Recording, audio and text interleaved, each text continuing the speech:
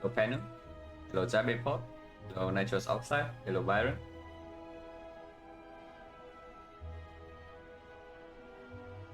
Maybe a short stream today. Like we'll see how it goes. But my throat's not like, entirely back to normal yet, and I don't want to overwork it. But we'll see. On 42, yeah, it's basically high front load damage into Sling Black Star. So we go post.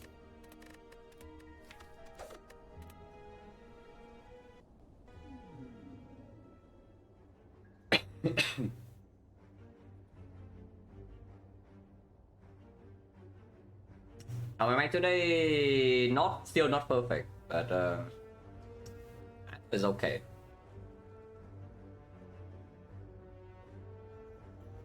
It's just a cold, like, it goes away after a few days. Most underrated card for Silent Defect. For Defect, most definitely Halo World. For Silent, yeah, hard to say because I don't even know what is underrated nowadays, you know. But maybe Enveno.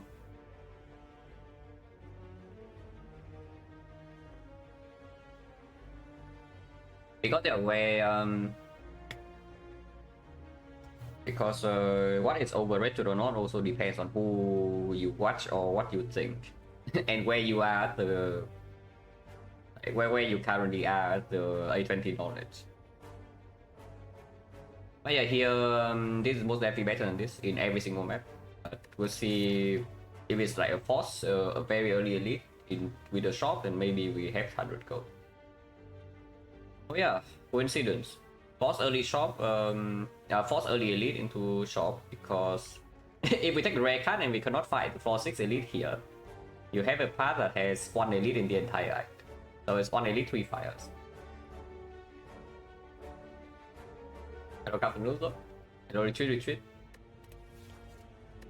That's annoying because I won rare card. Now the rare card we can still do something like this. 1, 2, 3 into shop steal, buy some potions, brute force this, but then one fire act into slime boss, so you need to rest at least once, maybe you have to rest twice. And it's very difficult to do this fight without taking a lot of damage. Long-term value rare card is still better than Hunter for sure though. Unless the shop has something like completely nuts, like maybe Apotheosis, but Apo into 4-6 elite is not even super easy. Because yeah, you roll knock here and suddenly your Apo is sometimes dead weight.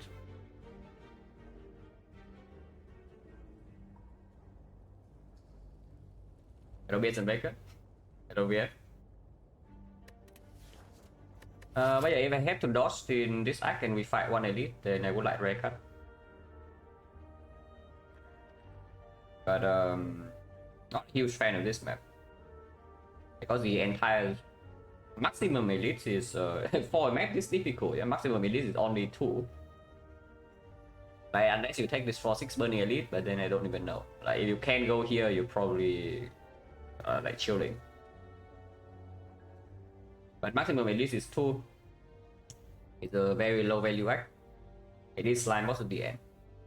And if you don't fight a 4-6 elite, you get nothing. Which yeah, kind of sucks. But long-term value, I would still say this is higher than this.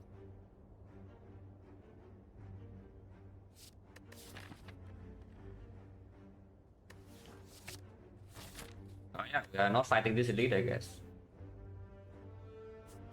And we go this way. 1, 2, 3, 4. Into here. We just farm every whole way.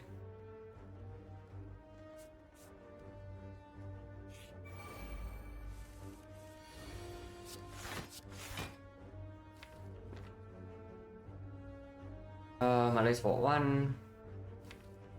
This is better.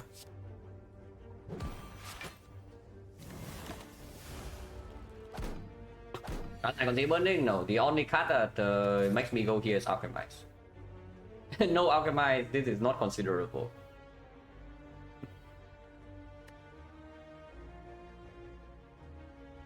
Hello Masking, hello Peter. Yeah, you see why I like this guy, because if I bottom deck survivor, I can still double strike here, do single defense full block, and I take 0. Now I will take 0 in this side. Because I think 5 damage size dice where it's back, yeah.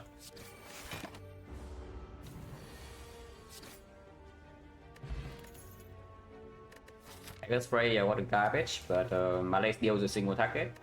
And they can spray quote unquote deals with AoE, but can take it. If we get good potion drops by this point, we can still consider this. Is he even going to slime boss? No. you just need to ask yourself, is this guy going to slime boss or not? And now think about C. And what it does for the first, I don't know, like 9 turns of the fight.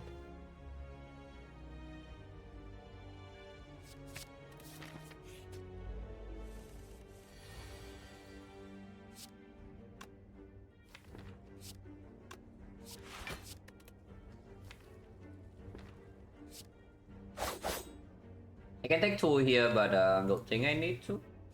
But I won't.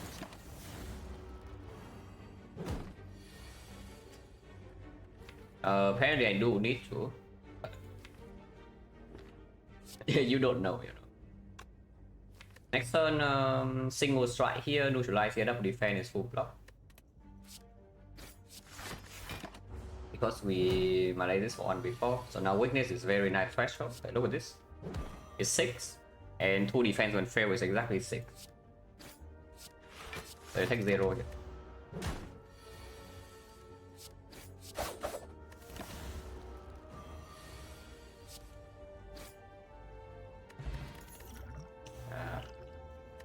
Okay, not doable. Unless something insane happen in these 2 floors. Which, well, yeah. I guess we are fighting one elite deck one. But...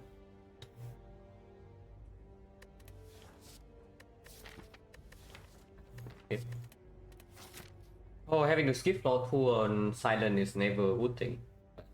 These are completely unpickable. Oh. We are fighting an elite, guys. Now, this is still annoying to take because we need HP in this fight. So even when we are fighting one elite, this is not clickable that many times. But I do click. And yeah, like, I don't think there's a... 5 times is what? 5, 6, 7, 8, 9. That's 35 HP. How worried am I pick only on lead deck 1? I mean, of course I'm worried, but better be worried than be dead, you know. You know what I mean? Better be worried than be dead. So I can click 5 times here. 35 HP, we go to 24. This would be advanced soul and we can die here. Otherwise we go here and rest, and then we go here and we have to rest again, and then we have to dodge this. Okay, also cool. So ideally I would like to not click 5 times. But I don't mind clicking 5 times.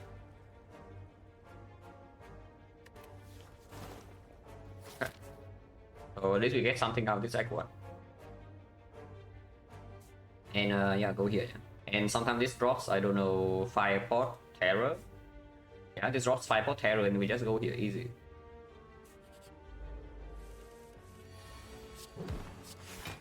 One, yeah.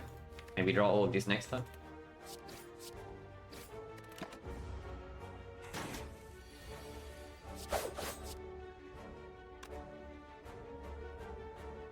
Uh, 10, 19, yeah, 19 is ugly. And this guy rolls like almost maximum HP, so even when we do all the damage, we still need to block 1 turn.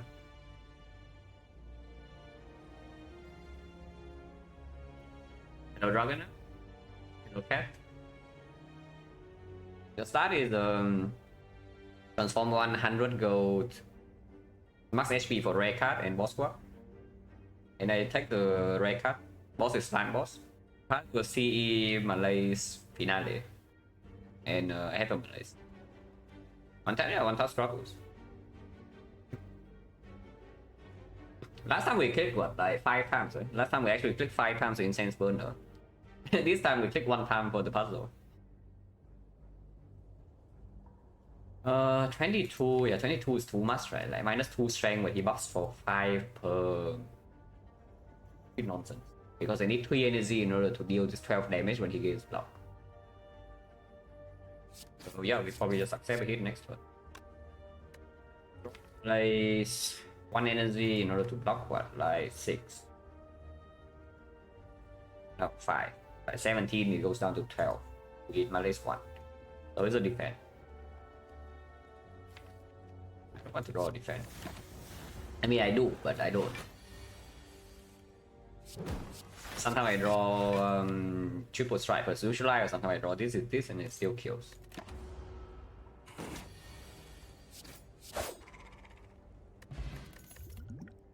Oh, that's almost 5 for terror. Holy moly. Oh, that is almost 5 for terror. So am I getting baited? Because I really want to fight this in now.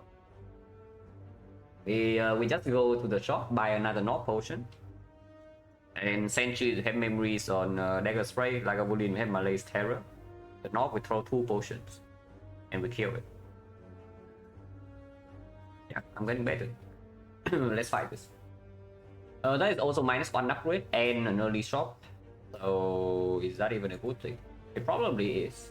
Because otherwise we are wasting potion to this entire... I mean, we will have high HP to slime boss. If we go this way.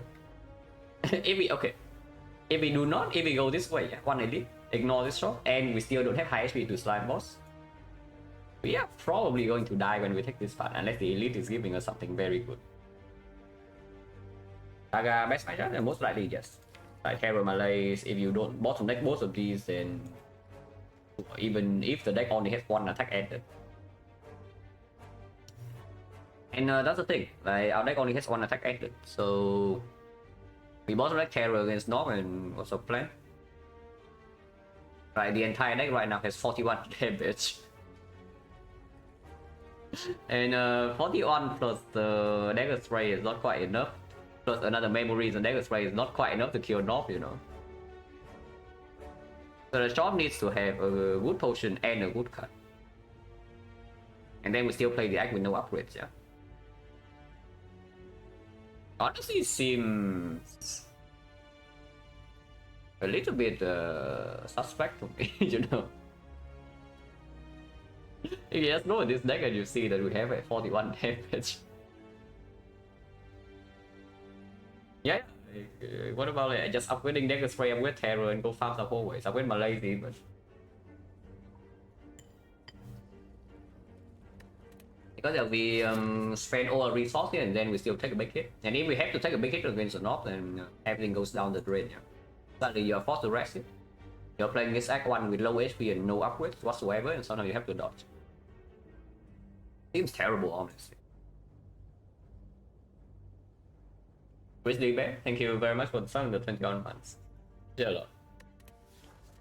Honestly, Terror or not, I still go here. My deck needs 1 more good damage card for me to run into Knob. Like run into shop into this Knob, because I don't see that buying 1 potion plus 1 card gets us there. Unless we top deck Terror. If we top deck Terror, everything's fine. But even against Sentry, you Dagger Spray into Liquid Memory Dagger Spray, that's the worst explosive part. It's only 16 AoE and then we kill them with base tries or what. They go outside and get sick. Yeah, my mother got the cold the other day. I took care of her a little bit and now I have her cold.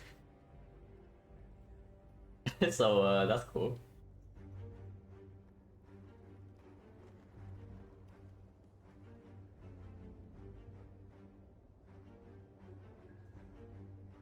That's fine. I'm probably back to normal in like maybe 1 or 2 days.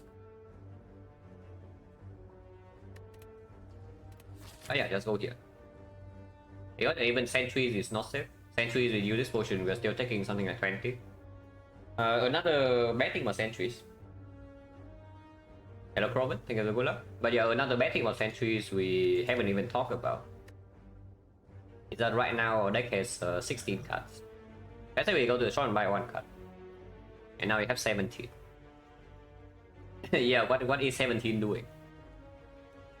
Because you take puzzle on 1 turn. Whether you like it or not, you will proc the puzzle.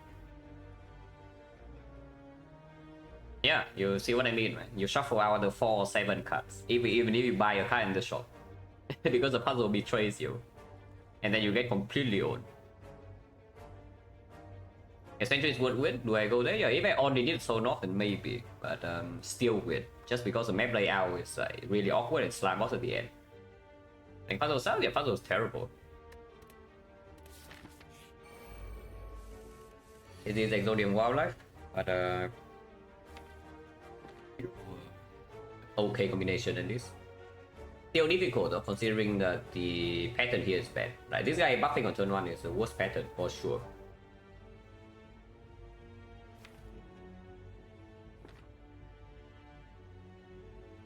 So it's yeah, it's difficult. But now that I go on this fight, I don't mind using potion in hallway fights. Our point chance at the moment is 30. We have 1, 2, 3, 4, 5, 6, 7 more fights before slime boss, and 5 more fights before the elite. So I definitely do not mind using a potion in a difficult fight. Like, this is a difficult fight. If this buffs turn 1. If this attacks turn 1, then we are chilling. But it's buffing. So next time I'm facing 21 damage while I'm frail, which is not exactly a nice thing to do.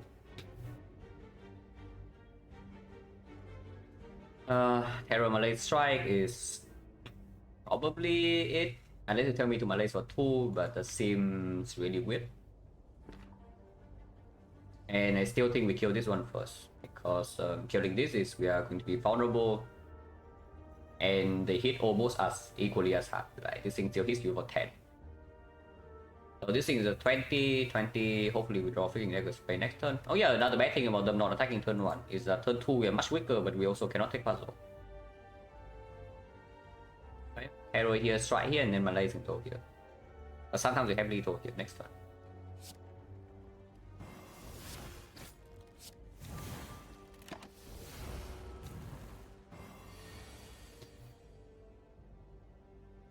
We do have lethal. And potion for 6, which I think I will. Although Nether Spray here is a shame, because if we other spray we take 0. I mean, yeah, taking 1 is not the worst.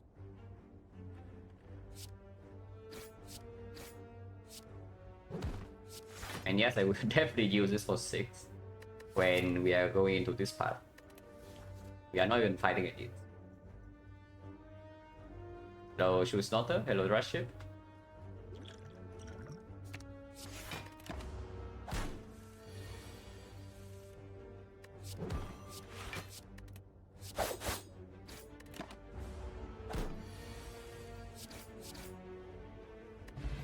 Potion is 40. EK Terror, okay. Okay. Now, if only we have more attacks than just strikes, but it is PK Terror. First upgrade. I mean, I have added 4 cards on my deck and I want upgrades on all 4.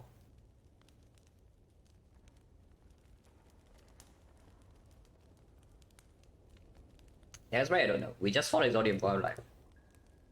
So how important is this Dagger Spray upgrade really? Probably okay, because yeah, again, single target, we have Malays and Terror. Then the fights that we cannot deal with at the moment are the super fast AoE fights. And with the puzzle, we can draw Dagger Spray at turn 2. Yeah, probably still this. Even though I want both of these upgraded for the slime boss, I'll probably still upgrade this. It's not even terrible for slime boss. It's okay. Against 40. Slime boss. Yeah, Terra upgrade would be good here. Like 8 or what?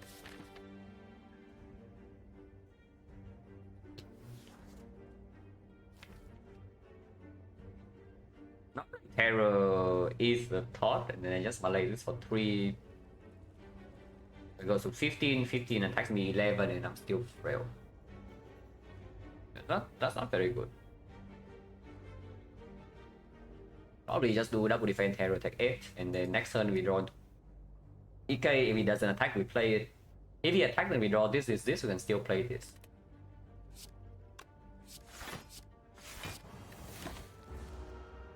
use this. Oh, come on. I guess we are not playing PK. We actually roll a 9% pattern. That's kind of stupid. And bad. Because we take damage and now our deck has 4 slimes. Oh, so now I'm like actually a little bit worried. And now I'm actually a little bit worried because next turn it debuffs when we are nowhere near splitting. Our PK turn is never lining up. And 2 turns from now he attacks us again for, you know, 18. Complaining about 9% when I roll 200. Yeah.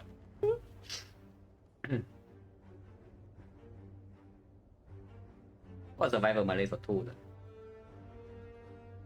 If it's survivor Malay for 2, he roll to 16 and then heck 4.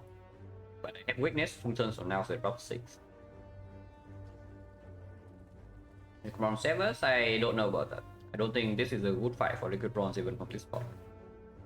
It's only dealing like 3 damage, maybe it's dealing 6. I think I'm going Malays for 2 though.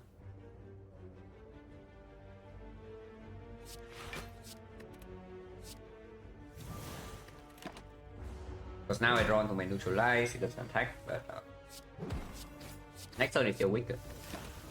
So if I have to block, I only need to block 12, otherwise I can maybe split. This is an awful split. Completely awful. And honestly, I tell you, I'm fairly happy that we are not fighting the elite. Unless the shop has something very good. Because our deck right now is good card. But it is the base deck.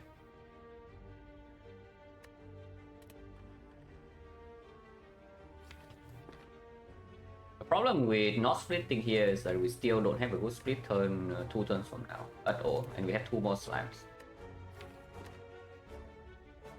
And we are taking 6 damage immediately. If we split right now, it's 27, so it's 21 split. But we can never kill it. It's like strike into PK strike is going to be 18. Oh yeah, 3 damage off. Maybe I should use this after all. I don't think I can split here though. I will do double defense strike. And maybe next turn he doesn't attack and we can set up a PK terror for 2 turns. If he attacks again, it's for 16 and we're still frail. So if we roll another 30% low roll next turn, it's going to be bad. It's actually going to be terrible. But I don't think splitting here is getting anywhere.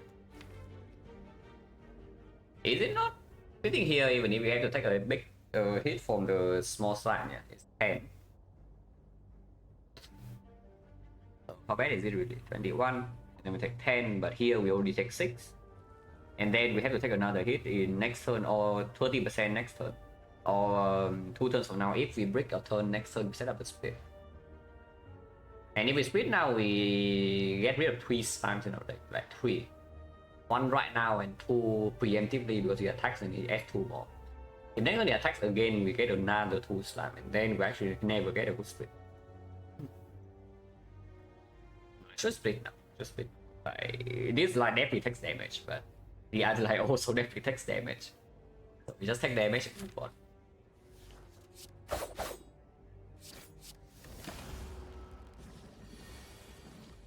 Oh god.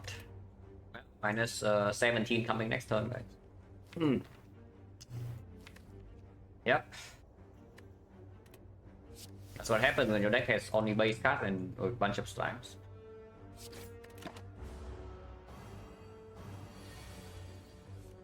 Yeah, minus 17. I mean, I saw this one coming.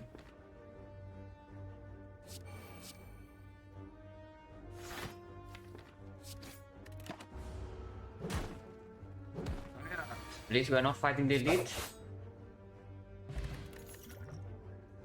Master stuff, yeah. I mean, piercing wheel is better later, but right now, if I don't add damage to this deck, I will die.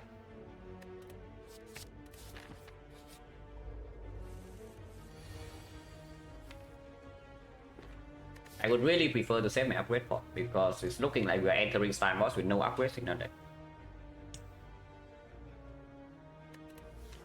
Overtaking 4 here is a thought. It's definitely Terror over PK, or is it? PK over Terror, next turn we have 2 energies, so we can do this and do this. That's yeah, 24 and do another 24, 48. If we draw into both of these, we do kill, even with. But we need to draw into a wood attack, like if we only draw into this for example, it's still 48 plus neutralize. So pretty decent chance that I kill next turn. I will use Taunt Spot here though. Using Taunt Spot here actually meets some very important thresholds next turn, if I play PK. If I play Terror, I don't need a Taunt Spot, but I think I will play PK because I don't want to stay here until turn 3. So PK double defend Taunt Spot. 48 is a very important threshold.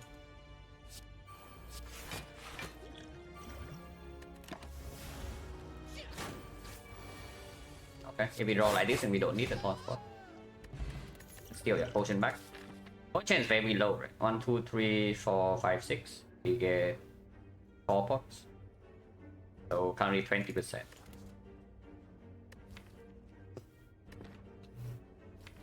Throw and dagger, the best, not the worst. Deflect with expensive,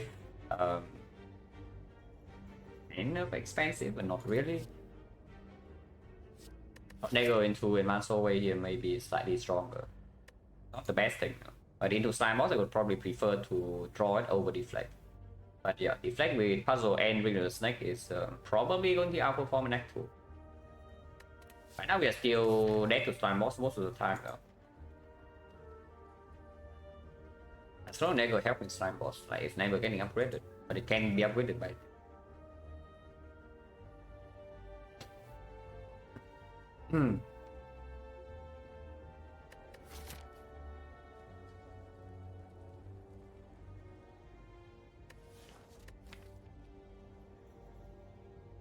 I really want to draw Defect in Act 2 instead of the Clone Dagger. Is that true? Clone Dagger against me 2 block and 4 damage on energy. So with my current deck, I save on energy with Defect. Does that even convert into more value than 2 block 4 damage? Usually no. It's a base cut.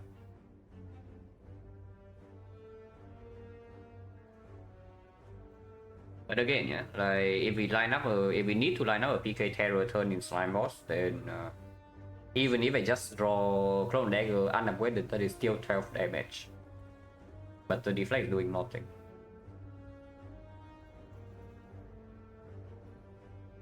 And it doesn't even get outperformed by that much, considering most of our deck right now is still base cut.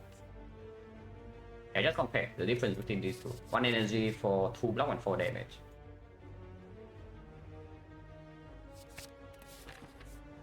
And yeah, we go this way because I probably need to rest twice now. But we'll see what happens by the time we get here.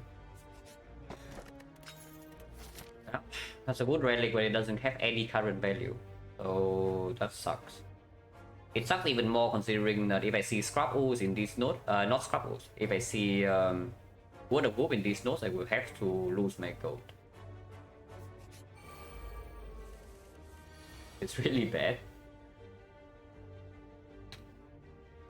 Now they both attack turn 1. Yeah, what happened to buffing, my friend?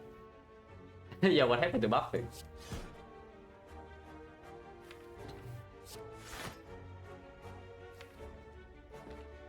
How much am I taking here? It's like 4 into another 3. Okay, only 2 damage. I don't think I want to play PK. So I would.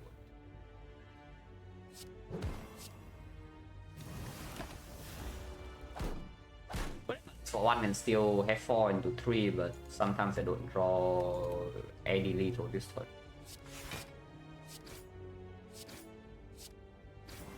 And yeah, witness this turn is still useful too.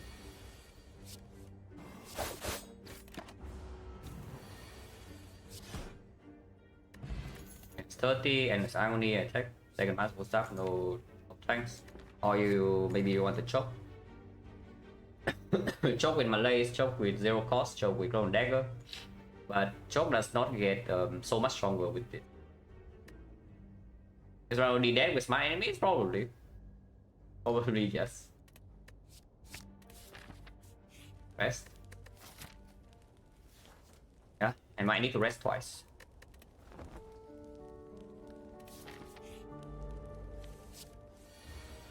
Here's my CE. Now, to be perfectly honest, CE here still sucks. But I probably don't need to tell you that. CE here is -7 and the fight is not even solved.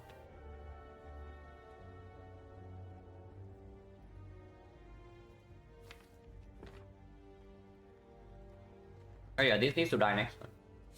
Oh, terrorist over here.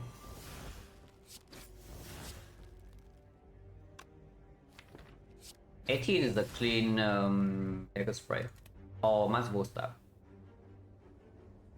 Text 2 goes to 11 text 8, so it takes 3, but debug strength by 1. The weakness doesn't really matter. Debug strength by 1 is like somewhat convenient because it does allow clone dagger to full block if it attacks again next turn. Otherwise, it doesn't really matter. But if I play like defend over clone dagger next turn, or if I play clone dagger without the strength debuff, I take 1 either way. Now, of course, it means the muscle stuff will be more expensive, but my HP loss stays the same. But I think I double defend here and not. I don't play my legs. I mean, I do play my legs, but I don't play my legs for energy. And yeah, I do need 2 potions to slide horse, so there's no way.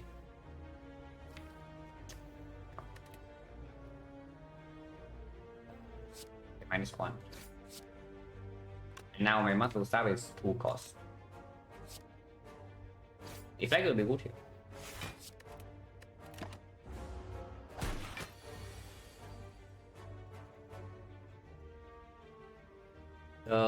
PK doesn't even make sense, right? Because I deal only 50 damage, is 10. I never kill next one. Unless I upgrade pot right now, but no. I will enter slime boss with 2 potions. Unless I die along the way.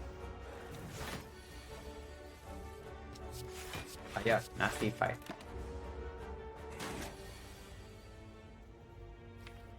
Nasty fight. We get out now. I mean, is it that bad? We take what? 1 into 2. Yeah, we take like 4 damage. Should not complain. It feels bad because I take damage every turn, but it's only 4 damage. I really don't want to add this slice, but I probably have to, because yeah, this exhaust, this is useless in the long slime boss fight. This is not even damage card. This is useless after split. It doesn't do anything. It is fine, but only if you draw 2 damage. Was 2? Oh yeah, it was 2. So we take 5 damage. Yeah, I really don't want to add this slice, but just look at our deck. Useless, exhaust, useless. Only useful if you don't want to attacks. Good. Yeah, still add this.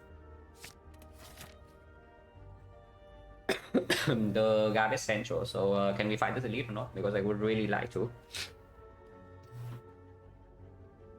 The problem with fighting elites is that we will lose HP unless it's a knock with good draw order or like a bullet. Sentries will take damage. But sentries maybe I'm willing to spend explosive. Alright, fortune chance. 1, 2, 3, 4, 5, 6, 7, 8. We have 1, 2 upgrade and taunt. Yeah, still only 4 potions, right? So it's 40% potion drop. No potion, what do I do with slime boss? Offer spend this deal. Right now? No, right now I will 5.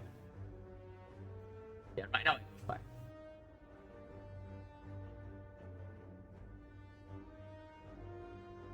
If you take away maybe 20 HP, then I would think very long and hard about it, and then fight. And then probably die, but I fight anyway. Yeah, 2 empty notes, but we have a heal shop on Act 2. It's just that heal shop doesn't really matter because this is I think this converts 1 relic into like maybe 1.5. And we still have no combat support for early act to accept the puzzle, which not even real support. Not damage. At 3 we do draw into a whole deck. But this can cost on sometimes. Worst order would be this bottom deck, and this bottom deck. I mean, I would prefer not to not happen, but it can. If these are both bottom deck, then what happens? This is one cost. 30, 1, 2, 3, 4, 5, 6, 7, 8. 8 energies, you can play everything. 40, 26, 56, 60, 72, 75, 85. And we can still play Terror on turn 3. So yeah, Explosive Force does kill the Knock Queen in 3 turns. Entries, we have Dagger Spray Plus and Explosive Force I'm going to do. And Lack of Lean, we have Terror PK Malaise. Now the problem with fighting Elite is that we will have to fight the Slime Boss with low HP. Yeah? Right now if I go to double question mark and then we rest, we will enter the Slime Boss high HP and that should be able to kill it. If I am fighting Elite right now, we are probably forced to split Slime Boss on turn 3, which can be very ugly. I don't really care. We enter Act 2 with this, we will just get completely destroyed in like 2 floors. And sometimes the shop is not even early. Yeah? You walk into Act 2 with this loadout and the shop is late, you have no play. So yeah, fight Elite. Oh, that's not very promising. PK Terror not top deck. You can malaise it for a lot though. I think I potion here. Oh, yeah, it is rolling 88.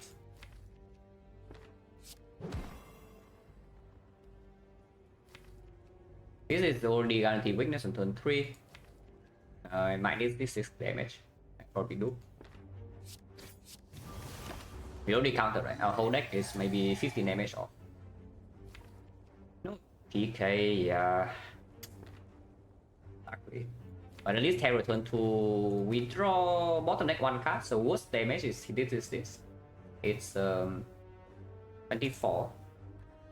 24, 27. Oh yeah, we kill. We actually kill it. Okay, that's fine. No potion use. Oh, puzzle is so good, guys. yeah. Yeah, nice defect by the way. Nice defect by the way, guys. These are good rewards. We actually take the flex point to Slime Boss over one of these. I don't know which one. Because I do think the upgrade pod is like slightly stronger.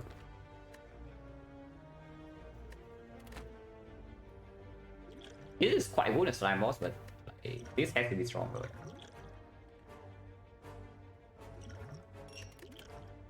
And this, I could throw not the worst. I plays with this, makes this combo stronger. And I assume that I am not resting into Slime Boss. Because now the chance of a decent split in turn 3 is much higher. And I need both my PK and Terror to be upgraded to be aggressive in Act 2. With a Ninja Scroll, PK Terror Malaise, I want to be aggressive. Especially when I add like all the damage to my deck. Flex Riddle? Yeah, okay, let's not go that far. That was not even a bad card. 3 or what? That's annoying. There is no way I'm potioning for 3.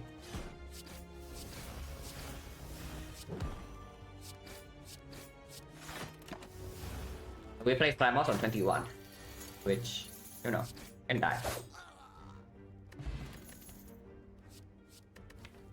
Oh, the garbage central is back, guys, but I don't care. This is time to not caring about late game. Like, I get to Slime Boss, I play aggressive in Act 2, and then we play that way. Yeah, we just keep adding damage to our deck.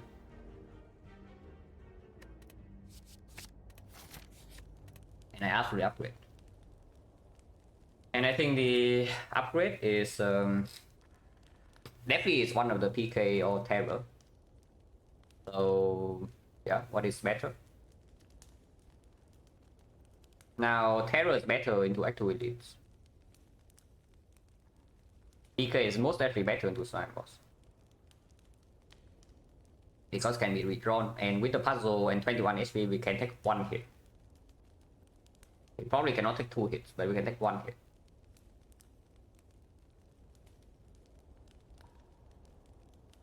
If I draw both PK and Terror on the awkward turn, but there's no awkward turn. I do not have a 2 cost attack that I must play.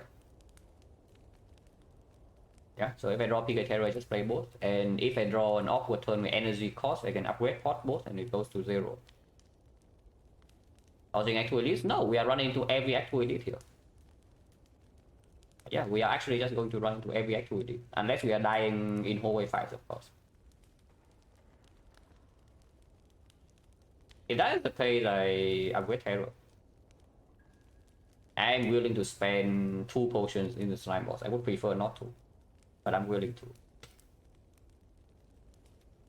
to. And I think Terror upgrade is more important into Active Elites. Like PK is nice and all, but second cycle doesn't really matter, and first cycle is more important to play Terror in most fights. In Slavers, it's more important to play Terror to kill 1. In Leader, yeah, even if the fight goes wrong, you still have to play Terror first cycle. In both stabbing, yeah, you play Terror Malays and you play the fights like maybe slightly slower. PK can be thrown after. It's like the problem with PK is that it forces you to spend energy on attacks the turn after. So yeah, some fights that you play boot stabbing, you want to melee it big, but this forces you to play attacks and then it gets awkward. Into Slavers, I mean, you kill one of them already, and then next time you draw onto this, but you want to block. Boss Order is going to make a huge difference. Yeah, I mean, that's always the case with Slime Boss, but in this deck in particular, yes. Because it's very dependent on this.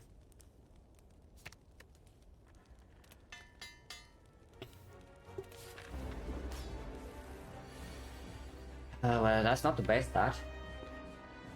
But no potion to be used here. If I have Terror in this hand, can I split or not? It's like, I can check just for fun. But these are 9 so it's 13, 65, 65, this would be 11, 32. That's 97, 97 with another 11, 16. Yeah, 37 split.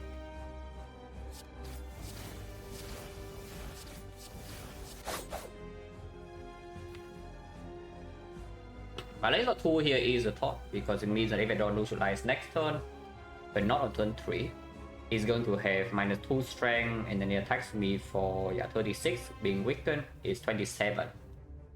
So defense upgrade would do it, a survivor would do it. Turn dagger doesn't do it though. Yeah, not really, right? We split turn 3. I don't want to redraw my legs. Okay, Blade Dance not lining up, but PK is here at least. I can upgrade this hand. Don't think so. I think upgrading next hand is better. And sometimes I can still block. If I don't draw damage with the PK, I can block.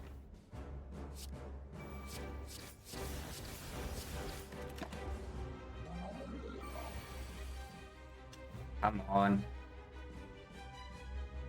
Come on. And... oh, so I have to upgrade port here to not die, or I have to accept a very ugly split. If I upgrade port here, I don't die. And then we shuffle out like 7 of cards. That's cool.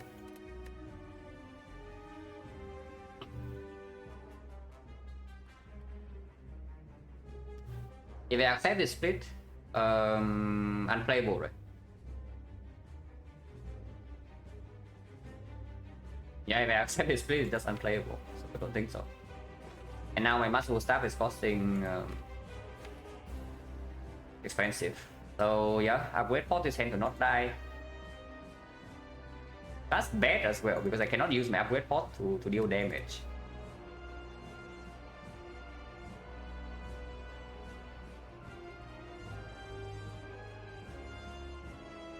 Okay, also 82. 82, 76. So at least we have like slice neutralized terror.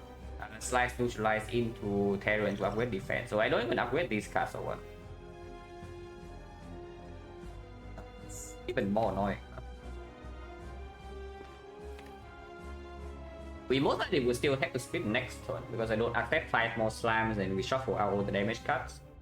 If I don't split next turn, then we have a turn with Flex Spot into Blade Dance or the Dagger Spray, but then I don't have Dagger Spray after split. So how big is the split next turn if I Flex Spot? Because there are 2 choices here. I can Flex Spot right now and split, and I draw these cards. Master Staff is still 0 cost. Or I can bluff this, but I shuffle this out, and I am probably forced to split next turn with this. It's at currently 76. 76, so I do this with Flex Spot. This would be 14, 21. It is 17, 25, 49. 49, 16 is 65. So yeah, it's with 11. Afterwards, I am dying. It's 11. If I don't draw wood damage immediately and I roll back pattern, I am dead. Because I am right now going into. Like how big is this attack? It's 20. It's still 20. No, it's 27. So I take 19 and go to 2. I'm currently going to 2 and I cannot save my upgrade point. Oh, by the way, explosive pot in here. If you take explosive or upgrade, good luck to you. Because you are forced to split this turn to not die.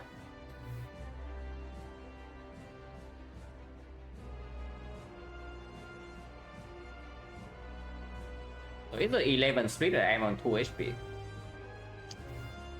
Sometimes I draw immediately into Slice or Blade Dance or whatever here and then we just kill. But that would be the ideal case. Doesn't happen very often. But the different line. Like splitting right now, for example, I do Terror into PK. Let's say I use both potion here and try to get a good split. Yeah. Like, see, no, what? Okay, I can calculate first because it is actually a big number, so maybe splitting here is acceptable. But we can count. Let's say upgrade. I use both pots this turn. Then we this is going to be 9 into 14, so 14 is going to be 42. Actually a lot. It is 4 into 9, so it's 27. 27, 42, that is 71. It splits at 23. If I use both potions now, it actually splits at 23 because apparently Divinity is broken. Yeah, apparently Divinity is actually just completely busted. And now I have the Master Staff 0 cost. I have 21 HP, so I never die to 1 hit. Yeah, what? Exactly, that doesn't sound right. But yeah, upgrade 4, yeah, this goes to 9, this goes to 4. So 9 is actually 14, and 14 is the 42. And this is 4, so it goes to 9. And 9 is going to be 27. Actually, it's 69, so it splits at 25. This is 42. And this is 27. So that's 69 damage. It's 25 split. Now, Divinity is completely busted. But I mean, we know, right? Flex Spot with Watcher is stupid. Yeah, Flex Spot with Watcher is completely stupid. It gets tripled here. Well, I guess there's no reason not to split then, because with 21 HP, we can take 1 puzzle turn safely. Yeah, there's no reason not to split then. I was thinking that this split is something like maybe 14 and it's unplayable, but if it's 25, yeah, sure, I take it. Double check. Double check, this goes to 9. This is a 0 energy split, by the way. We're using 0 energy on damage. But yeah, this goes to 9 with the upgrade pot, and it goes to 14, and 14 is triple, so it's 42. This is 4 damage upgraded. Goes to 9 with the flex pot, and 9 as triple is 27. 49, 42, 27, 69 damage. So it splits at 25 HP. Fight will be over, yeah, fight will be over instantly. We have you draw 1 more strike, you draw Clone Dagger even the fight's done. It's probably okay.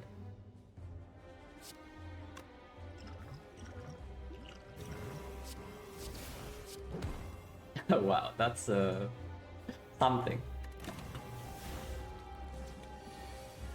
Yeah, we did get a garbage pattern, but I don't really need to worry about this because you are chilling. Take one, right? I should take one here. I will. Taking zero probably cost me more HP. How should I do so much? Yeah, we have a Phantasmal Killer. So your damage is double on that turn. We have Terror, so the enemy is vulnerable, and this combination together gives you triple damage on one turn. And the neutralizer is green with upgrade force, so it deals 4 damage. We have Flex Potion, so it goes from 4 to 9. 4 plus 5 is 9, and then it gets triple because the multiplication happens last. And then it deals 27. That's kind of stupid, but yeah, that's a Watcher. And we are just playing Green Watcher after all, guys. Could have killed this maybe and take 4, but I don't see why.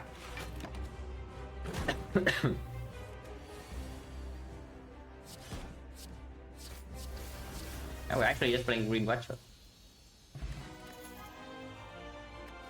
Second Malays, red form with Glass Cannon deck seems kind of good.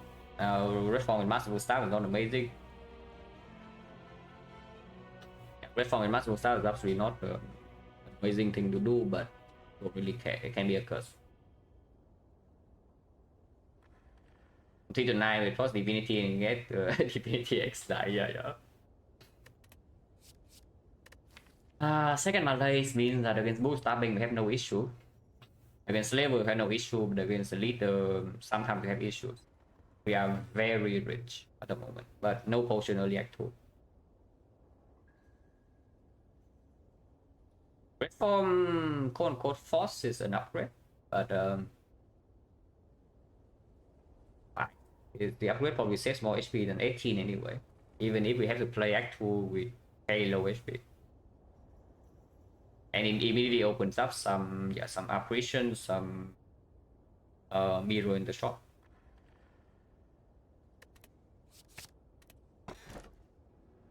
Hope to see risk play. Yeah, me too over this crap. There's probably a force key.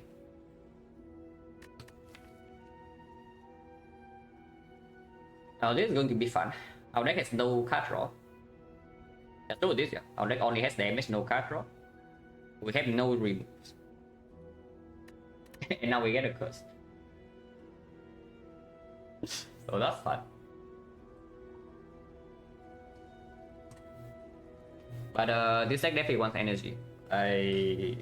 If you want to end the fight during the PK turn, you want to end the fight during the puzzle turn, if you want to play red form and not get chipped to like get chipped down like crazy, then yeah, you better have energy. And if you want to actually pick card draw in this kind of deck, then you better have energy.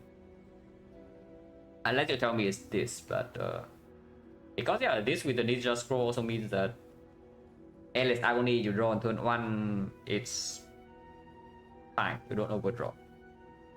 And then in shorter fights we say, yeah, we have Puzzle front load, we have Red Form front load, we have Error front load maybe. In longer fights you have the Serpent. Not really, yeah.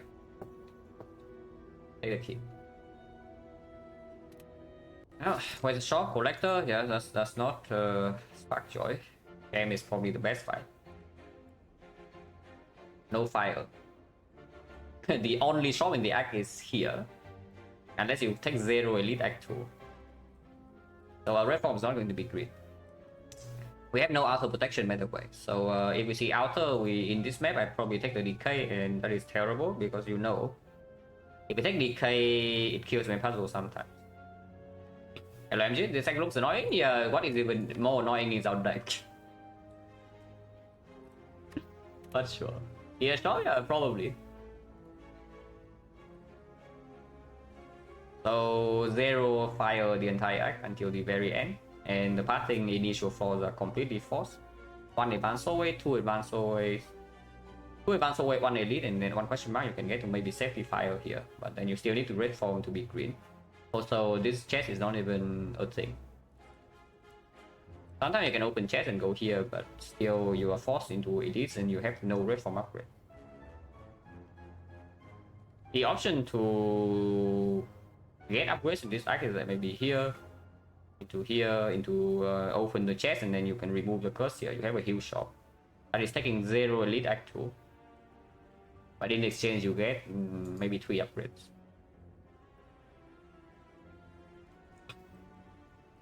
But yeah, this way. Mikado, yeah, that's like very nice for all damage deck, minus 21, completely forced.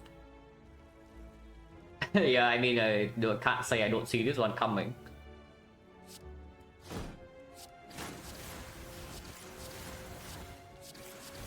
Cannot say I did not see this one coming, guys.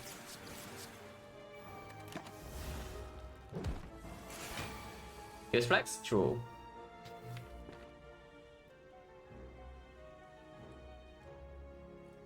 This kills. This deck can use a meat on the bone, guys. I have never taken this heal.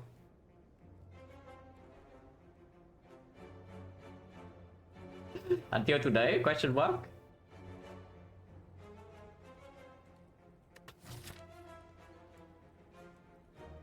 Yeah, always the first time.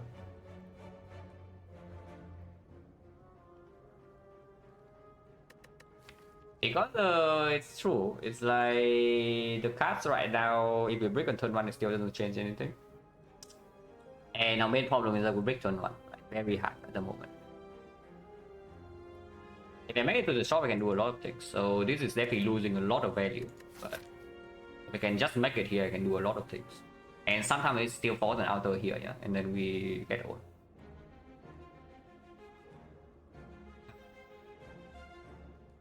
This is so freaking sad, guys. So when here, yeah, I have entered this event with 3 HP before. Already talked about this multiple times. And I took the cut. This is so sad. Oh, this is so sad. And what is the crap is this? Why do I just draw this on turn 1 every single turn? Every single fight? Can I draw this on turn 1 instead? Like, hello. Why is this on turn 1 every single time and not this? And yeah, it's true, low rate chance.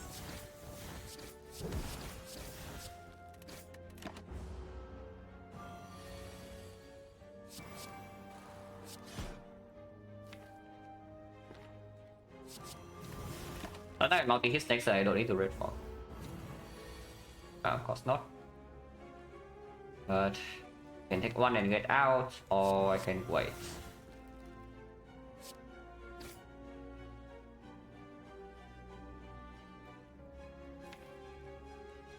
Let's take 1.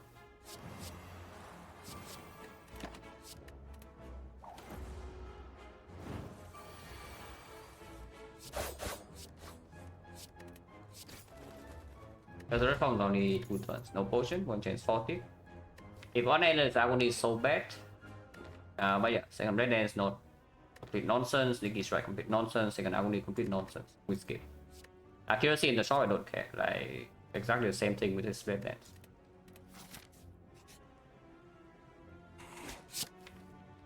Where's my library card? Library card, come back. This is why you never take the heal, guys. Like, imagine being baited. Yeah, like imagine being freaking baited by the heal. Who would ever do that? Nice GG. Yeah, kunai for base defense, very poggers. But bias kunai is real. Like Vajra is nice, kunai is okay, Game is okay, Dash Echo is okay, Potion is okay, Remove is okay. Second Red Dance, if I buy the kunai and the Vajra, absolutely fine now. I mean, I know I just keep one for free, yeah. But the situation now is a little bit different. And yes, I think we buy all of this because we are not going to a second shot on this side. But yeah, I will pay full price for this. Because Bias Kunai is already a combo, Malays as well. Short fights, we have this, long fights, have Kunai, Malays, other class. And yes, after those, I definitely buy this. remove is not needed. Like, I don't even want remove to be expensive for later. Remove right now is on a bite. We are definitely not removing defense.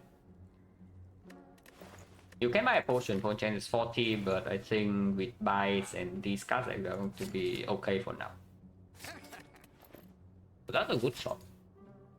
Very good shot. And yeah, cooldown is just cool.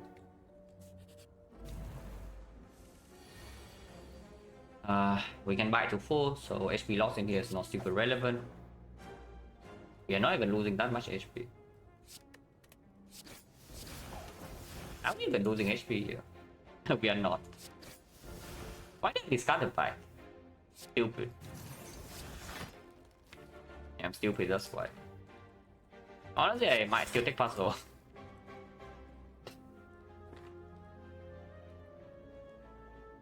Yeah, I should probably just take this puzzle. Puzzle tab useless, but I don't really care. Yeah, where's my library card? There's a reason why you never take the library card, guys. Taking damage here is like completely free. So I would just take the damage. Like this. Price for 1, he goes to 13, goes to 9, so it blocks 5, this also blocks 5. Is there unable attack next turn? And she's still healing.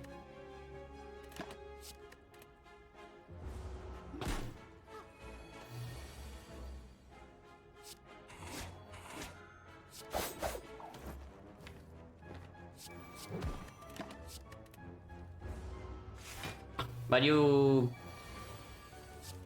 see what I mean, right? When I say I try to draft in a slightly different way. You see exactly what happens here. This is one of the runs that I would play previously, like for my old days of Silent. And you see here, it's just about if you leave Act 1 with a deck like this, and your relics are not enough. It's always that, like, yeah, sometimes you get bailed out by Act 2 events, sometimes you don't. If you don't get bailed out by Act 2 events, you die. Which is precisely why I want to draft to, you know, not face that situation. But in this Act 1, we are kind of forced to. Because the map is not amazing, we somewhat low roll on hallway fights, and the slime boss is a garbage fight.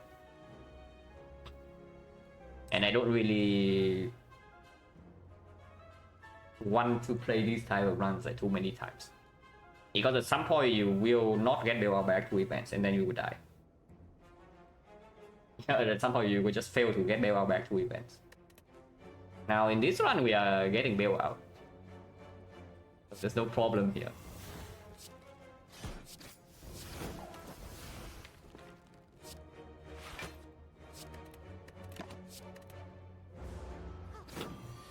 At least no problem here yet, because the elite fight can still go fairly ugly. Not that easy to get ugly though, because we do have 15 damage front row for free here for slavers. And against leader you can kill Gremlin for free. You have this against boost stabbing with red form and Zimalays with roller plants, and red form and TK terror. So like suddenly right now we are strong. We were fairly garbo like 2 falls ago, and suddenly now we are like super strong. Maybe I shouldn't say super, but we are strong.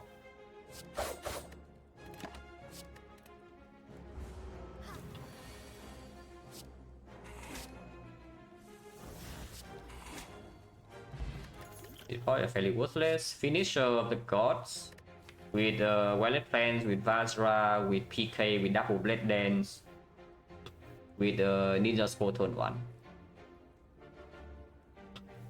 Now this is a nice looking finisher. I have a feeling that we do not need it at all. So I probably shouldn't take it. But I tell you, it's a nice looking finisher. But 700, yeah, spend 700 on good things. It's not even spending 700 on bad things, spending 700 on very good things. I think better, yeah, probably not me. It is a very nice looking finisher. If it comes green and I get better. I will tell you right now, this is green, I already click it. But we have no upgrade. This this one upgrade goes on either Violet Plants or red form in case of Fusion Hammer. So I don't pick this here, I just want card draw.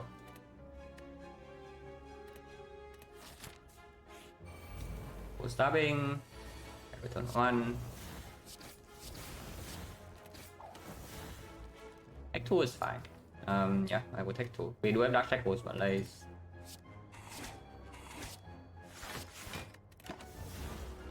I want the pop puzzle basically. Oh, this guy's smart.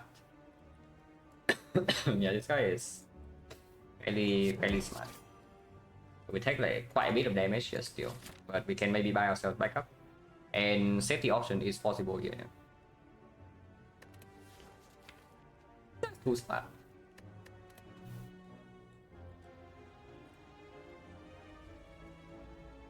One, 2, 3, 4.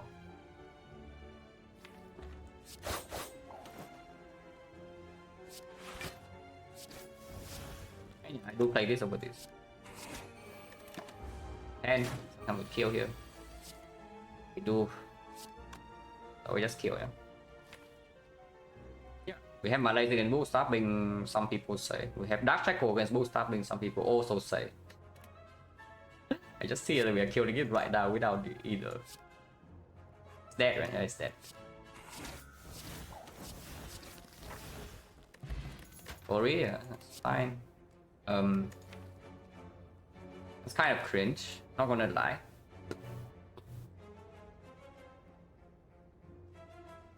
It is kind of cringe. We will have red form in green and we have bite, so it's most definitely good. You can also take this if you want to refuse the cringe. But honestly, we don't even need to nightmare red form. Like the nightmare on something like Dark Shackles or even a card game was still fairly strong. And nightmare sets you up for good PK turn. Nightmare defense or honestly, if you have a dodge and roll or backflip or whatever, that is probably your nightmare target in boss gauntlet. I don't think nightmare reform will actually happen for a while though, but because we don't have energy to support it, maybe it happens here. But in, for example, this fight, I don't expect it to happen. For most of Act 3, I don't expect it to happen.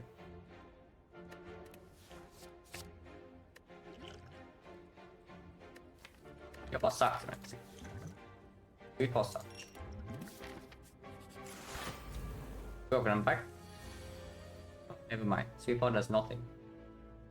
We kill here. If we can kill here, I would like to.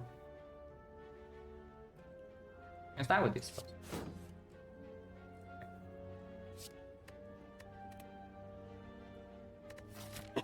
Now, technically speaking, I can kill this and then store this with bites afterwards, but immediately taking like 20 damage this turn is kind of dangerous.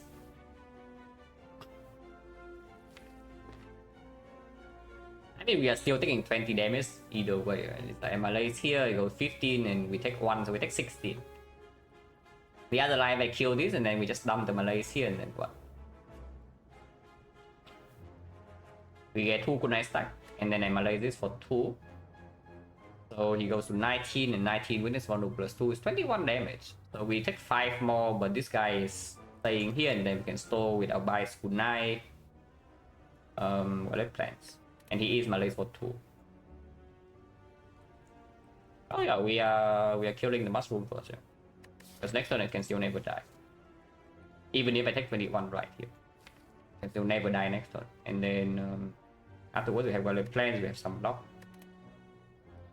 And you laugh at the nightmare on block card. So could have... No, the Malay comes after, so the dagger throw going here is still reasonable. Because if I draw something even into terror, I can maybe 5-4 and kill this. But if I have Malays in hand immediately, then the line is actually something like even dagger throw here, and then we just kill this with 1 energy into nightmare Malays, and then we stole this guy and bite to 4. But I think that's what we do regardless. So we just kill this right now, except vulnerable, and then Malays here.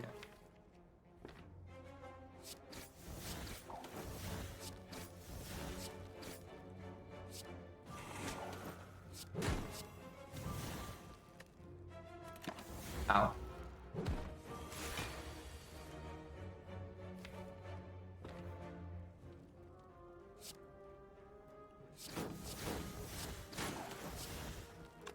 Need to be careful not to strip too much plate.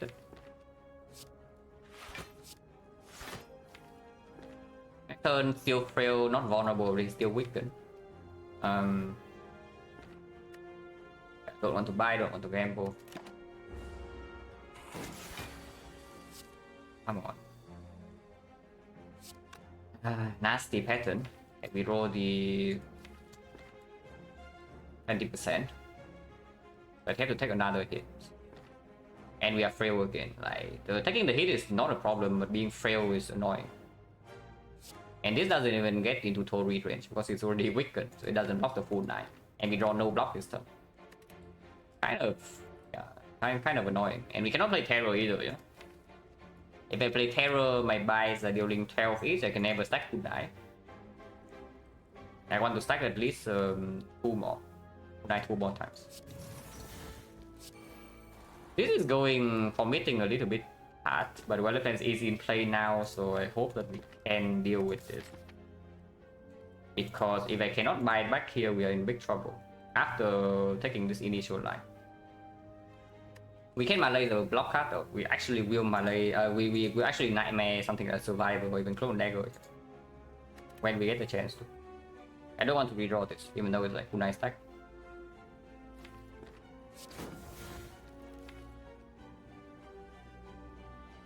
If I draw this, it's already kunai. I would never play Agony this. So I just exhaust Agony now. Probably hold red form in case we're actually going to die somehow. Probably not going to happen, but it can. We get another kunai stack here, yeah? And strip one more platelet, but that is still okay. As long as platelet is above 8, I don't really care.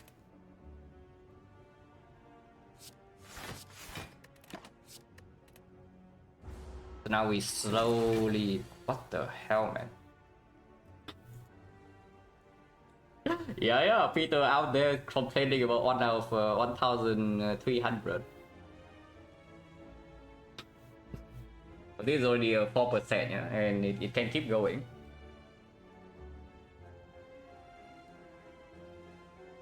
I mean, we do full block here, but it's not... Next turn we have no block when his weakness runs out. And we are frail again. That's the annoying part, is that we continuously are frail, and now I cannot retain block.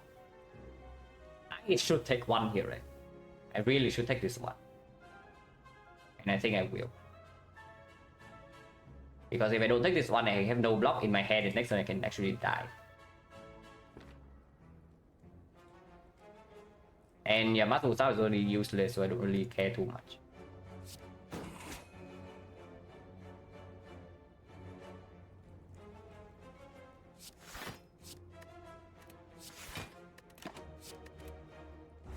If we want to buy back up, we need to play this this line. And yeah, Nightmare on Defend. You laugh at Nightmare on Defend, but you don't know. It's true. You have no clue, guys. And yeah, Nightmare Defend is better than Nightmare Clone Dagger, yeah. Because I cannot play like 2 or 3 Clone Daggers on 1 turn, otherwise shuffle in shifts. We take another 1, but that's fine. You can play bite here and take, so it heals more. If I play bite here, it heals more. Because yeah, I heal 2, I take 2, otherwise I block 1, so I gain 1 HP. Time to be alive here.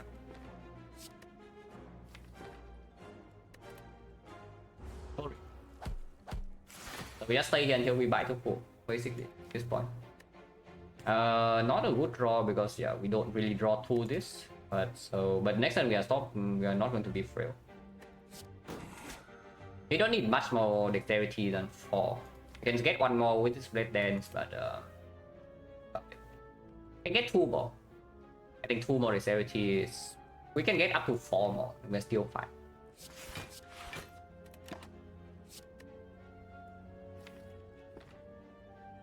Next one is block for 10, it's block 11, deals 19. In case.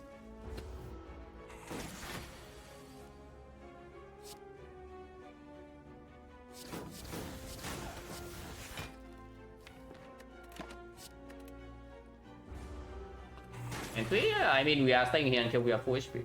That's That's like not up for debate. We'll stay here until we are full HP.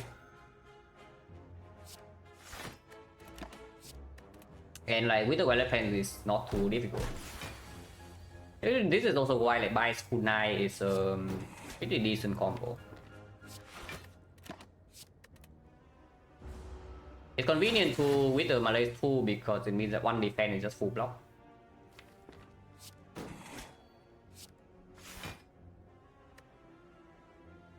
You can bite into Clone Dagger here. It's just too plated, so you can no longer do a Blade Dance to stack, so it seems terrible. It's just hasty for no reason.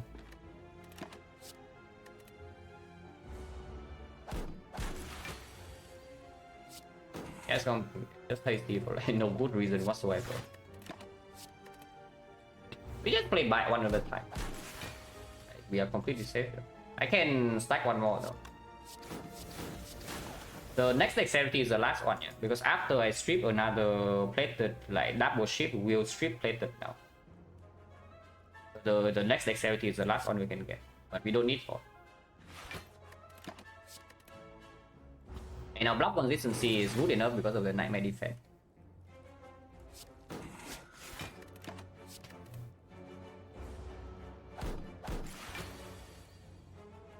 We can get one more dexterity here if you want to. I guess it just buy.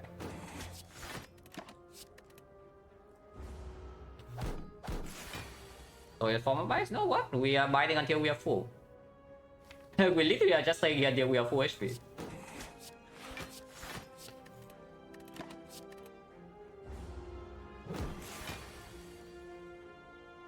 So this is the last dexterity I can get, which I will do it right now.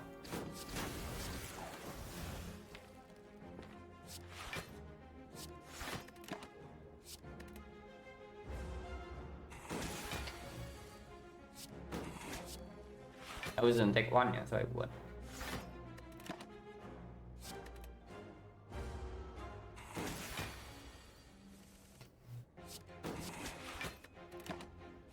And see, the setup is perfect, right?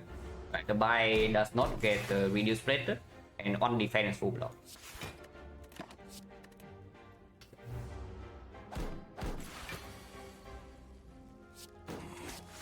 Whenever it does big, it's 19, so this survivor is taking 1 damage only. So whenever he doesn't do the 19 attack, we just play on defense. Whenever he does the 19, we can play this. Then we never take damage.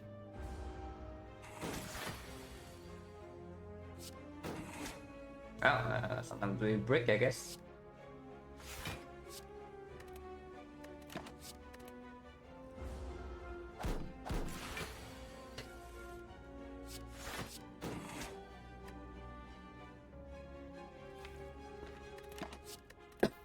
Can get out here soon, but don't need to be impatient.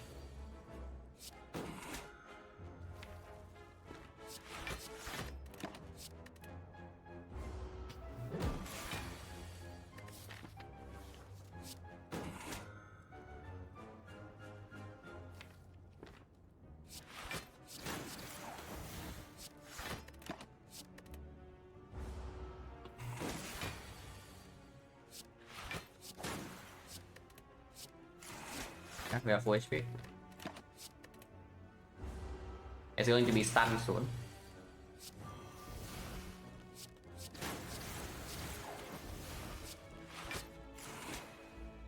It's going to die before being stunned though. That's quite sad.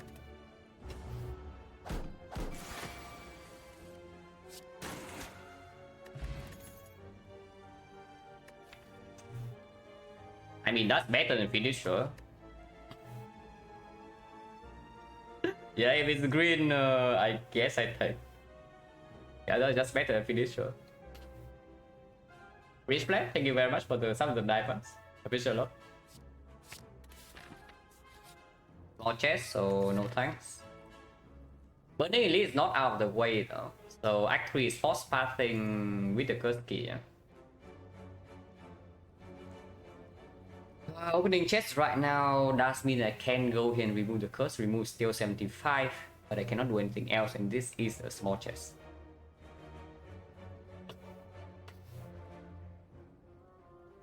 I really want to go this way though. I probably should. Also, all the good events are done already. I don't care about the operations. I don't care about operations, don't care about ritual dagger. Don't care about transform 2. I mean, transform 2 we just take mutations and it's strong, but it's not super relevant late game. Forgotten Outer is still there, but I guess Outer is not a terrible thing. 5 max right now, if you're not scared of dying to the elite, then it's a good thing. Because you can heal. Of course, track is there. Red mass is there. Yeah, the good events are still good, of course. So what are the bad events? Like, I don't mind Mausoleum. I don't want Mausoleum that badly, but I don't mind it. So yeah, Ritual Dagger is bad. Operations probably bad. I'd say that with Nightmare and the Red Form in and the Weather Plans in my deck, yeah. But I do not think operations are good here. Because turn 1 we have no insurance yet. Our potions are not built our potions. Our deck's block density is very low. And we have sustain, but 21 HP with this type of deck is actually extremely dangerous. In Act 3, I mean. Probably not in Act 2. Yeah, Apparition, Dagger, Mutations. Raven we can still play. Cleric sucks, so yeah, Cleric.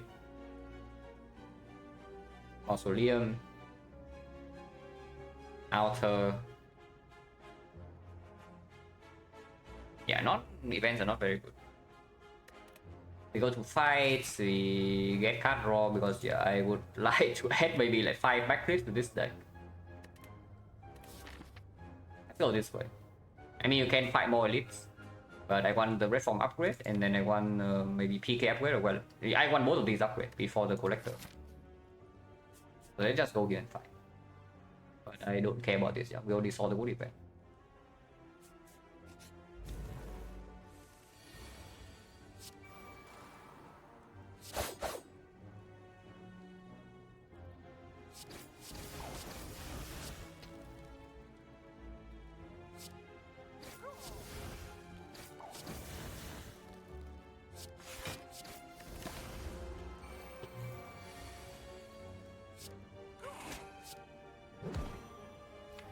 More bites.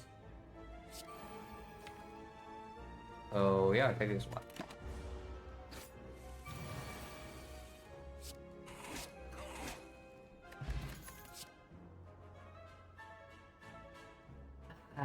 It's green. It's green. Oh, why am I getting so easily baited by green here, guys? They already deal 16 on turn 1. And we have sustain. Why am I getting so easily baited by green? Oh, we did a few falls earlier and it's super strong, but now I don't know. Now it seems like weird. Because you can still fight all the slavers if I only one more elite in this act. And in the later fights of the act, later fights in this one where like Vajra needs a score front load, not enough. I just want to draw to buy block scaling. I don't take this, yeah. Don't take this. I don't take this. Don't get baited. Energy pot is very good though. I take the energy pot. Because energy pot allows us to do a Nightmare Red Form turn. Later, not now.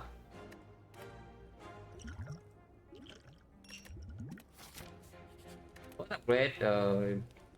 Flavor is no problem. Leader, this is better than this. Yeah, upgrade plans first.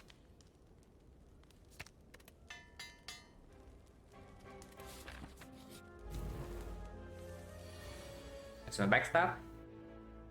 Don't mind using this. I think I will.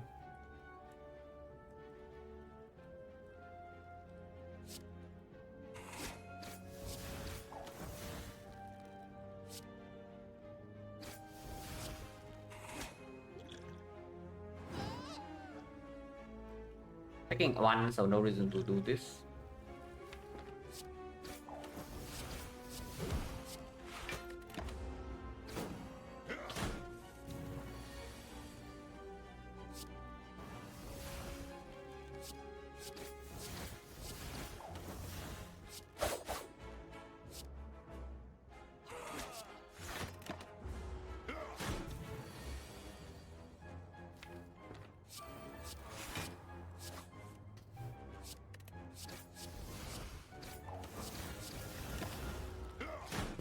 Yeah, easy fight. Big air. Dragon no tanks. Staff don't need. Or attack don't need. I would like to see, you know, acro backflips, the usual stuff. But we have not seen any in Act 1. I wouldn't pick them when we are dying the slime boss, but we still haven't seen a single copy.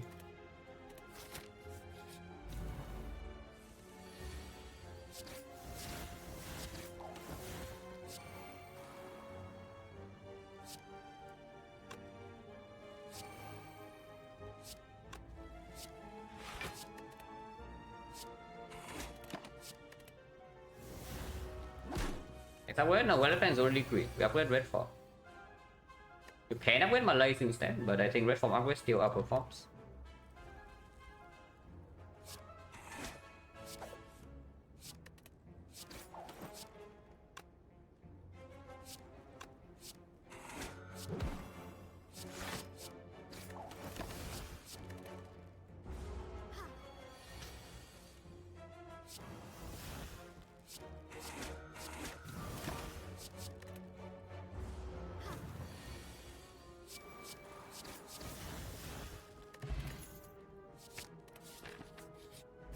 First of, I don't know how many I would add, but first of many.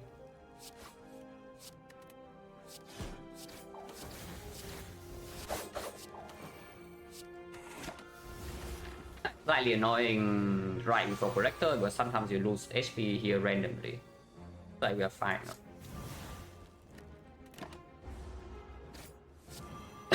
And yeah, of course I take the one.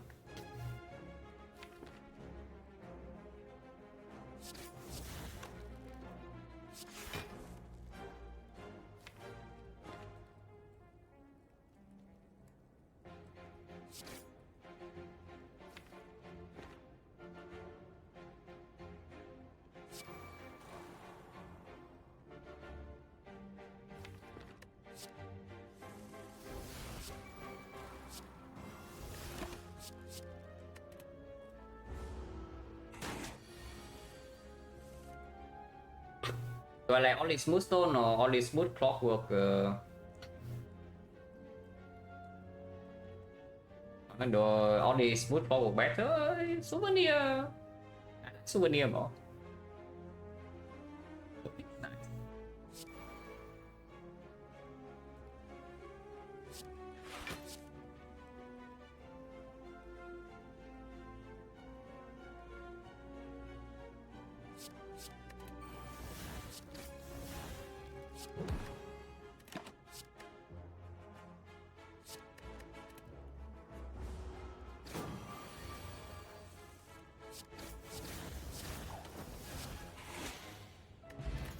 Potion, Chronodagger plus, with Kunai, with Accuracy plus, with Vajra, Red Form. So actually sometimes I get all my force pathing with Koski, but that's... cannot do anything about that.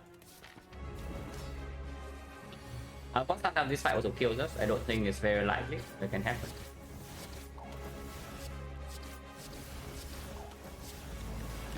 Not very likely though.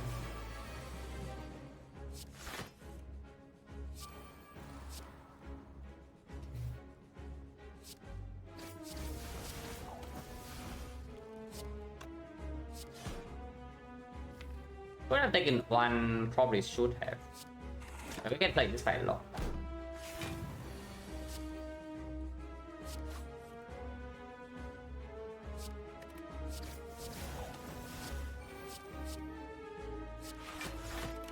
Eight. Fine.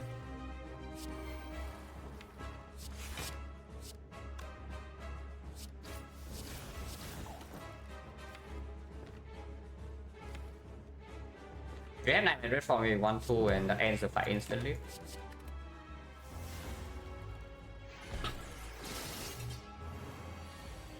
We're gonna challenge Nightmare every card here, no. Just Nightmare reform here and we move on.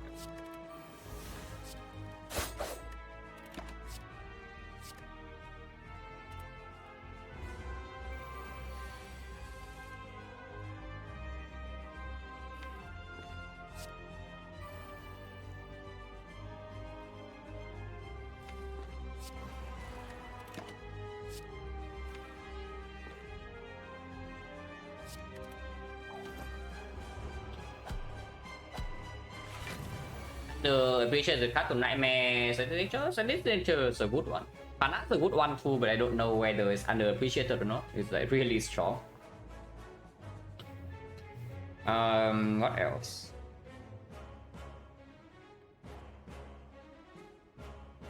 Yeah, what else? Hardcore, I think all the good Nightmare targets I already kind of know.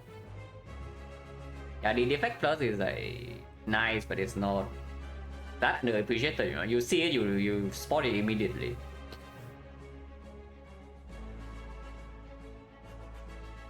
Nightmare Magnet. Okay, let's not go that far.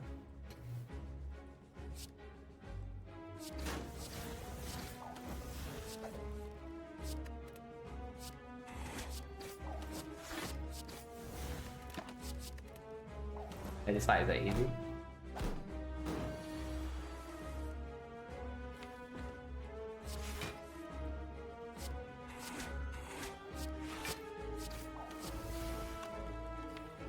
Yeah, missing 1 HP here. I mean, I don't need to be missing 1, so I guess I will buy it a little bit.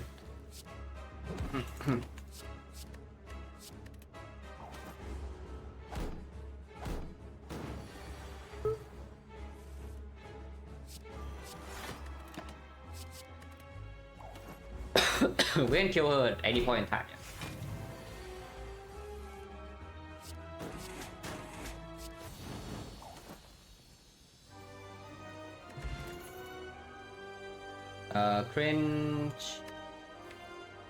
Cringing. And the Samuel can skip to it. If Samuel against a real card, I would not take this. Because honestly, it's not even good in hallways. No, not hallways. It's not even good in boss fights until Act 4. And even in Act 4 right now, we have no middle best solution, so we cannot just pop Nightmare Red Form and go into hard fight. Like, it doesn't work. If you do that in the hard fight, you will die. But it is useful as Spear and Shield, certainly. Is that you just pop your 2 red forms and then you play the fight like that. In the hard fight, you just hold your red forms until you need them. On Kunai, let's not take Storm still. We're going to play plus, please. Yeah, like these are going to skip. So red form I'm going to skip, I still take.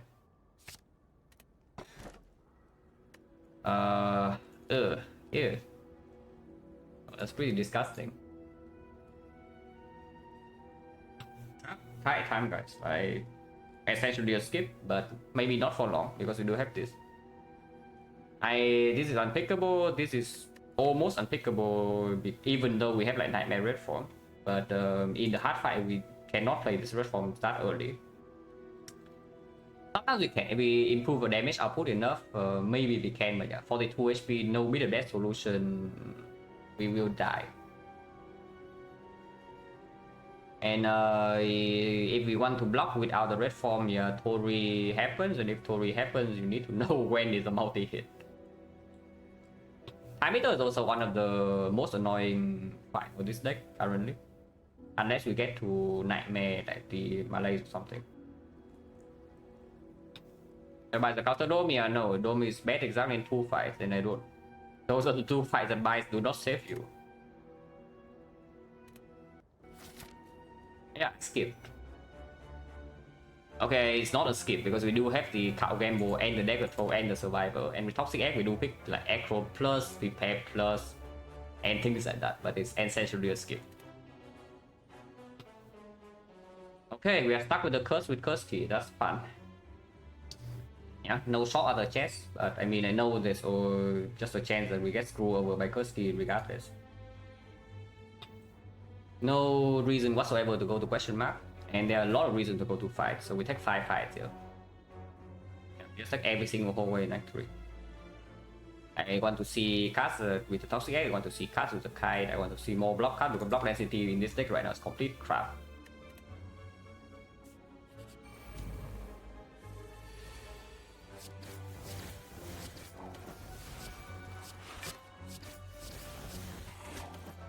Also, buy with puzzle is like so nice because I can just take this 1 damage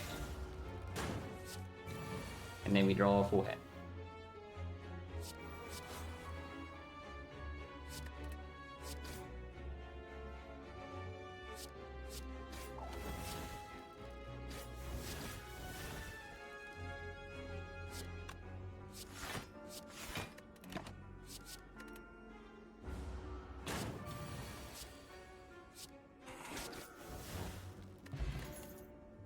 Prepare plus, yeah, Blade Dance plus with like Kunai, Vajra, Accuracy plus and whatnot, but no.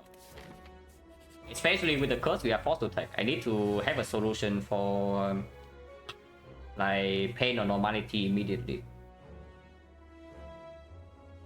Net to Spiker. Lucky.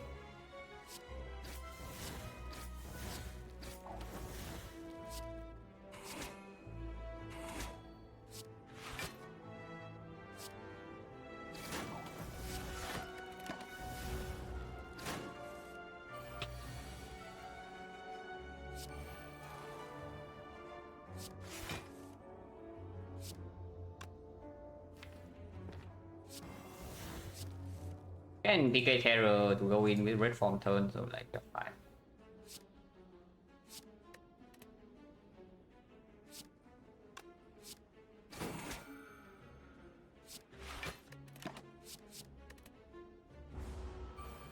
If he pays too many with this loadout, I mean, before we see more card roll, I think it would take up to 3.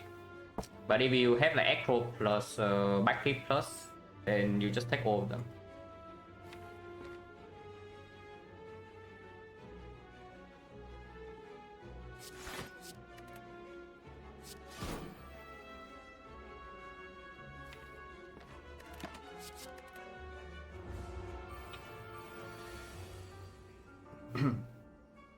How OP would Kai be a counter 2 and no limit per turn? What does that even mean? Like counter 2 but no limit per turn? Yeah, what does that mean? Oh yeah, like 2 charges, right? So you can get 2 on turn 1 and then every turn after you don't get. Yeah, complete crap. That would not be a boss relic, I can tell you that much. Oh, every 2 discard. Yeah, okay, every 2 discard. Then not that strong. It's okay. Probably weaker than the current one.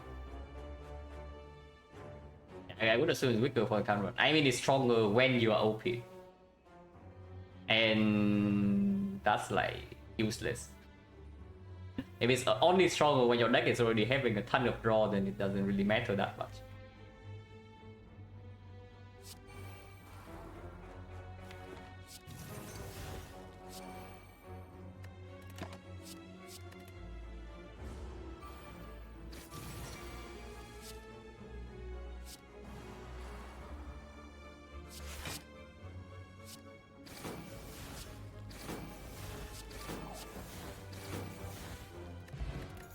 More chance 40, Prep plus first missing will.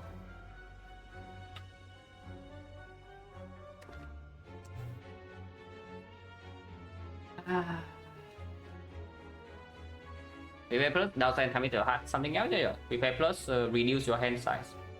So if your turn is just prepare to prepare, now you have no card to play.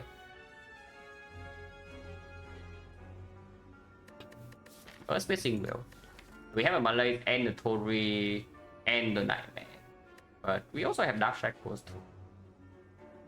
Still pretty good front load power and AoE fight, but we only have like the 15 free front load damage. So Darkling, Stratomancer, whatever, turn 1 you can still deal with. And you do have double red for the pop in the fast AoE fight that like deal a lot of damage to you. I think another prepare, yeah.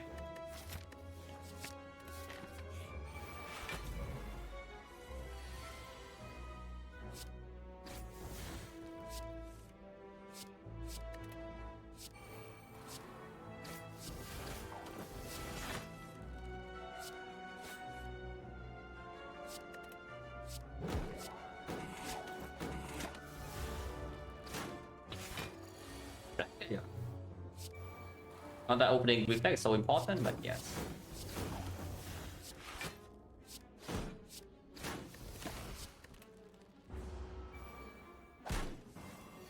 But honestly, the more important thing is that it gives me 5 energy on demand more often. Because right now I still don't have Acro and one. And Acro is actually consuming 1 energy. This thing is giving me energy for free. So let's say I do Nightmare Red Form, then having prepared my hand is just better than Acro, because otherwise I cannot get 5 energy.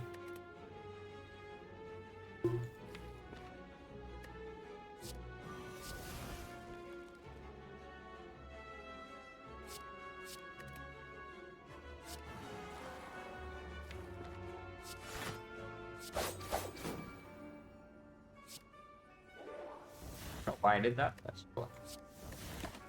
Doesn't matter.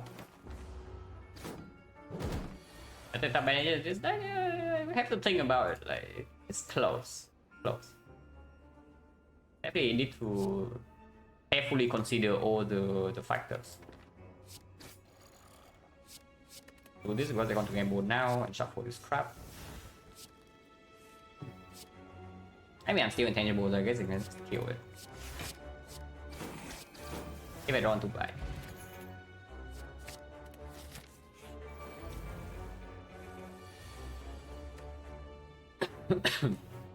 Own change right now 50.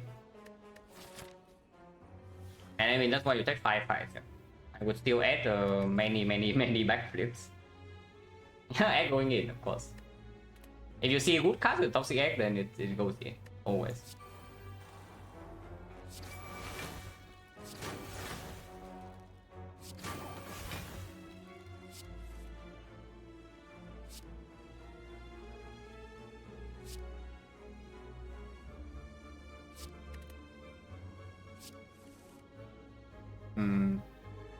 Ouch. I guess we take this damage. Fine.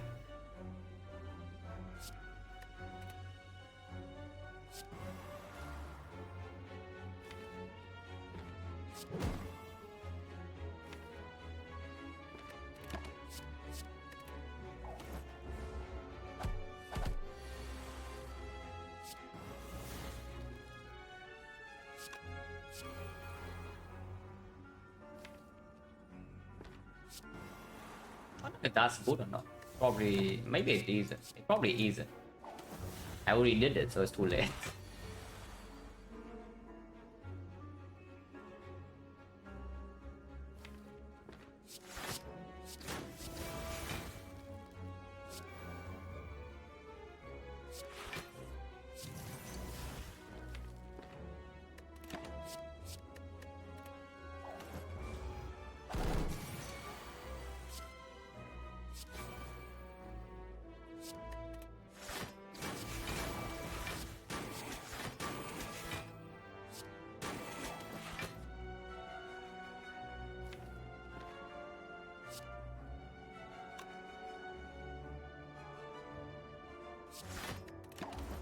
Yep, but two. Even when weakened.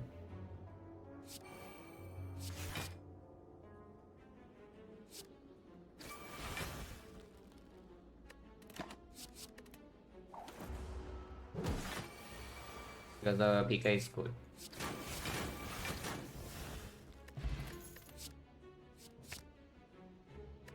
Potion probably quite strong. Ulti spot is only against time meter really. Maybe against the heart a little bit, but it's not super necessary. I mean, it is going to be good in the heart if we pop Nightmare from instantly, but we have plenty of time before that happens. Act 4 shot is going to be big too because we cannot go to a shot in this act yet. Sweet Potion, yeah, probably better in Act 4. And in Act 3 we did buy School Knight, so usually we don't have problem. Into Retomancer, this is also just way better.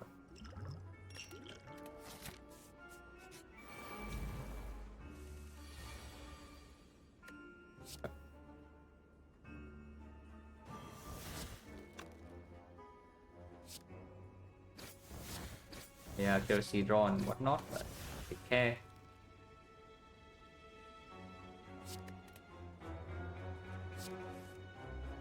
Using wheel cut, kind of good.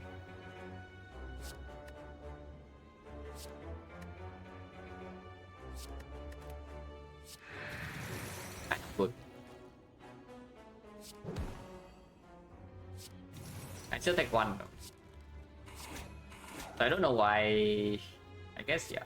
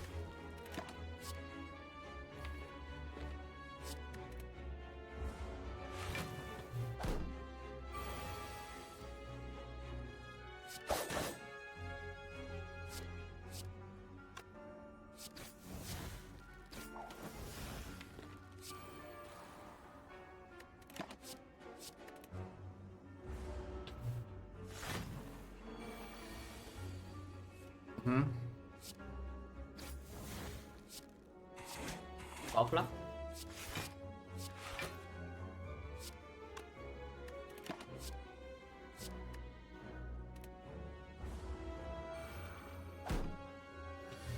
We're to end this fight here. If not now, the next turn. I can do it now.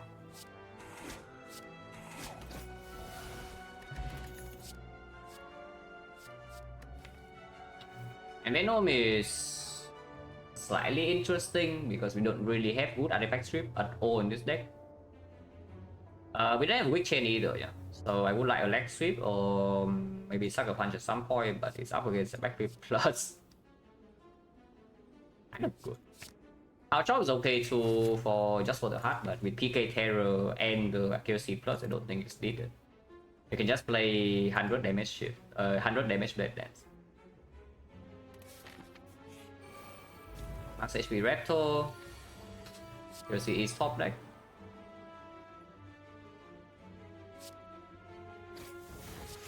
I would like to do that first because I want to take this one damage.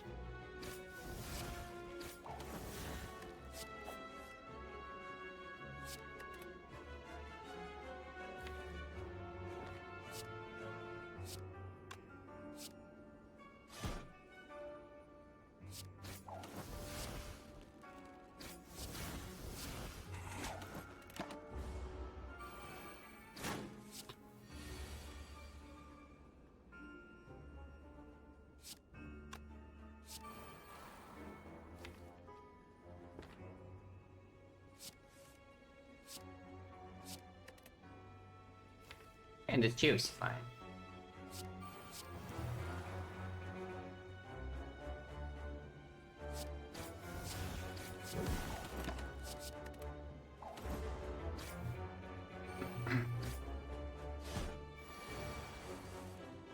Bunch of wounds, but be careful.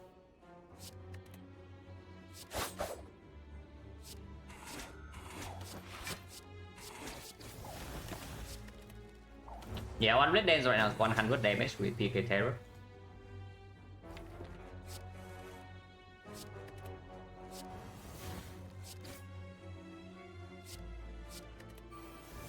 Don't need to do that, but I did anyway. But why not?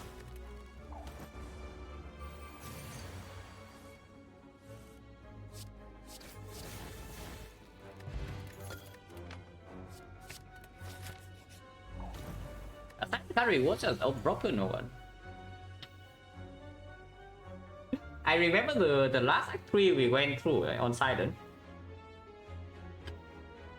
We took like many fights, and not yesterday, but like 2 days ago or something. We just took all the fights. We never see cut draw. We don't even see block cuts. We actually just see like 3 attacks every screen. But this Act 3 so far we went to 6 fights with 6 cuts. Like yeah, prepare, acro, will, backflip, cow gamble. So I don't know. Maybe Silent cut rewards are just broken. Yeah, maybe yeah, we do.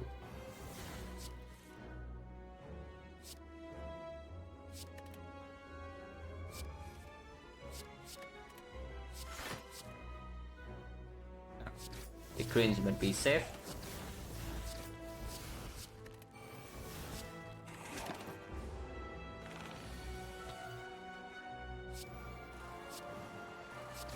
So this puzzle is wasted, but it's fine. What they lose? Wait for minus, not really. No more bite though, but we still have another card gamble.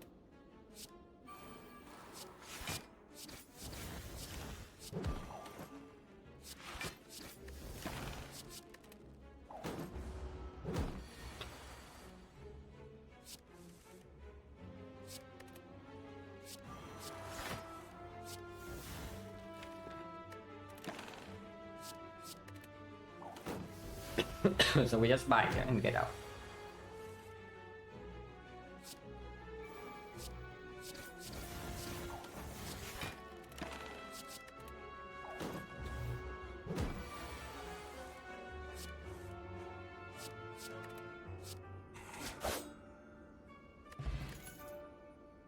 Silent card rewards has broken? Okay, what do I take here? I don't even know. Like, Defect Plus is very strong. Pretty exceptional. And there's also another Card Gamble Plus. Escape Plan is not even bad either, but I think it doesn't outperform this or this. Because it sometimes still misses. And the most difficult fights in the run right now for us are the fights where we really do not want to play this if it breaks. If we have to red form early in the hard fight, then I would definitely prefer game over Deflect. But we don't need to play that many red forms. You can play one red form, let your deck slowly ticks down. And in the meantime, you can still stack up with some Blade Dance, and some point you can no longer block, and then you do the other red forms. I kind of want Deflect too.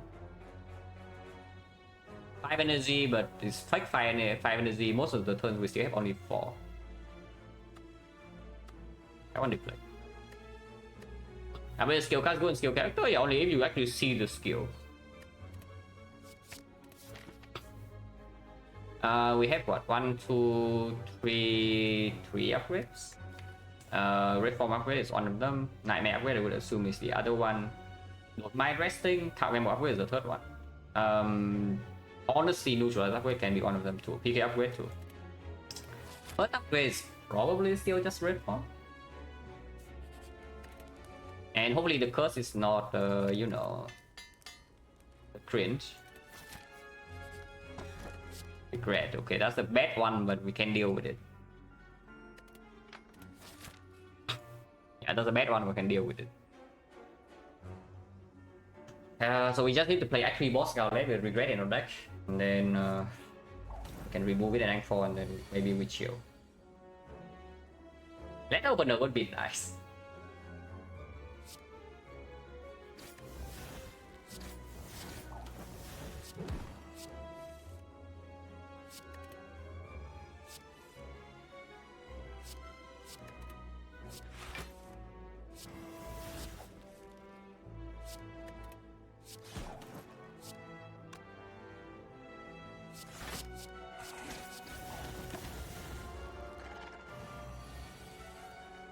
That's good. We can deal with this though.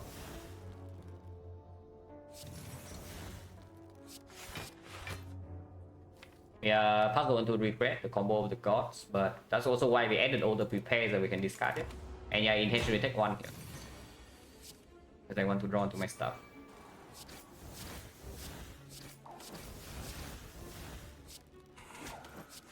Still haven't drawn to my stuff, but sure.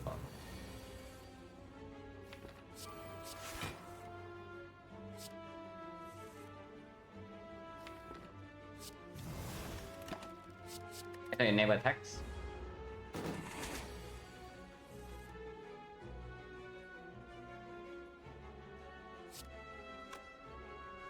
What's damage is this? A 7, so 11, witness combo 12. This works, yeah.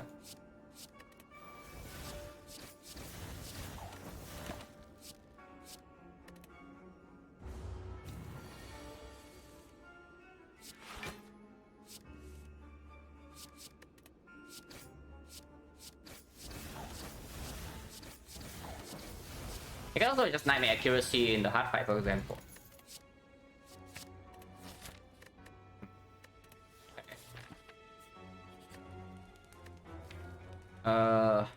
Recall, just in case.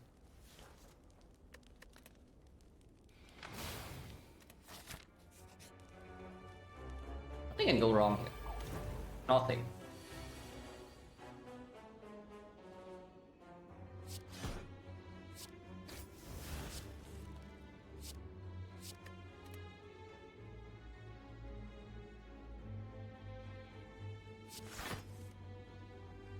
Yeah, nothing.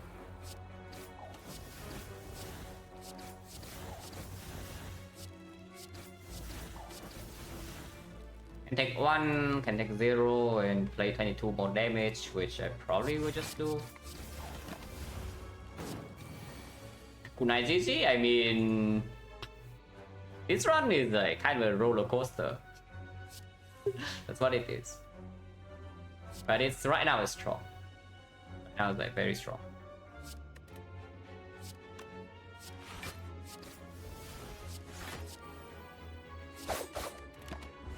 We are not invincible, but we are strong. He's fine. One of the less wood pocket watch. And wouldn't I'm fine. We can always just nightmare accuracy or nightmare red form, and then we kill fast enough with the terror, with the PK. This is still better than the Caltrops, yeah. I don't actually think I am scared of the heart that much. This is still just better. Don't be worried about the heart. If I am worried about heart remotely, I should pick the Caltrops and upgrade it. Right now, my upgrades would be, I have what, 3 more. So neutralize the boss gauntlet, because otherwise we don't actually have a weak chain. EK upgrade is nice to have, but probably not necessary. And it's nice to have. Upgrade is also nice to have, but not necessary. But okay, nice to have. This is again the same. Nice to have, not necessary. Especially when energy pot is killed here. So we have what? 1, 2, 3, 4 potential upgrades lining up. The case I should be thinking about in the hard fight is that I am forced to red form first cycle to not die at the big hit. So I have 6 turns. Third cycle, when third cycle comes, I will die because yeah, I already have no weird death mitigation. That's not actually true. Like red form first cycle and then stack kunai a little bit. Second cycle can still block with Tori, and big hit if it's weakened, I don't lose that much.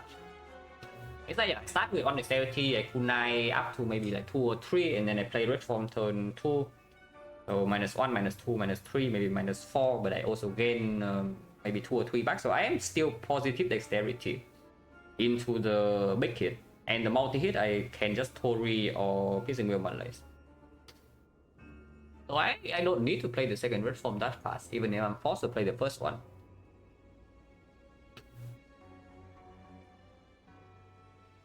So yeah, I guess the worst draw order would always just be I bottleneck my wallet plan, and then I'm forced to red form both cycles to survive. Most likely does not happen because I have a ton of card draw and the puzzle. But it can. If it's like extremely ugly, maybe it can happen. But this does not help that though. This does not help the case, but this does. Or you can take the fumes because yeah, artifact strip.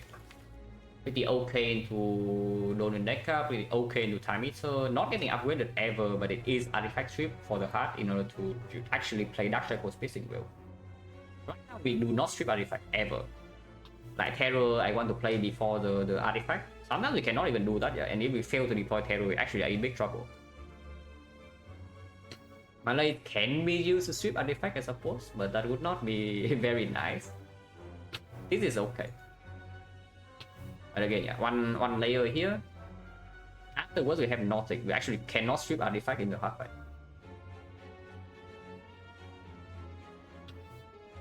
We don't cycle into the back into this neutralize fast enough in most cases. See, Kabai a little bit true. I mean, to be fair, this also strips 2 artifact. See, strips 2 artifact but 2, this also strips 2 artifact but for 1. It's just that we don't want to use this to strip artifact.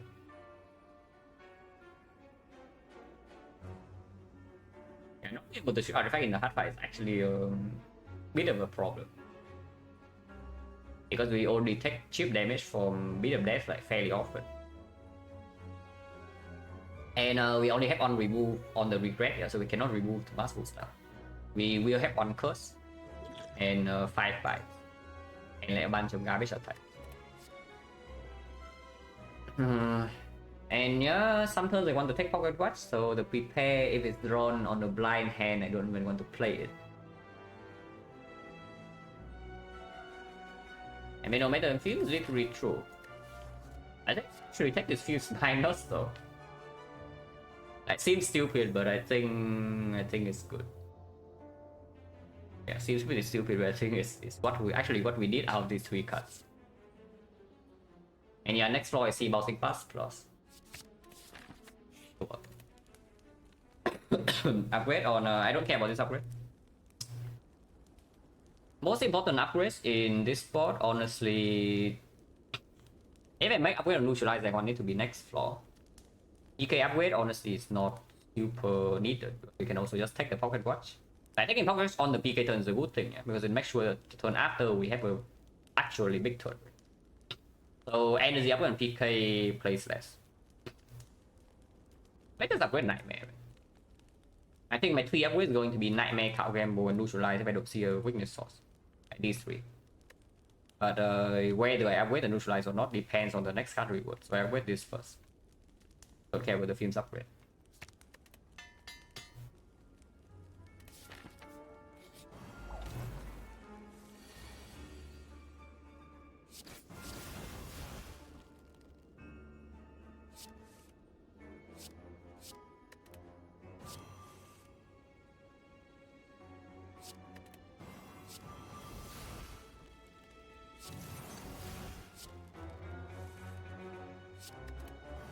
No regrets here.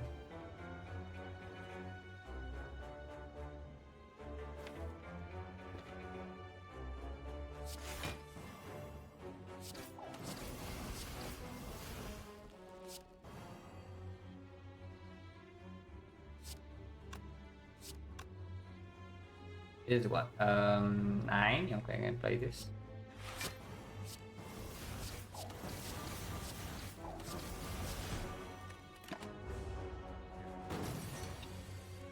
Neutralize upgrade for Nut? No. The main reason for neutralize upgrade is just to have a sustainable weak chain. Both of them are +1 weakness. Of course, the strength down can matter sometimes. But sustainable weak chain also makes sure that we have no problem in the boss count, even with the regret. At least the second fight. The first fight, don't deck neutralize upgrade does not matter. It can matter a little bit, but we outscale with kunai either way after we kill one. And we cannot keep weak chain on both of them either. But honestly, it's not that necessary, because weakness on the heart is not nearly as important as usual. You only care about weakness on the big hit. On the multi-hit, yeah, whatever, you can Tori. First cycle Tori, second cycle Tori, third cycle you have artifact shield, so you can missing will. Sometimes you can malaise.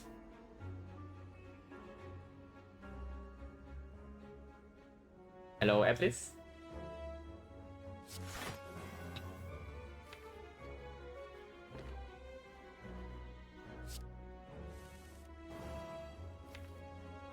And this is what I'm talking about, right? Like we just PK here. And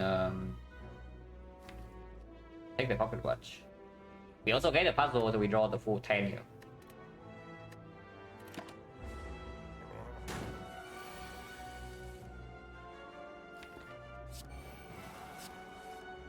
Oh, come on. That's so freaking rude, man.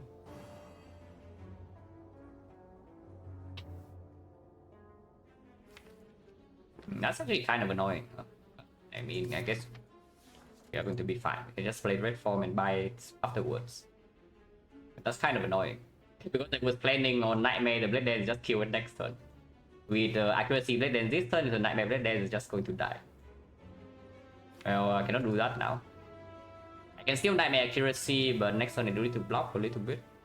I'm facing 30. So I play triple accuracy, survivor, neutralize, and one more block card. And that is still taking damage.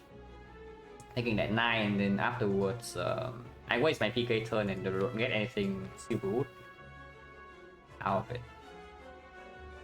If anything, I can even Nightmare it neutralize, but don't think so. Okay, just play my damage here.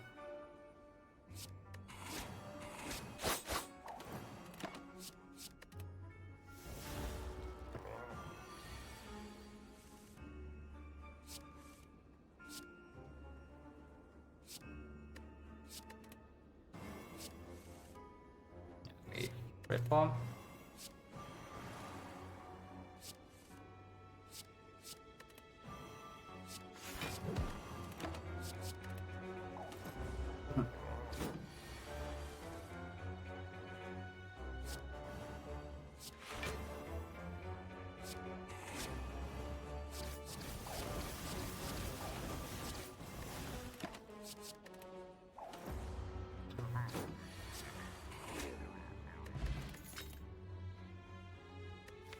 Reflex plus. Well, that makes this upgrade a lot more appealing. And yeah, we have double prepare. Acro doesn't really work with the reflex that well, but Count Gamble is pretty nice. So yeah, 2 Count Gambles, 2 prepared, 1 dagger throw, 1 survivor. So 6 activations for this reflex.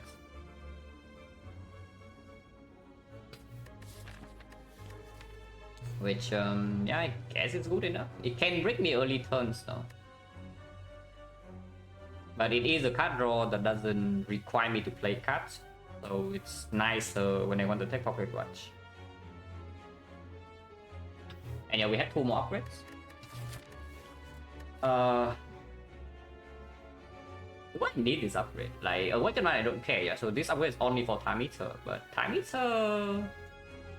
We either Nightmare Malaise or Nightmare Red Form and then we stop carrying.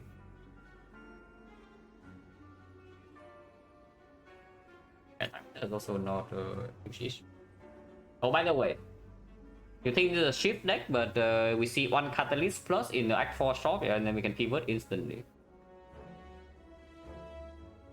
It can actually happen very easily with 1 Fuse. Yeah, with 1 Fuse minus, you can immediately pivot to Nightmare Catalyst. You will see, if you actually see it.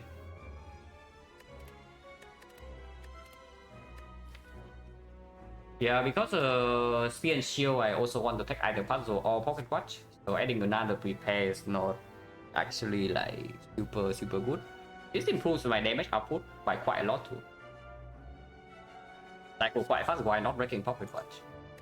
When I have to play Red Form early and just want to cycle back into this and the PK. I probably do take the reflex. But yeah, like we do not need this upgrade really. Act 4 this upgrade doesn't matter.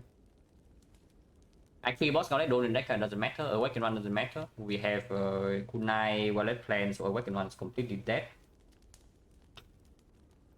And longest string silent so far. This sample old time. Old time my PB is on stream 16. This sample, this streak is currently the longest, it's 11. And it's still alive.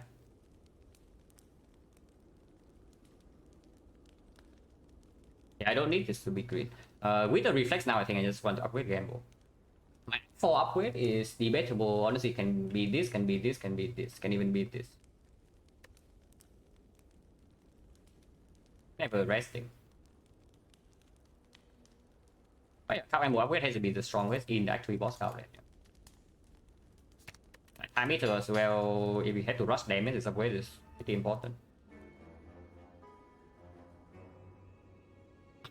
A bit longer streak, only 1 loss recently. I mean, the second 50 has been complete nuts though, so if you talk about that, you can go like way back to the start of sample, you say maybe we have like a 20 streak at the moment, but of course you don't say it like that.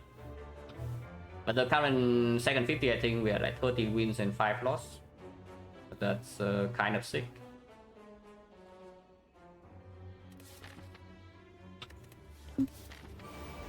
And I mean, I did say it right from the first 50 is that we are playing slightly worse, but we also low rolling. So second 50 I play better and I stop low rolling. You see like, the massive difference.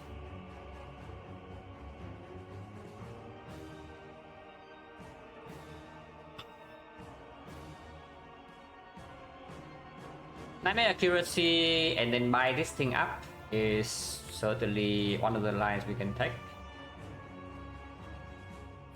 Can I die next turn ever if I do that? Because this turn I'm taking 13.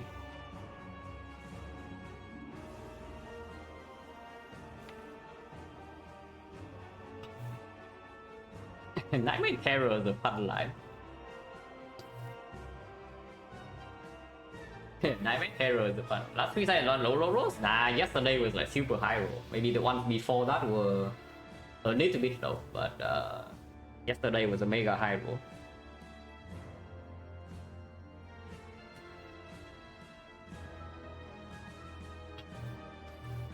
Yeah, Nightmare Terror is actually better than Nightmare Accuracy. Probably not. Probably not.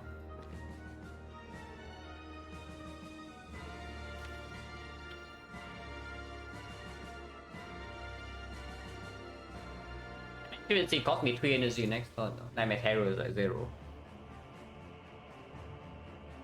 Alternatively, I don't want to Nightmare Red Form. Nightmare Red Form this fight actually takes quite a bit of cheap damage. We can buy ourselves up, but not that fast. And buy back in time, it's not really about biting back in time. It's like we block way better than biting. It's just that if I brick all my block next turn, can anything terrible happen? If I Nightmare Terror, ship is going to deal 16 each, so this is 48. And then we still get Kunai stack. Nightmare Terror is just stronger, right? Yeah, Nightmare Terror is just stronger. If I decide on that, then I should do this first.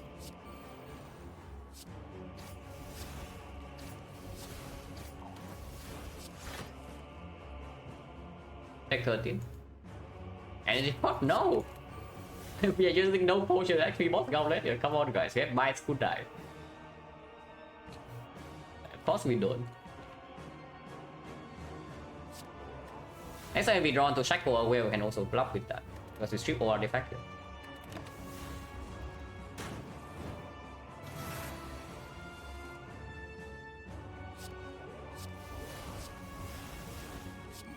Yeah, when the plan's in hand, we are probably going to be okay.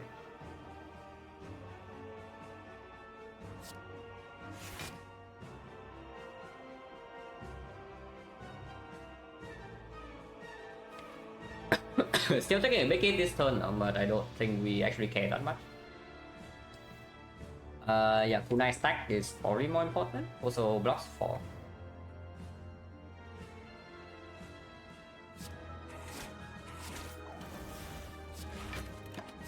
Taking damage is like doesn't matter. As long as we kill this and the fight's under control, we will be full HP.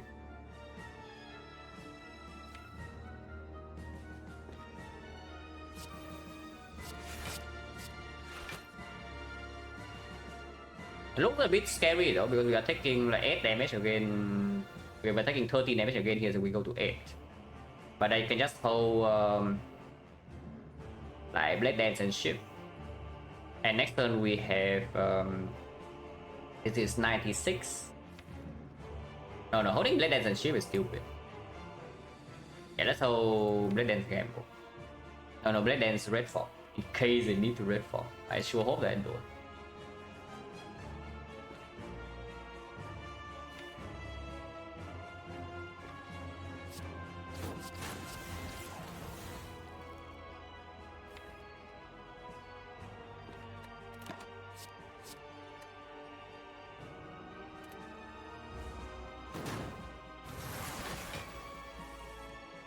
Kill here, so probably won.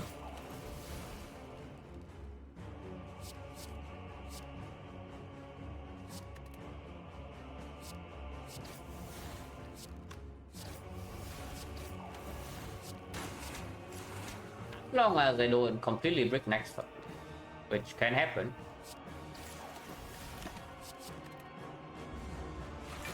Even if I break next turn, I still can just red form though. But yeah, now we just buy ourselves back to 4 and fight's over. Do not play the fumes. I mean, I can play the fumes, but I don't really want to.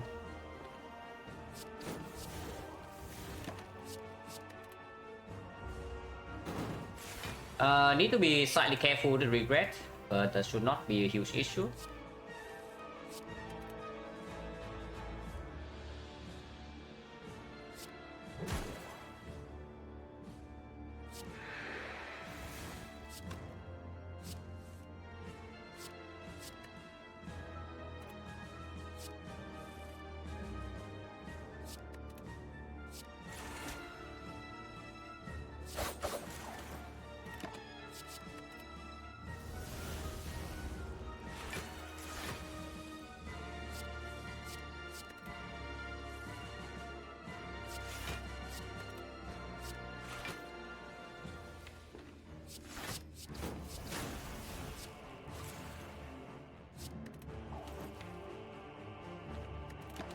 Now we just buy ourselves up.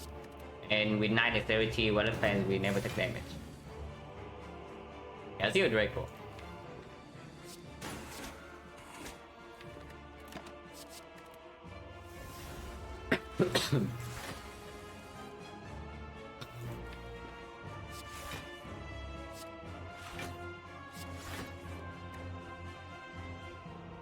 Bye here, next time I just play Mondays.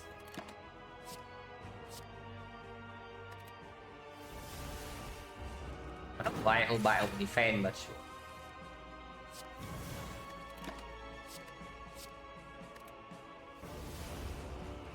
Oh yeah, we got 4 HP.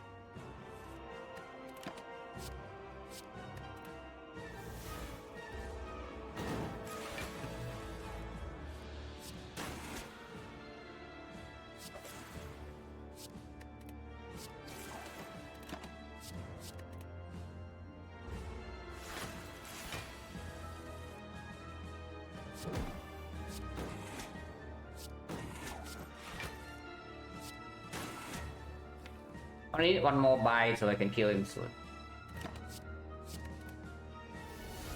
Okay, because they have blood vial.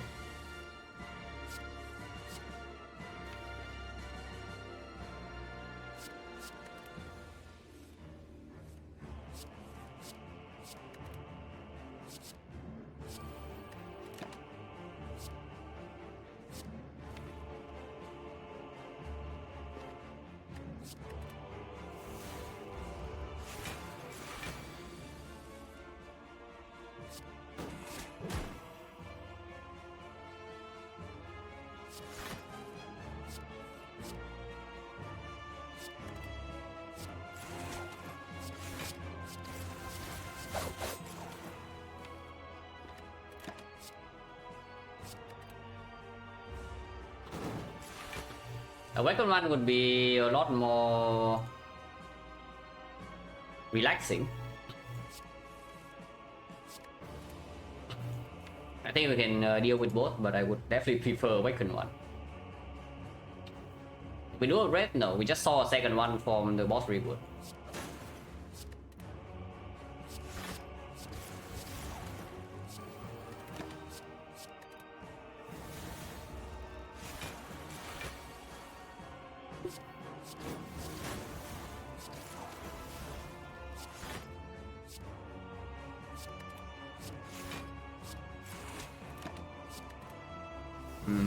Actually, yeah, can't remember in here, so I cannot get regret.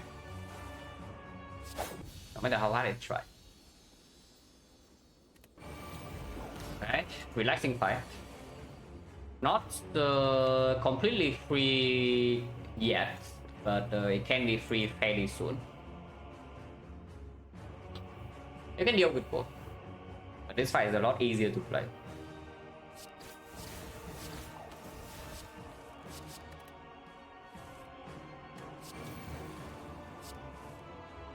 Playing powers.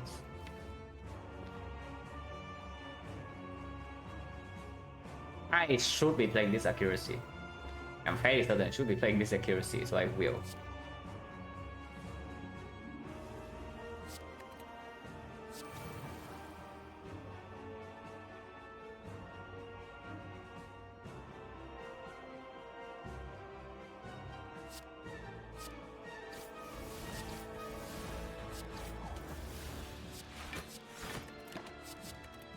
Because after we kill these, fight's basically over. And the first side spell deck there. Strong, but you do need to rush to kill these things a little bit. That's also why I play accuracy. And then we buy ourselves back to full, like extremely easy fight.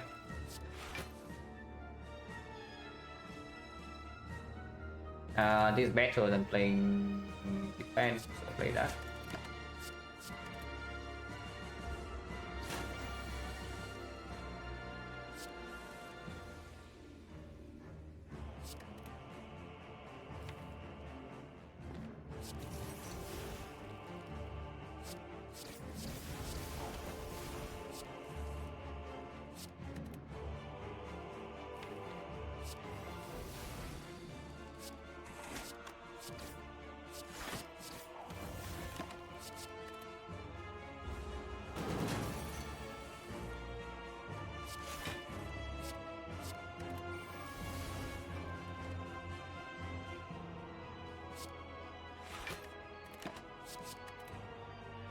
This fight is done. It tries its best to do one last thing, but it will not work.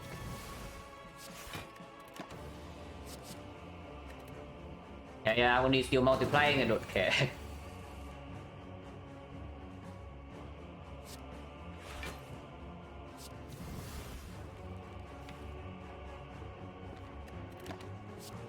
I get to set 2 Malaysia second half, doesn't really matter.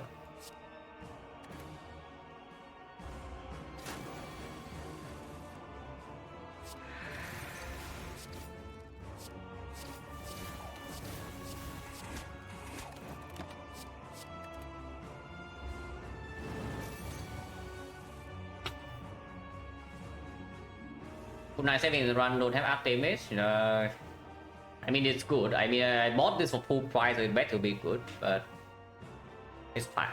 It's not.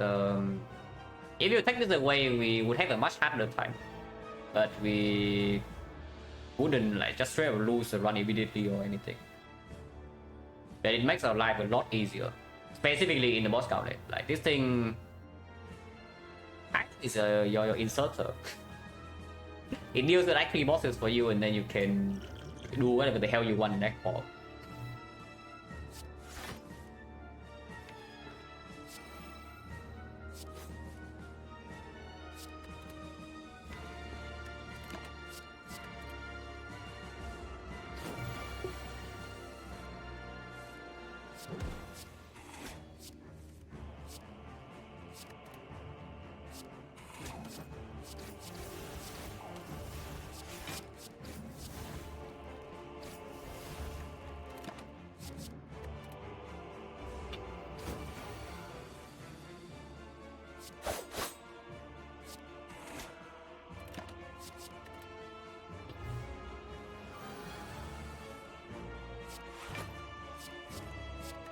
And I only still multiplying to this day. Not that we care. Have one more Malaysia to play.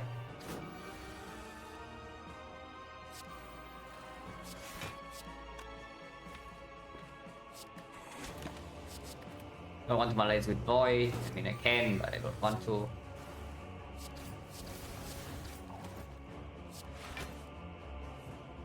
Yeah, whatever should PK first, doesn't matter. We can take our time. Yeah, we can take our time.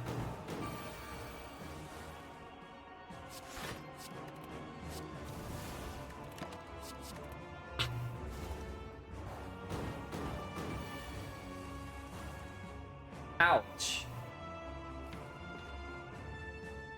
Well, that's what you get when you don't keep this card, guys. It's fine, we buy ourselves up. But this is what you get when you don't keep your discard cards. That kind of hurts.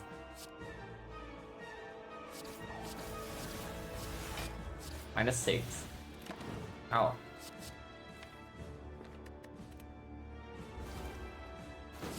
That has dealt more damage to me than this thing has done in the whole fight.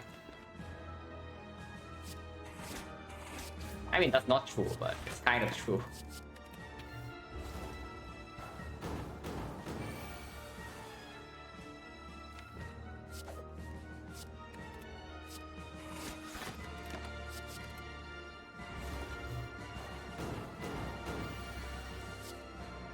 Oh, finally you can exhaust the endless agony. a long time, but we are finally here.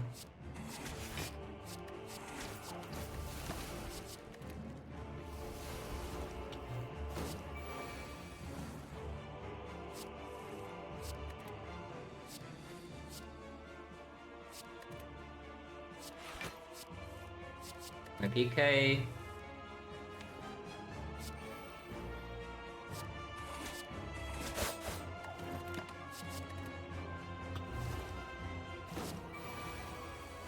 Okay, set up good night. Yeah, I'm on it.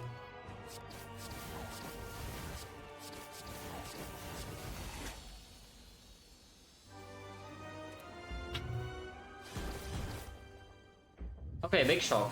And yeah, neutral upgrade definitely does not.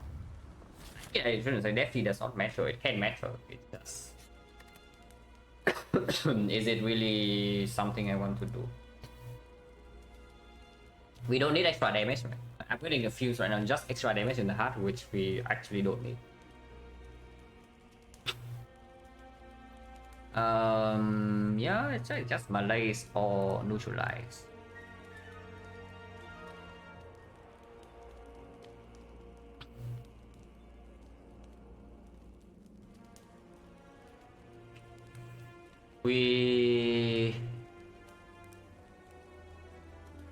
Yeah, we do not have a guaranteed solution for the first cycle, so it's actually very likely that I have to red form. We can also just die, by the way. It's very possible that we still just die to the big hit because it's freaking 50 damage, even when weakened.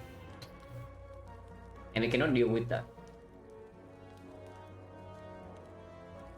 So how do I not die? If I have to red form first cycle, I also need to rush damage.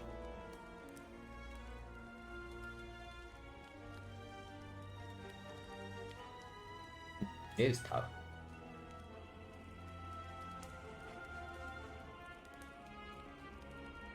Yeah, the hard fight is difficult, but it's difficult in a lot of ways. Because a lot of different things can go wrong. There's no one solution here that solves everything.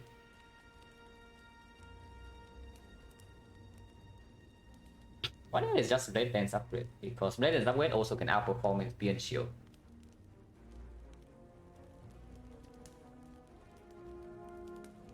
How do you even block full cycle? Because with red form you can go to very low HP. Like you apply weakness, you block a little bit with dexterity. You can go to low HP. But let's wait for what?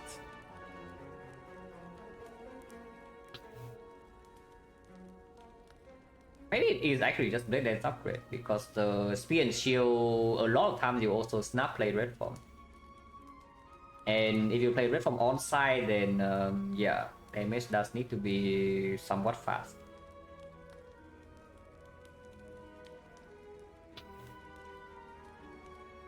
But it is a bit weird because if I actually don't upgrade my weakness here and not neutralize all the malaise, then it's very likely that the big hit is 67 and not 50. And if it's actually 50, 67, then we must red form or we die. Like we cannot block that when we are frail. It doesn't happen. Only 2 max HP, you cannot survive that. So I don't want to run into the situation where I'm forced to draw red form and die, you know. That's kind of bad.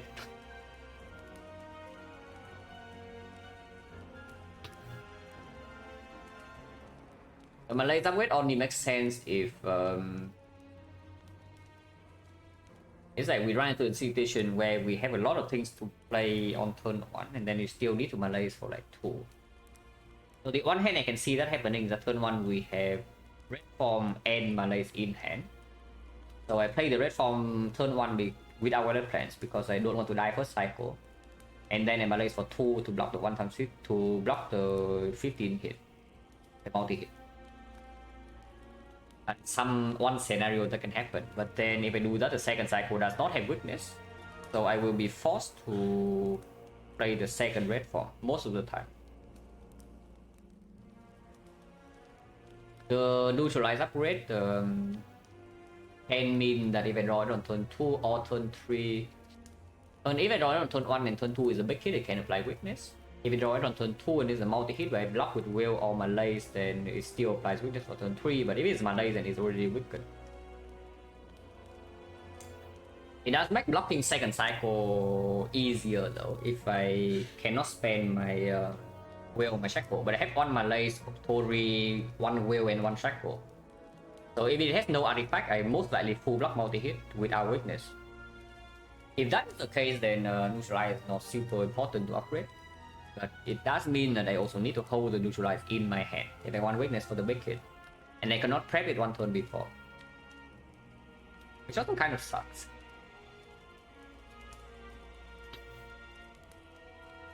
Yeah, see, it's just neutralize. It probably is just neutralized. Also like +1 damage, I don't know, sometimes they can do something. It's not like this +1 ever plays. It probably is just neutralized. It makes the draw order slightly... It's basically like if we upgrade the malaise, yeah? You want to take your malaise and then you never have weakness. But I talked about this the last time, but if you spread out the upgrade, like you have one malaise and one neutralize plus, then you have a much higher chance to have weakness in the first cycle. Because you can draw into 2 cards instead of only 1. And I do not want to run into a situation where I'm forced to red form first cycle, because the damage in this deck might not be fast enough. We can definitely die in the hard fight here. I don't think we will die in spear and shield most of the time.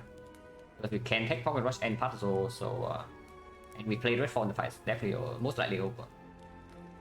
But the heart is super dangerous.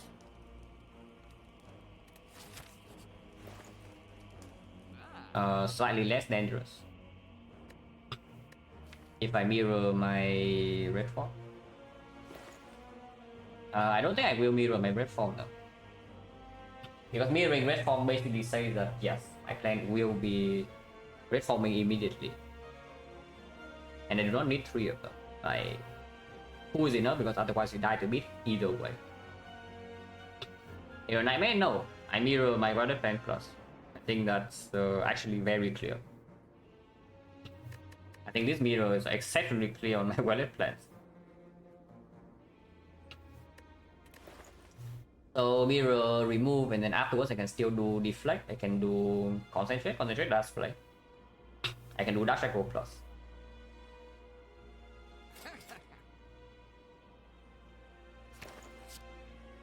Artifact potion is good. It's very good. What is it? Over. Okay, regret remove. Yeah, right. Let's not forget. I think needs to get the hell out.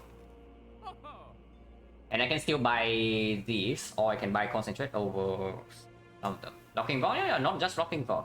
This also means that if I draw red from turn 1, I just play it. And then we are fine.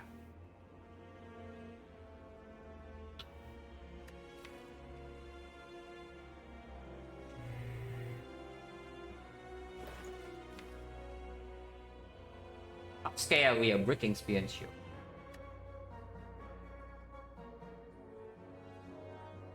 Yeah, how scared we are breaking spear and shield. Energy pods plays better on the Malaise turn, plays better on the Nightmare red form turn. But even if we draw to Void, we can still play a red form with 4 base energy. Draw pod has to be better. Spear and shield is not even a completely safe fight. Draw pod has to be better.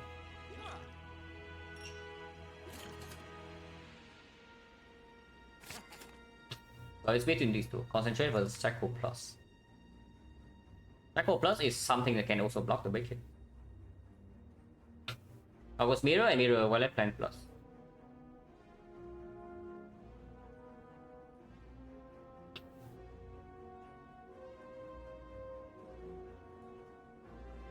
Concentrate is much more explosive. And we do have a lot of draw, like double echo plus concentrate plays, reflex turn, concentrate plays, pocket watch turn, it plays. We have retain 4.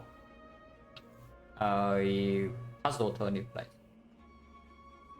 Dash Shackle is ridiculously strong front load block, but not until we strip artifact. So first cycle, big hit it works, multi-hit is overkill. Against spear and shield it does not work. And that's one of the more important things. Against spear and shield it does not work. And if we need to speed our damage because we slam red form early, yeah. Sometimes I don't think it will happen. Not in the hard fight because we have artifact pot, but if we slam red form in spear and shield, which we will, we do need to actually kill them quite fast. And I would definitely assume that the concentrate gives us more damage than the dark shackles. Yeah, take the concentrate.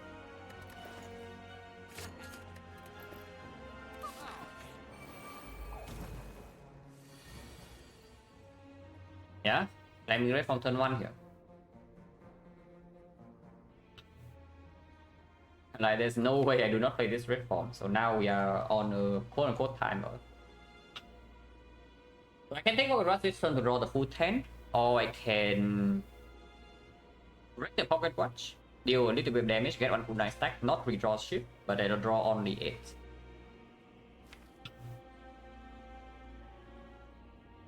Oh boy, it's fine. We can Nightmare the second red form, we have Well Plans Retain 4, and we do have buy, so cheap damage in here, we out-sustain it. And we can discard the burns with the deck. So as long as we kill this fast, we don't have problem, even if we just go to negative dexterity. I mean, this must be played. And this must be played. So the question now is just how many of these do I play? Because I also don't want to redraw my lights at this point. So I can exhaust 4 cards?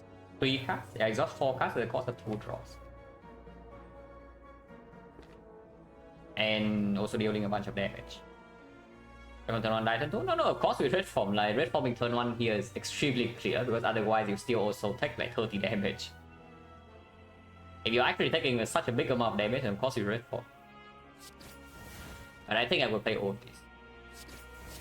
Not insignificant damage. Using artifact here is like not the worst thing either, because we can terror afterward. And yeah, exhaust my lights.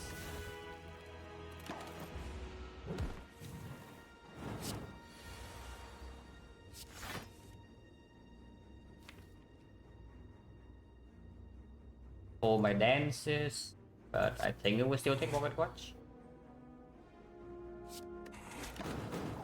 Because I do need to draw into the next red form or one of my weather dances. Which right now is not happening, but concerning. And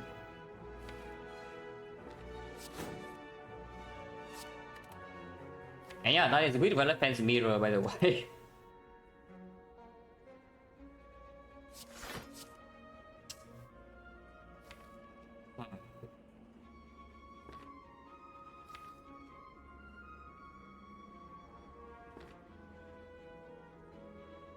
That's concerning.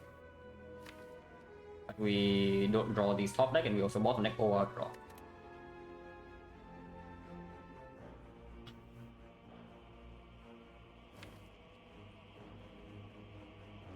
I do not want to waste my nightmare. I think wasting my nightmare here is like very bad. Because if I had to slam this red form, we must kill them very soon. Robot? No. Not yet.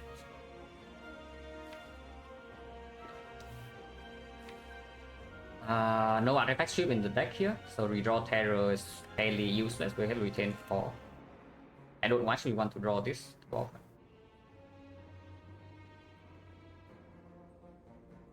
Too nice stack in here doesn't matter. We take Pocket Watch.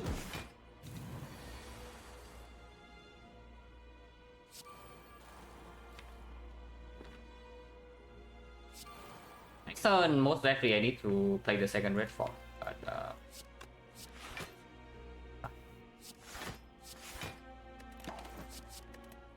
yeah, no whales in here. And I only get 6? No, it's when drawn. Fairly nasty draw. Sometimes I can cycle back into my piercing whale or my dark shackle this turn. No? I can even nightmare sometimes with the concentrate energy. You can try for that.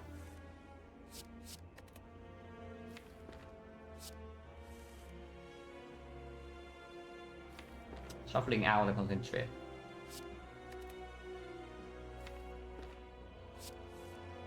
Oh, really? Come on, man. Not sure.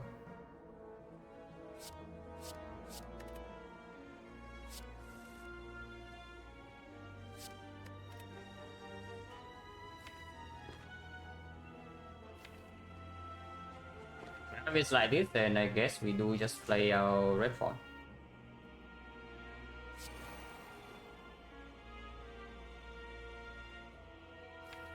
Minus another strength is not a very nice, though. Much I can do about that.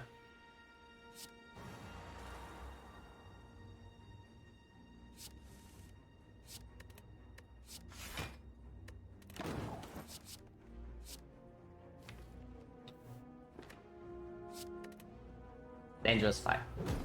With Infinity, this also looks like dangerous as hell.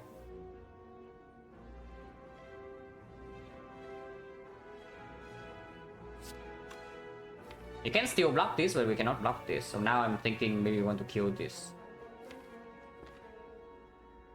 Because we have retained force and we can always shackle and then we can nightmare shackle sometimes. But this one I cannot block.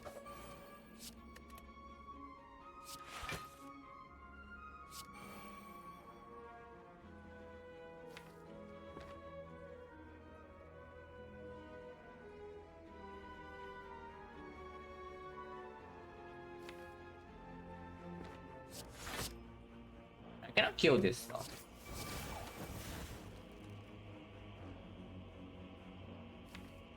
Oh, this fight is like so ugly actually. This fight is actually so incredibly ugly.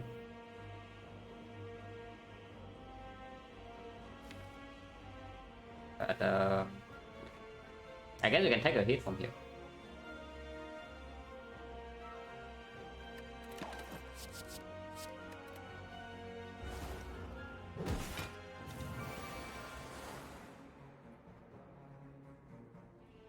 Yeah, next turn no more intangible. I really don't want to take this burn strike. How much damage is this? 9 each, so 27. Not killing.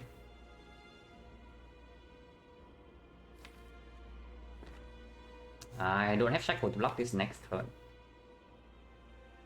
But yeah, no, it's not attacking next turn. 2 turns from now, it's attacking me for 40, 42. And that one I cannot deal with. See, come back, kind of. With this order, I kind of want to see it. Okay, I kind of monk. We can get very hard next turn because the nightmare never lines up. The terror also bottom deck here. I need to make hand space too. And I cannot waste energy, so I guess we just exhaust the Dark Shackles. Yeah, right, no, we can. Is the problem is that 2 turns from now, this guy attack 42 and I don't have an answer. But maybe we cycle fast enough.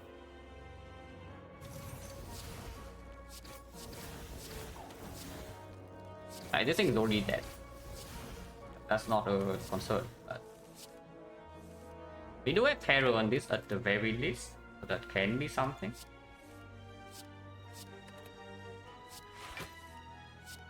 And we shuffle out all of these bad damage cards. So maybe I can nightmare my Blade Dance.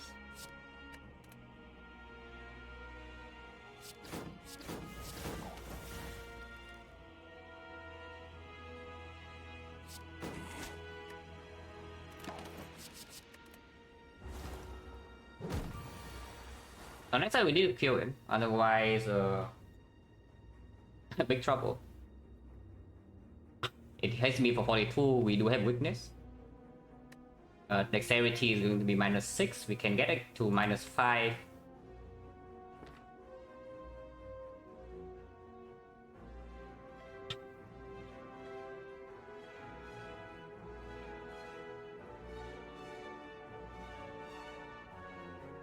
How much damage is this? It gains 30 block, yeah.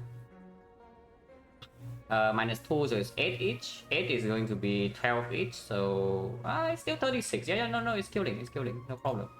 Nightmare Brain just kills. Nightmare Brain just kills. Through the 30 block, without PK.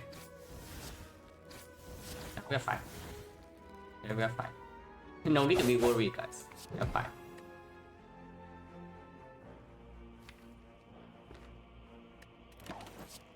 But I need to make sure I have hand space to play my cards. 5 and then another 5. Yeah, okay. And just do Defect alone is good enough. 108 damage. Yeah, okay, is that? We're chilling. Like because Terror gets to be played here instead of here. We're chilling.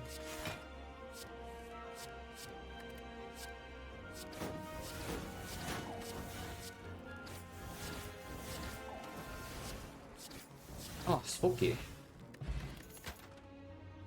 Wow, you're just in time, man. Just in time, cannot be earlier.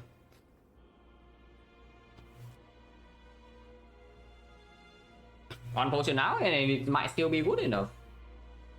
That's a nice part. We might still take it.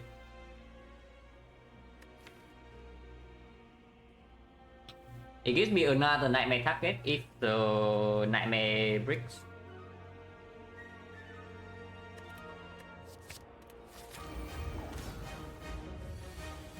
I thought I got it thanks, so that's something.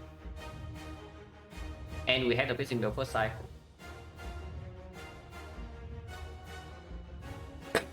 I want to pocket watch this turn. That means keeping the shift and the redraw, but I guess that's okay. So defend. Yeah, defend. Violet plans. Shift. You can play the prepare and see the cast to hold maybe. If we play this, and then our hold is going to be. I don't need to hold this. Like the multi-hit, we can just take Tori. The big hit is only 45 now, so if we draw into weakness, we are also not going to die.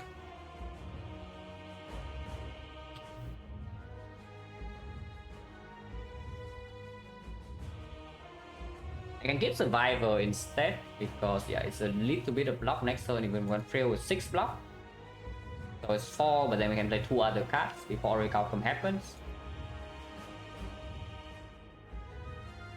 I don't know, of course we are. Of course we are. Like no matter what happens, we artifact for turn 1. Creator, thank you very much for the break. I hope that you had a good run today. I know the thing I'm actually thinking about is whether we keep a puzzle and such or not, and pocket watch, because I can also get a kunai stack this turn, like more than 1. It's going in, but I don't know. I'm thinking about it. It cost me only 2 draws, and we can still draw pot next turn. Sometimes next turn is a multi-hit, and then we just kissing well, and we have turn 3 pocket watch. Yo, this is a lot of dexterity. It's a lot of dexterity. I mean, it's not that much, plus 2, but it also means I don't redraw this. And I can play them all right now. It's like I do Survivor into Triple Shift, into Clone Dagger, and then I can still play Defend Red Dance.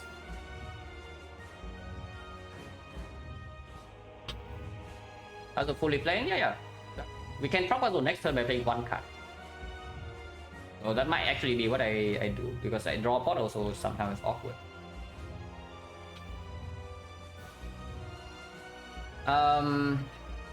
We still need to discard on shift though, I think. It's like 1, 2, 3 here, 1, 2 here, and 2, 3 here, and then I want to hold prepare Piercing Well. I think we will discard on shift. Yeah, thank you for the good luck, creator. Yeah, 47 cards, that's just Toxic Air into clicking every skill, and Act 1 we are flooding our deck with damage because it's Slime Boss and it's a bad act. So yeah, you just keep adding cards. I think now, yeah, don't worry, we artifact now. Yeah, Survivor Shift, yeah.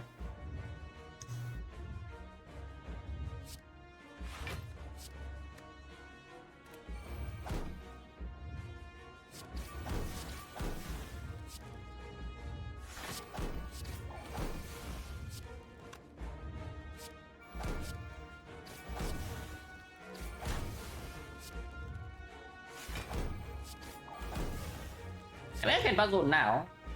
But we already have 2 kunai stacks, so I leave 2 ship and a redraw, but I guess that's fine.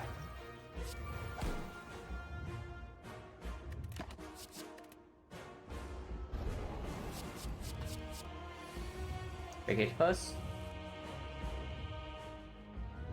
So that's slightly unfortunate. Weakness is still not here. I can red form.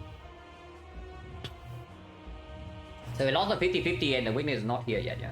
But red form is here, so I can play it, but I don't want to.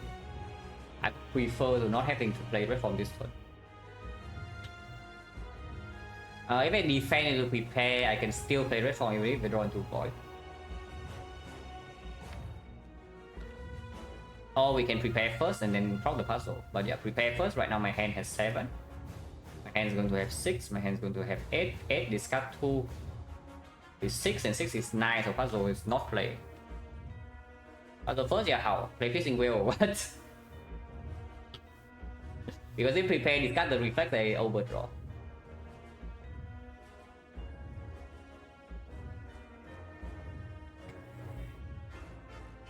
But yeah, I guess I don't need to discard the reflect. Prepare first and see.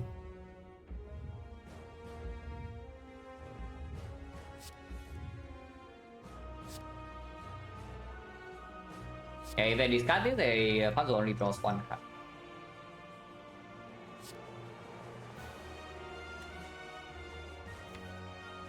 Actually, often I need to red form here, and if I do, then I would like to exhaust this for sure, because it's I need to deal damage. So maybe it's just this and we commit. Or I don't care about puzzle and just discard this. It's also possible. But I can hold like maybe these 2 next turn. Or I can even play the game board right now. That is possible too.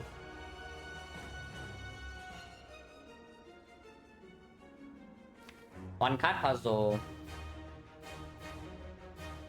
I want to hold this.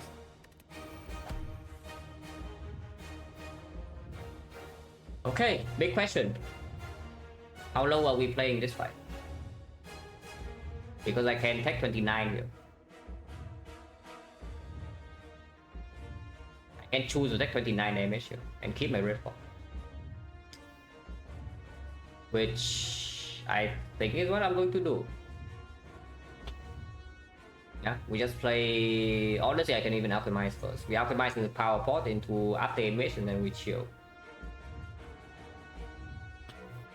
Yeah, alchemize, neutralize.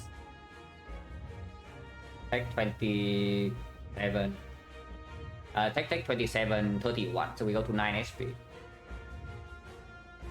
The first one, yes. Exploit. Would it be nice with artifact? It is maxing out damage for 1 turn. No. I don't mind that much. And yeah, there's no way I play red form now. 27, we go to 9 HP. I can also draw 4 this turn and block a little bit. What is now Nightmare going to be if we go to 9 HP? Because going to 9 HP is actually scary in a different way. It means that 1 times 15 I cannot face tank, yeah? Unless I buy myself up. In here there are 5 bites though.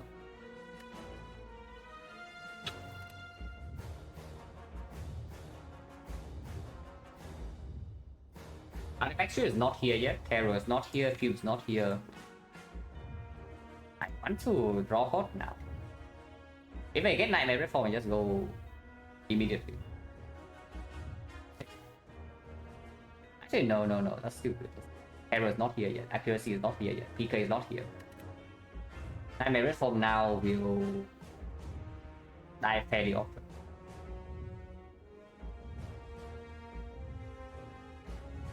-7, how much dex do I lose? -1, -2 on the off turn, -3 in the first attack, -4 potentially against the big kid. So that's 4 dexterity in exchange for 26 HP now. And a bunch of energy next turn and the turn after.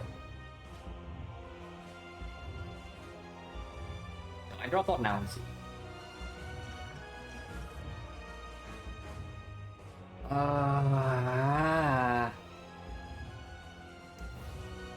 Man, it keeps getting harder and harder because it get more options. Normally you don't complain about getting options, you know, but the more options you have, the harder it is.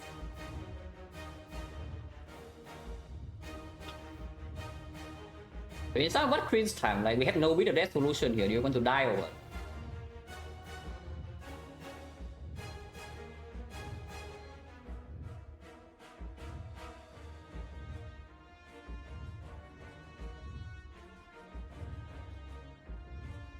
I know that dance. I'm fairly certain the line here is actually to Nightmare Blade Dance.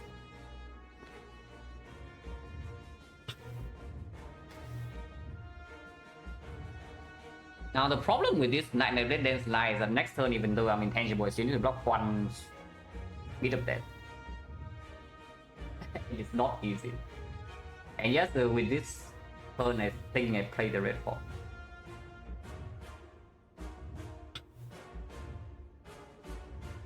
If I play the red form, I should also play the Nightmare.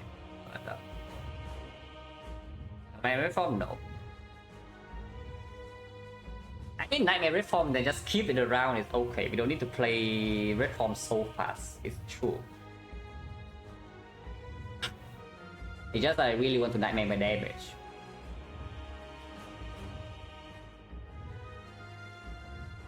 But if this Nightmare red form, play the red form and then count gamble and we ignore the pissing wheel. Because I also shuffle my PK though. But I need to be able to draw into the other stuff. Like arrow before artifact is important. But we did get no more kunai stack in here, yeah. So this red form will cripple my second cycle block.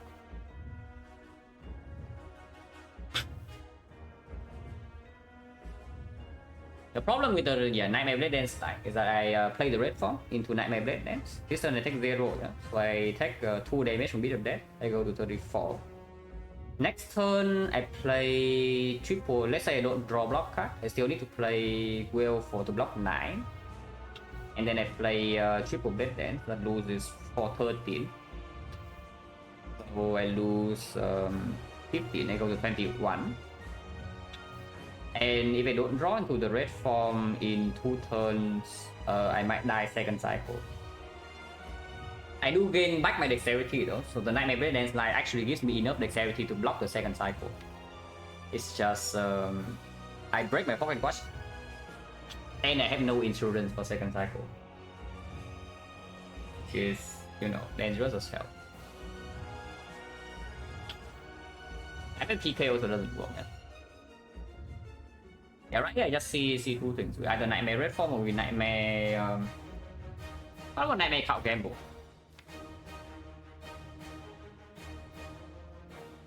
Good question.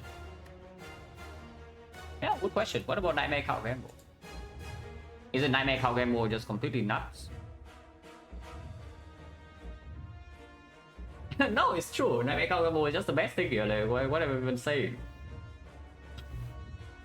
I'm very good at turn to kill. Yeah, you will be surprised when you die to 1 damage over and over and over and over. You will be surprised, like, in a bad way. Don't worry, I have probably played Nightmare Red Form hard fights like more than anybody, at least out of the known players. I have probably played more Nightmare Red Form hard fights than anybody. But don't worry, I know what happens when you Nightmare Red Form. Yeah, Nightmare Count Gamble was just the best thing. The slightly annoying thing with this line is that I am, at some point I will need to think about whether I should stop my gambling or to hold this red form. But my damage is also way faster. Yeah. Yeah, my damage is also way faster. And we gain energy. We have 0 cost block. And my gamble was just the best line. I...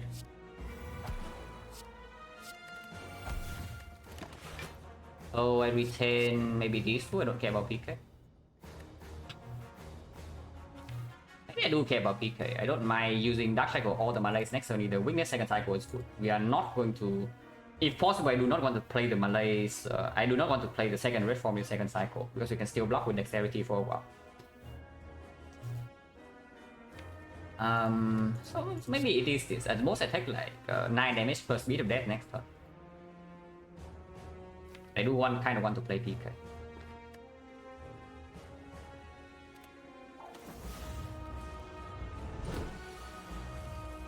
Yeah, it's fine.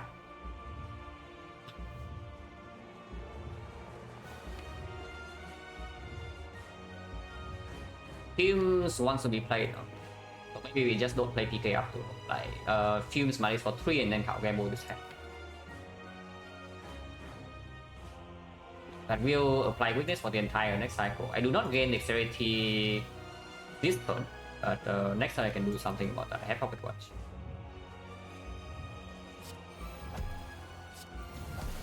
Yeah, entire next cycle is weakened.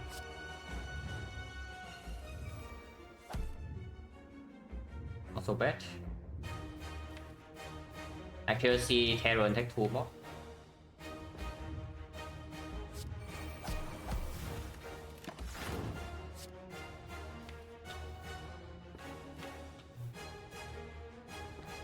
Second cycle was scary, but I can shuffle fast enough, I think. In particular, just a big hit.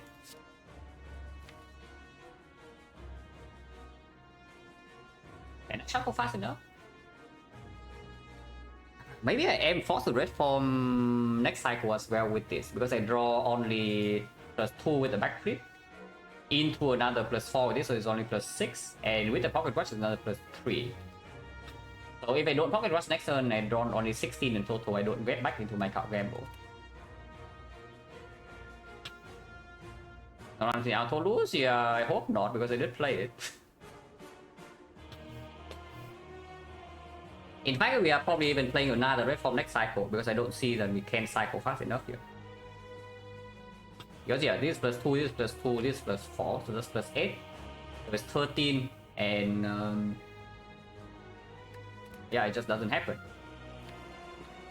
If anything, I might actually keep these.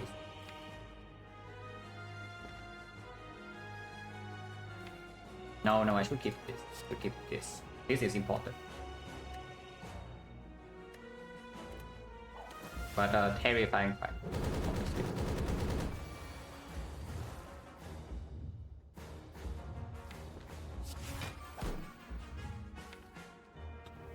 However, this turn doesn't stack the kunai. I think I want to stack my kunai. But we still need to block a bunch of Beer of Death, and kunai this turn also gains me 4 HP. And also cycle 1 card. I'm not losing that much. Oh?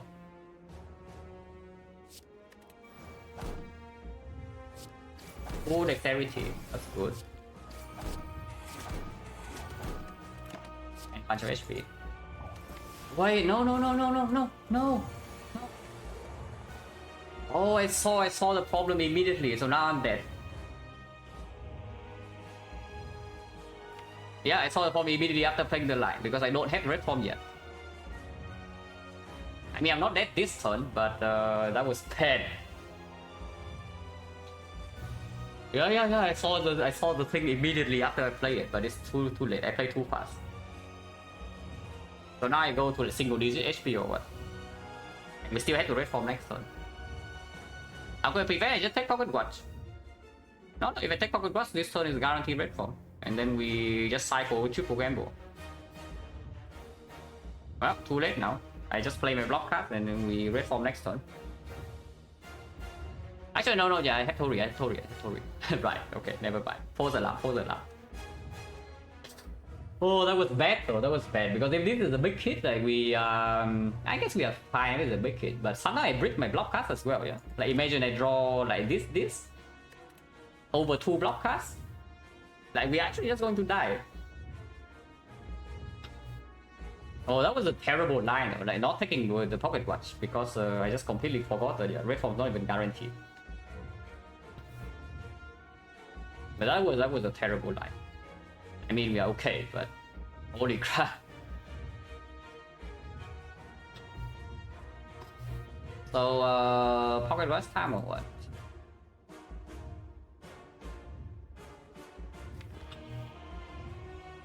Defend. No, I need Orichalcum. So we don't need pocket watch because pocket watch next turn not that important anyway. We just play red form.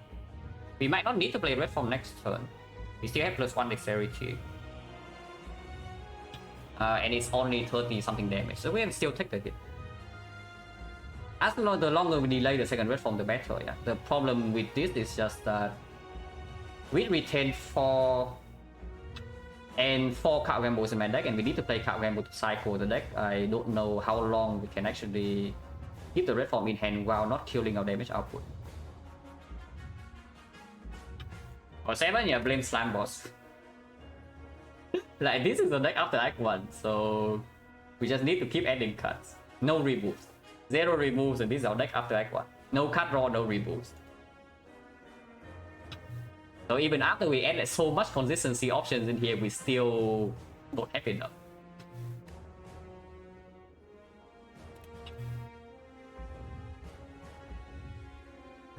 I don't want to play Red Form next turn. When mid is 3 is so insanely annoying to deal damage. Yeah, the heal in the library. The first heal for me ever in that event. One floor later I get bite, so punish like on the spot.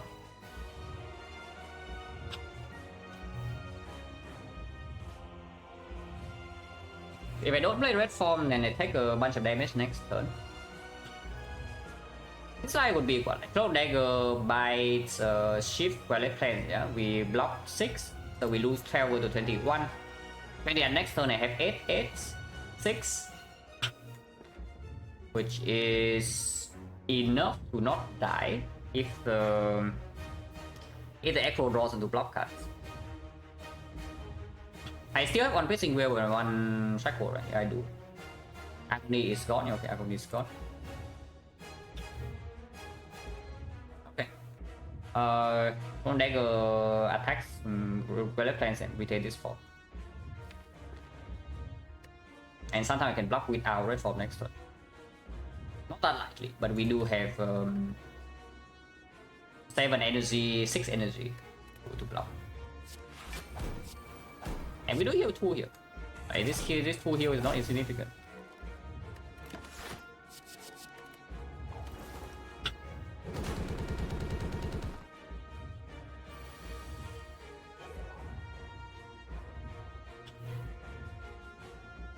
So I can rest right now. This would last until the first attack of the third cycle. So either I need to deal with the big hit first cycle, which is no problem, which is a problem because mid range is 3 and we are losing dexterity with 2 per turn, so I cannot really outscale that. Or we have the multi-hit, which will be no problem. If we face multi-hit second and a red form here, then no problem. But that requires winning a 50-50. So I would prefer to not have to do that. If we just block this turn, 8, 6. Currently I have like 6, 4, which is we are living on 3. That's not very inspiring, but I can draw into more block cards.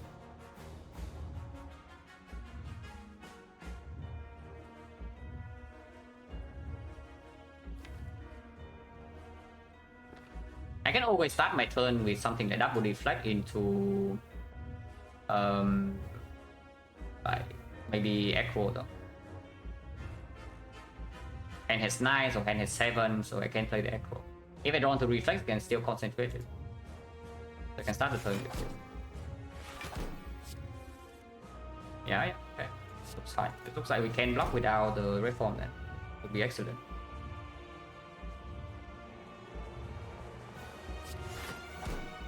$23, yeah, very nice.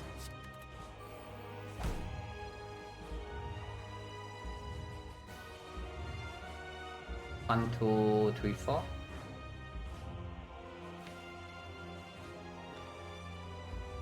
This apply witness 1 turn, third cycle. But yeah, this is the problem I was talking about, is that we are kind of held hostage by this red form instead of being able to play card gamble. But I think we can play card gamble either way.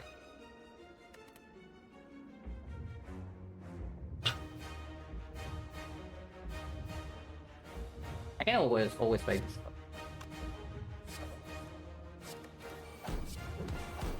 Yeah, by here into double defense. So we do 7-7. We lose, so we block 8 more. We block 19, we take 16, we go to 8. Kind of scary.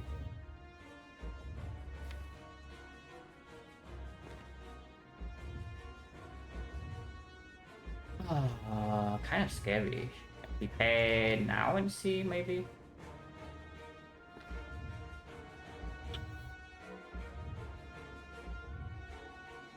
But honestly, I look at this and I see your Nightmare Reform is definitely not winning. That much I can tell you. You Nightmare Reform, you die. I don't know whether Nightmare Gamble was the correct choice or not, but Nightmare Reform absolutely dies here. If you play the Reforms immediately, I mean.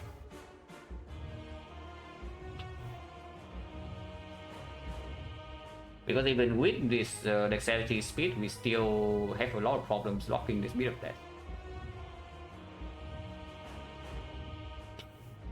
Oh yeah, if I buy defend, we go to 23 and then we go to this is 6 block. This is 7. No, we lose, so we gain to 8, so it's 19 block. We take 16. We go to 8 HP. But red form is still in my hand. If I play this, prepare, go to 6. But sometimes I draw into more block cards.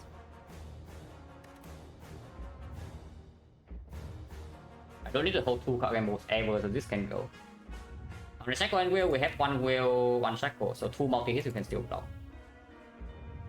But the problem in this run is the big hits. Like, we cannot deal with the big hits if we lose dexterity. On 22, we can buy ourselves up a little bit, but still on the off turn, it's not like we are gaining dexterity super fast. I don't think I play red form here. Like, even if the third cycle first attack is a multi-hit, we can still, yeah, we just play 1 card to full block so we don't die. And then the big hit in the third cycle we can red form. That takes 1 damage, go to maybe 2 HP. And yeah, we are left at currently 8, right? If I play the prepare first, I can go to 6. But I go to 6, I play dark, let's say first attack, first cycle is multi-hit. Then we play our dark cycle first. And that goes to 3. And then the big hit comes, but we play a red form, we go to 2. And then we have actually 4 turns to kill.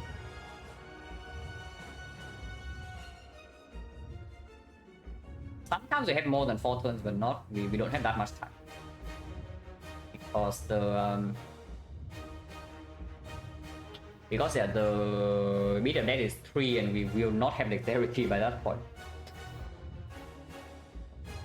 So if we run out of intangible, we kind of die.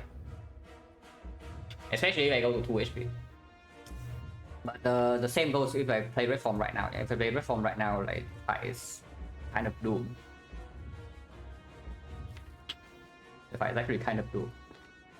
That's why prepare.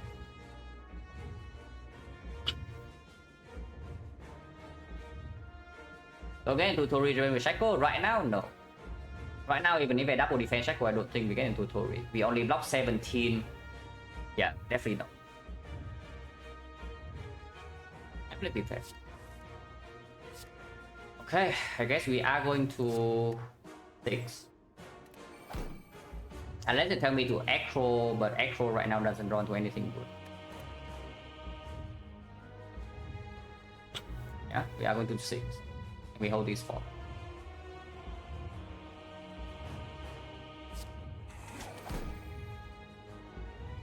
Yeah, double block right now, 17. We take 18, go to 6.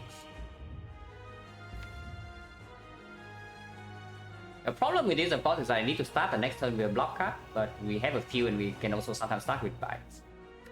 We do buy ourselves up to during the intangible turn. We have more than, a little bit more than 2 to block with.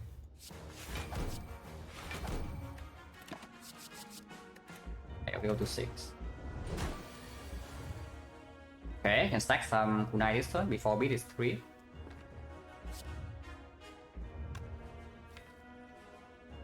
Any flex spot consideration? We block in total 14 here. We can block 15. So I can do 1, 2, 3, 4, 5, 6, 7, 8, 9. Currently taking 3 damage to beat of death, which is bad because 3 means that next turn I cannot just play Dark Cycle with this multi-hit. I need to start with a block card. But this can also do something.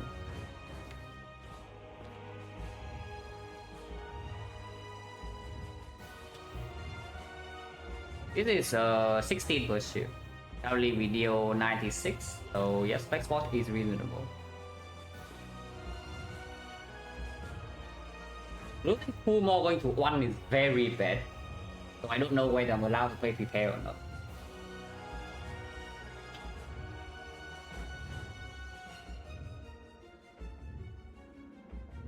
Is there any argument to reform this turn? Not really, right? Because yeah, if it starts with multi-hit, then we can delay reform for 1 more turn.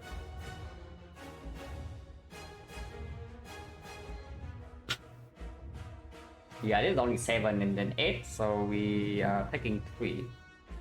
If they play the prepare, I can go to 1. 1 is bad. But holding the prepare in hand doesn't really help my case either. So maybe I don't play the dance first. I play Clone Dagger first. Flex Spot Clone Dagger, play Shift, and then prepare. And we see whether we draw into block cards. We do have 5 energy, and I'm only spending 3 right now, so I can play Echo into 1 block card. And that can make up the difference. I can play this into a block card, and that still works, because I do have still 2 dexterity positive. But yeah, I think this is the flex spot turn. And if this misses, then maybe we just don't play Red Dance, and we accept our damage is slow.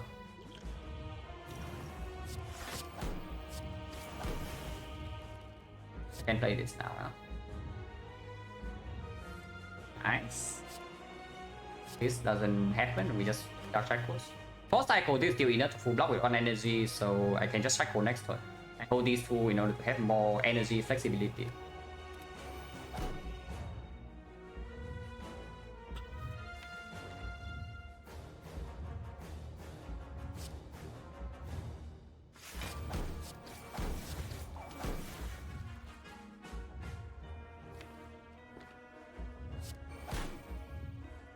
Take 1, so I go to 5 and that's fine.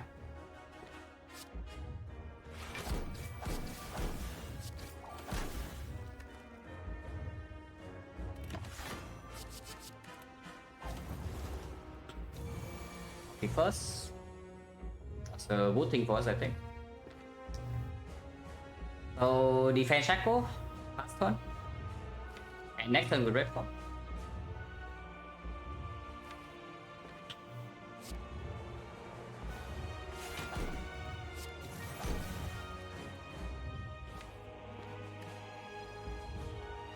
I can red form now, but again, it just loses me 1 turn in the 4th cycle.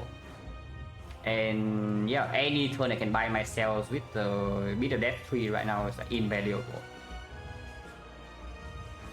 Next turn I can play up to 5 cards even with this red form. And if I don't want to Survivor, I can play red form Survivor plus maybe even PK. P energy in exchange for 1 full turn. 1 full turn has to be stronger. 1 full turn has to be stronger.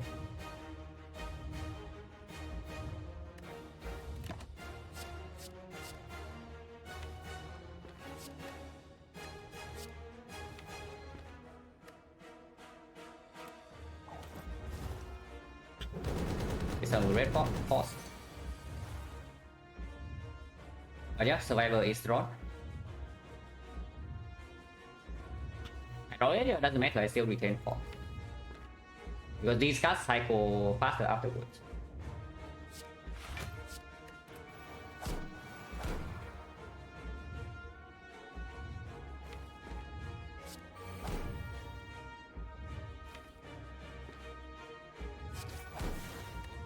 Don't take Pocket Watch, don't need.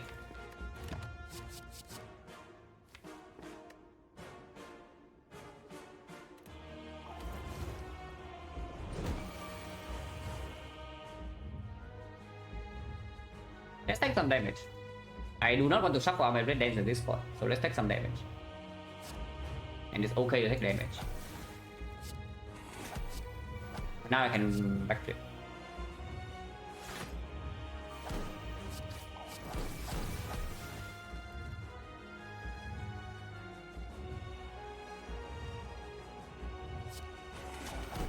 It's out.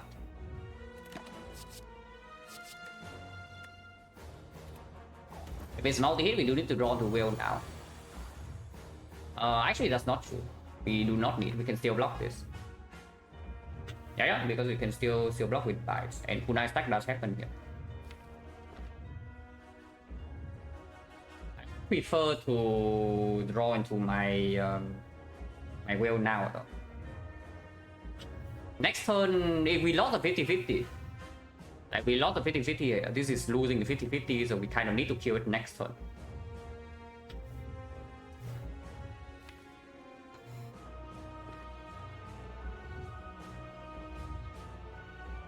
Yeah, because if we roll the big hit this turn, we can still wheel next turn, and then I think we will win.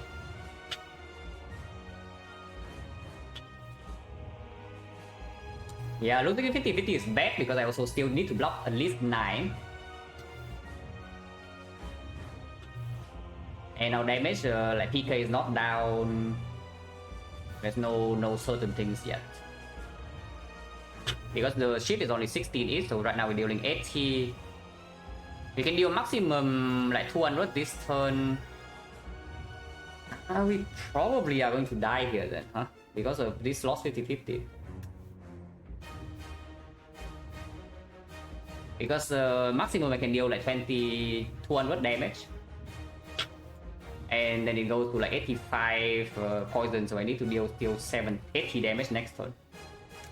With bit of that being 3, and our dexterity is going down the freaking drain, it's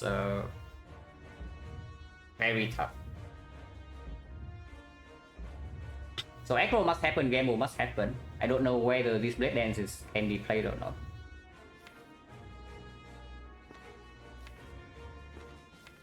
I also need to max out this turn, otherwise I have like no actual chance. Max out this turn into, or almost max out into like the PK draw.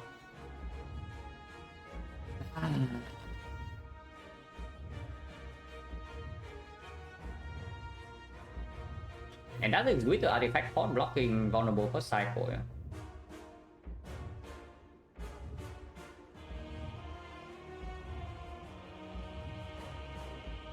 Did I misjudge this fight or what? Because I have turned down 2 cow drops. But yeah, I would love the freaking cow drops right about now.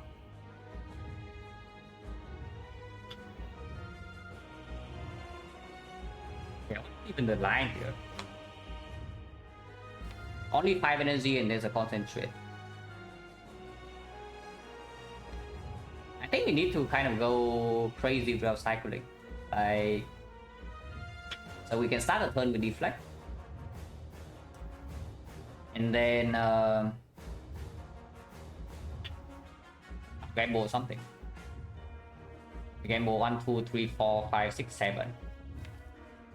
So that can definitely break, but I have a lot of cards that can be played, and I still retain all 5 energy. It can be 7. I have 4 card gamble, an actual more backflips, repair, concentrate, reflex. Suppose we wait from debuff? No, if you do that, you can die turn 2. If you do not attack for turn 1, you can just die turn 2, because you do not have retain red form in hand on turn 1. So that's pure hindsight, because you know that you draw to red form first cycle. And the entire reason we artifact first turn is because you don't know whether we draw red form or not.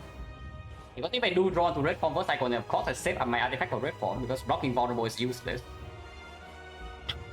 But that's like very clear. Yeah, we lost the 50-50 first cycle, we lost the 50-50 again here. Kind of sucked. Really kind of sucked because we are like very close. The hand currently has 9, if I play this hand has 8. I cannot spend energy on this echo. So I think this turn is actually just deflect into... We will draw 7, and if we break we will die immediately. But I cannot accept this turn like this. We will die next turn if I just end the turn right now. And then block this. Right, PK, Opium.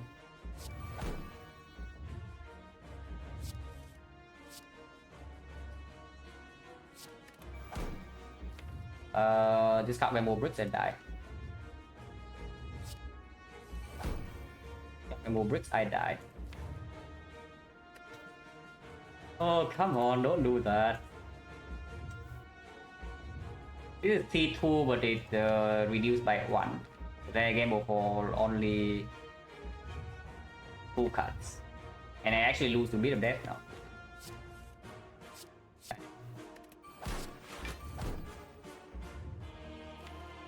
But I deal no damage. I take no damage, but I deal no damage and die next turn.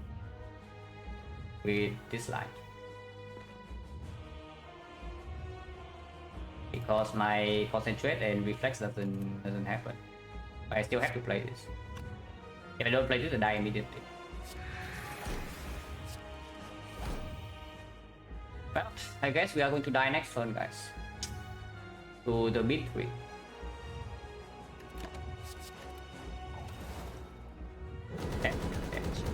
There's no blocking it. There's no killing it either. So we are definitely dead.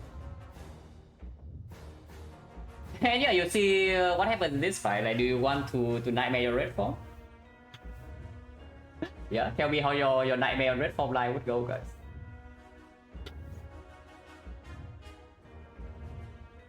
Holding nightmare was a thought. Nightmare, honestly, maybe nightmare red dance was just better. I was expecting damage to be slightly higher with nightmare gamble, but it just doesn't work out. Will we not a nightmare red form? No. If you have no bit of that solution and your damage is shift, this will happen. Sometimes. Yeah, honestly, I'm curious about the Nightmare Blade Dance fight, because maybe that would actually win. Because it gains me kunai stack. It goes to very low HP, yeah. But it gains me kunai stack very fast and the damage is much higher. So we can try. That's pretty sad. But I mean, that's what happens when you add like a bunch of garbage to your deck in early game. Right, tungsten rod? Nah, if you get those and you don't really care, this is just intangible with mid solution, you win. If you get intangible with mid solution, you win every single run, so you don't need to care about that.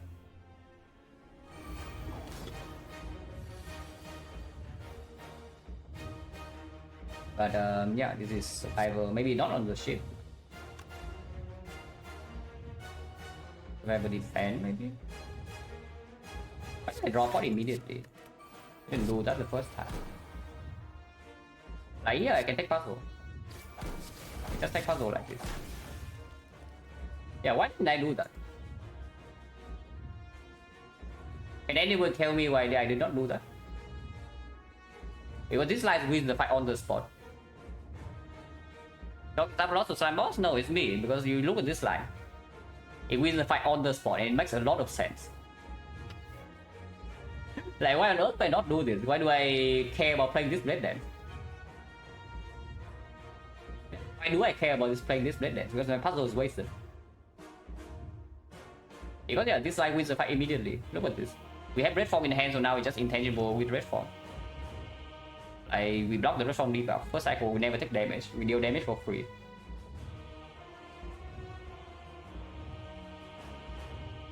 Yeah, why did I do that? The initial line. I just say maybe no, taking puzzle for 1 damage is ideal. Like, of course you go for this line, taking puzzle for 1 damage.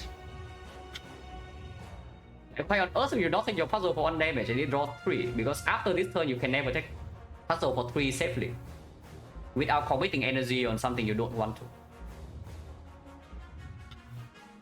And this is not even hindsight, yeah, because with hindsight I already know I draw red form that can hold my artifact pot, but this line is just the correct line. The first time around, and if I play this line, I win instantly. Oh, that's so sad. Because I was thinking about Nightmare Blade Dance, but then see opening hand and I see, okay, why the hell did I do what I did the first time?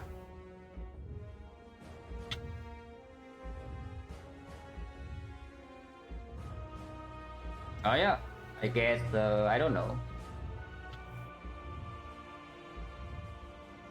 I think my head is clear, so I don't think it's because I'm like a little bit sick. It's just for some reason I am extremely fixated on stacking kunai on turn 1.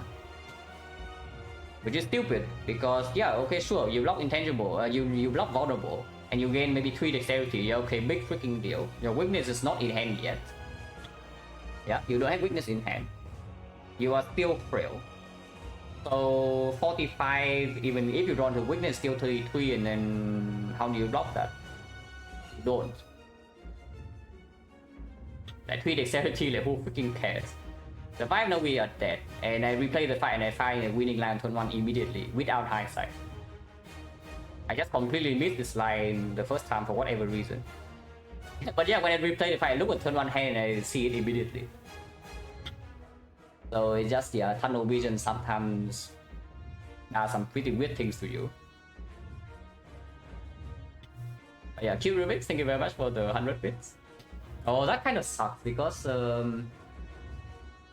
this would honestly be the second. I should know this. It's like, it's very easy to see. Yeah, every play if I see it immediately on the spot, I don't even need a hint. I don't even need to think. I just look at the hand and I know, okay, oh, take puzzle for 1. Oh yeah, perfect. But I just didn't do it.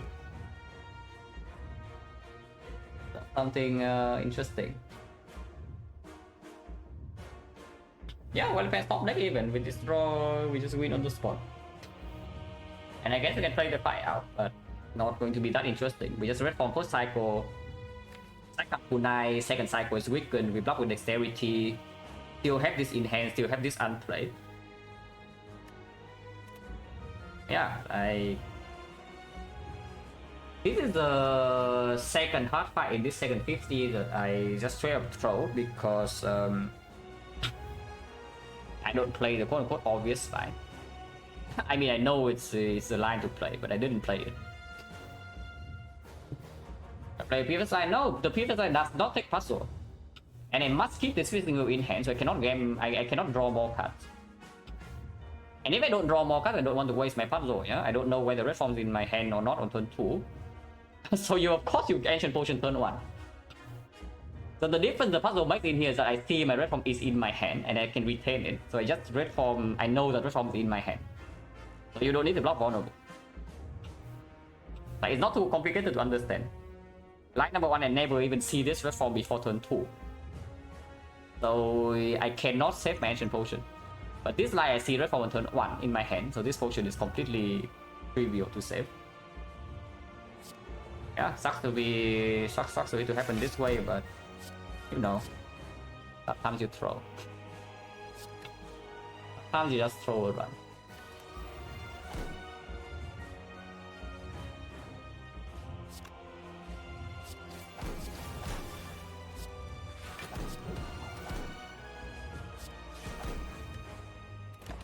And yeah, even if I draw to void, I can steal red form.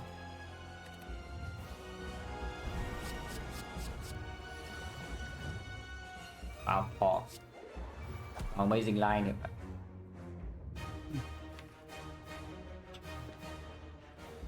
I should cycle school 9 when beat is fun. Yeah, the pocket watch doesn't matter.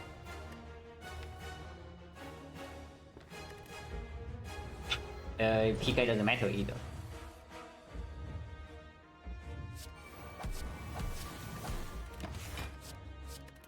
And now we are chilling. Still weaken first hit, second cycle, and I have artifact strip. Now I can nightmare my accuracy.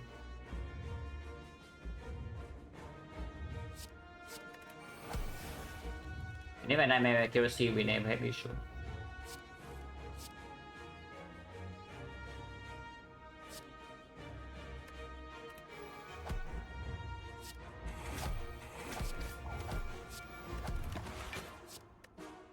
Don't need to cycle second cycle ever because of Tori, so I just keep these. Orc, he'll weaken. Can take this 15 even, and I can play red form now. Yeah, this is like super dubious by the way, but I have stopped thinking. Because there's no way I play red form turn 2 and I win. So I see whether this line wins or not, because maybe it still loses, but I don't really care. If we just go in and just take all the damage.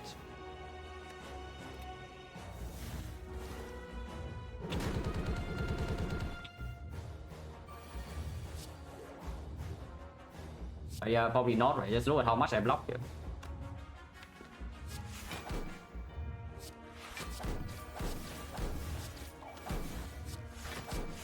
Guys, look at how much I blocked here.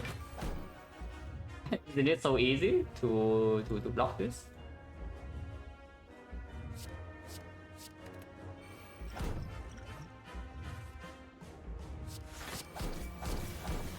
Yeah, extremely trivial.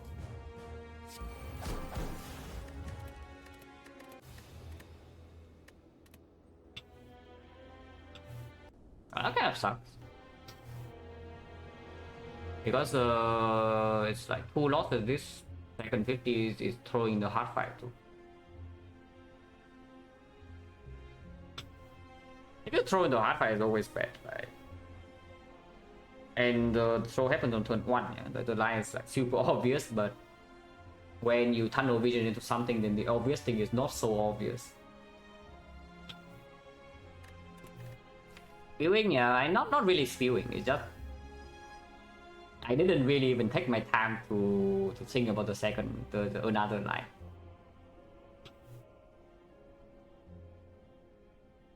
However, I mean, when your deck is like having a tough hard fight, then you better play the proper line.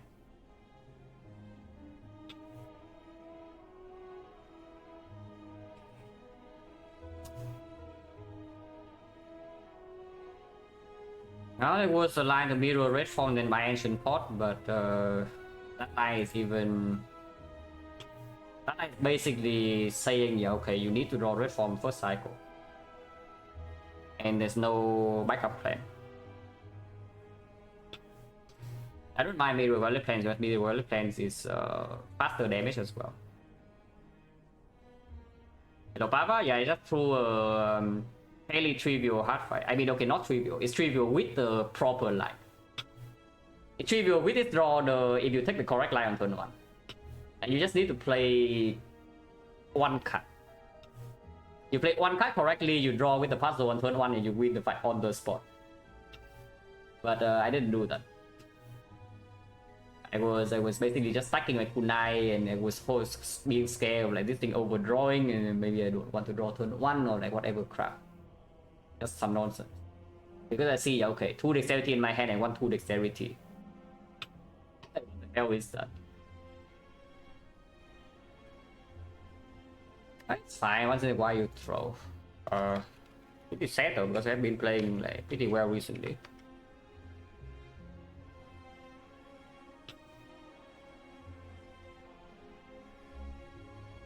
Yeah, Kai here is like very clear, and we did get good card rewards. So this one basically we are more than strong enough to win the run. It's just I need to play this fight properly. And I didn't, so I died. Okay, you can see for yourselves why Nightmare Reform never wins.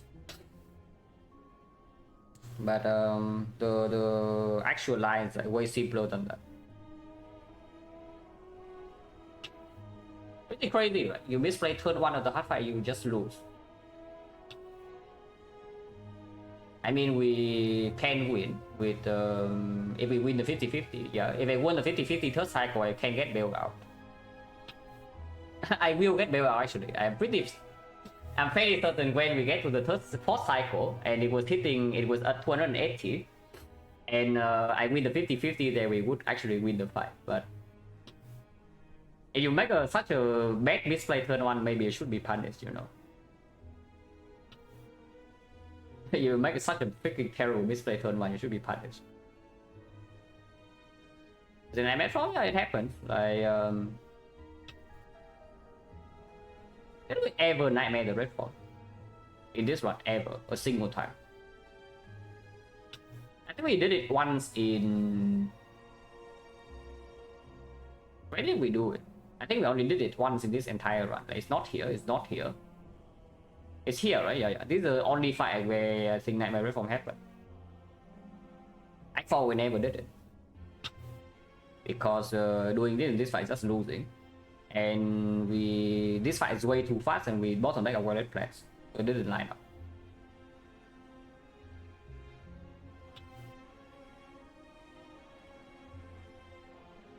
I'm still curious about the Nightmare Blade Dance though, because I missed just my damage a little bit with Nightmare Gamble. For Nightmare Red Form, it doesn't matter. I can do it fairly early. Like Nightmare is fairly early, even Act 2, I think. Oh no. The only fight where we Nightmare Red Form is this. Yeah, it's this one, I think. You can chill fight with well play, I mean, yeah, but what does it matter if you play well for like the first 50 floors and you throw in one floor? Does it really matter? Like, do you pat yourself the back that okay, sure, I play well. I lost, I threw the run by making a terrible play, but play okay. Now that doesn't make a lot of sense though.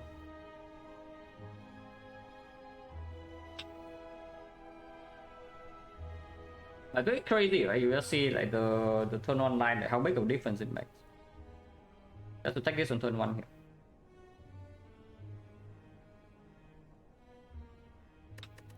That's fine. I thought you throw it once.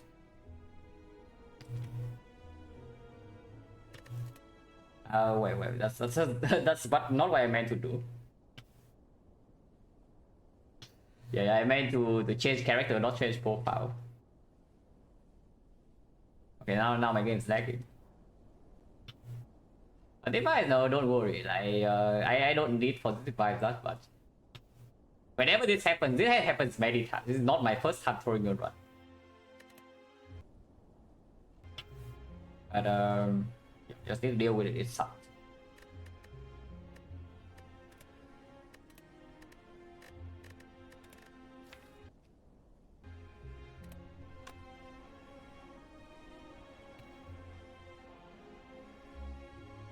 Yeah, hopefully Defect doesn't throw. Let's see.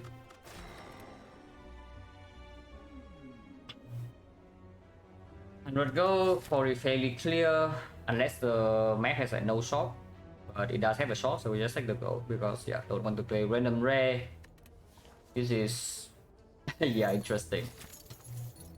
So this shop is low less gold, but we can get a 3 elite act, but 3 elite in here is no fire. I don't really want to. On the other hand, going here, you have information potions buy. You have informations for card drops. So you can buy cards accordingly, you can buy potions accordingly, you can buy relics accordingly. You have more gold as well, because it's one floor later, maybe this question mark has gold. And then we can still take this burning elite. So it's like burning elite into here, so 2 fire, 2 elite act, but burning out the way that's not a low value act. It's better than 3 elite, 1 0 fire. Yeah, we start right side.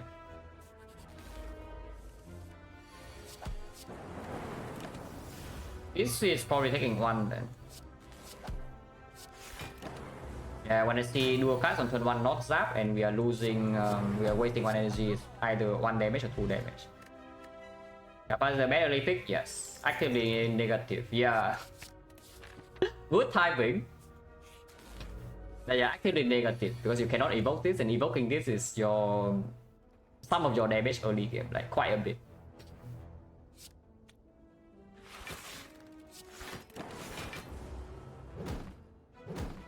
It's good in boss fight though. Like when you enter this fight, your capacitor will be a positive card. But yeah, in the north, you never play capacitor. Okay, I should say never, but if you play capacitor, something very special has happened. Into centuries, yeah, do you really want to spend energy first cycle to play capacitor over killing one of the outer ones? Not really, right? After you kill the outer one, unless you have enough orbs to even channel to fill the new slots, the capacitor is doing nothing. But if you somehow get into a situation where you can fill force very fast, and you can burst one of them somehow, then having capacitor can make you take 0 damage for the rest of the fight. It's okay. Intuitively, it's not so bad. But usually unnecessary because you don't have enough frost to fill and you don't need to fill lightning. You just want to evoke your frost in order to block because the damage is still enough. into every single, almost every single hallway fight is a terrible cut. Like here, like, you draw into capacitor, what do? Yeah, you don't play it, so you add your curse to your deck. And don't add curses to your deck. At least if you add a curse, it needs to give you some benefits, you know.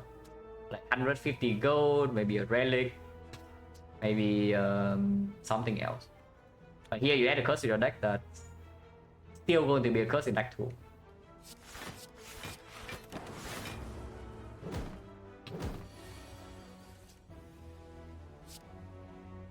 It's kind of annoying, but I guess you take 3. Unless you believe in the defect. Actually, it is better EV wise. I believe in the defect. Defect sucks. Anything else thinking defect is terrible?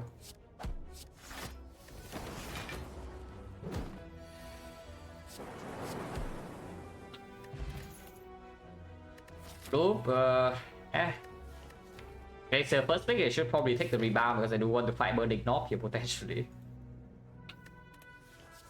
And Glacier already deals with Lagavulin and Sentries kind of with the power point. So if you want to run into the floor 7 Burning Leaf, it's just yeah, Knob answers.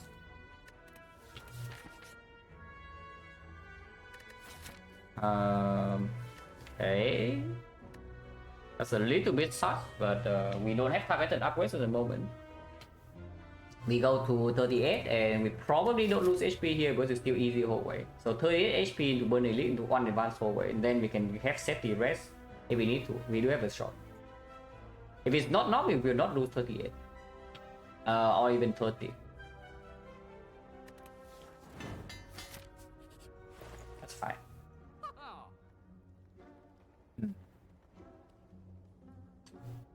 Man, I want the apple.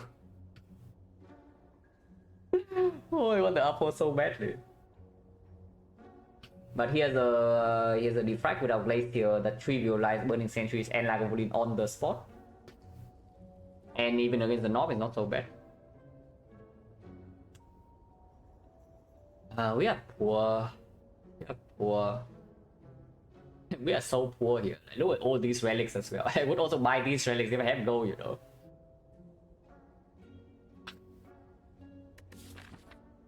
Apple into resting is a thought. It's just that Apple is not even good against Knob, yeah. And we already have a big issue against the Knob. That's the problem. Like Burning Lagavulin Sentries, we are fine. Knob, we have a problem, and if I buy Apple, I cannot buy a potion. I might buy a potion regardless. If I buy something like Defect, yeah, Aviate on sale. Okay, buying Aviate on sale is going a bit too far. Maybe it goes a little bit too far by the Aggregate on sale. Can't see doing that. Like, what's the problem with buying Aggregate, you know? And we just buy maybe a draw pot. Yeah, so I do Defect, Aggregate, draw pot, and remove. I don't have enough gold. Oh no, remove then. If I remove it, remove defend. Potion chain is 40, yeah, it's only 40. I think draw point in Knob fight is not like amazing or anything. Anything is potentially better. To Burning Elite right here is just kind of weird. Is it ready threat CL Alchemize? I haven't, I don't want to because I already know what's happening. Yeah, I already know what would happen. You asked ready about CE, so there's no point. I don't waste my time.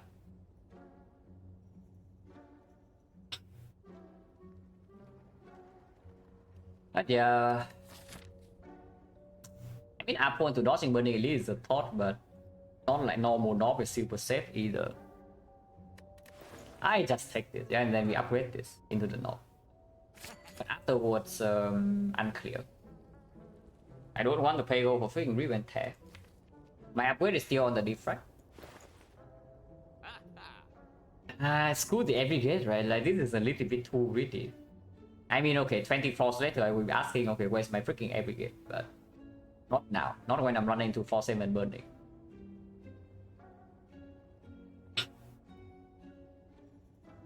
Yeah, let's remove Defend and buy a potion. Maybe even buy a second rebound. Maybe we can even buy a second rebound. What's so bad about second rebound? Okay, pretty bad because I don't actually want it in my deck. I would prefer to throw away my gold. I'm throwing away my gold either way, yeah. But again, on remove here if I don't buy this rebound.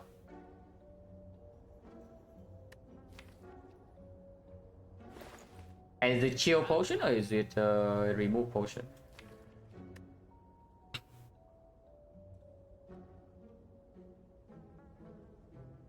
Because chill with the defect is fairly strong in hallway fights. Glacier sometimes awkward to play if we need to be able to deploy Zap for damage. I think chill. So we don't remove defense, but I would assume that we buy honestly even the second power pot. If we see a potion clearly better than power pot here, then we take it. Otherwise, we just buy this.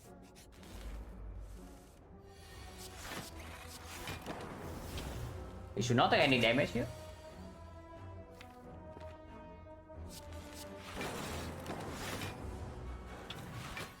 And we wouldn't.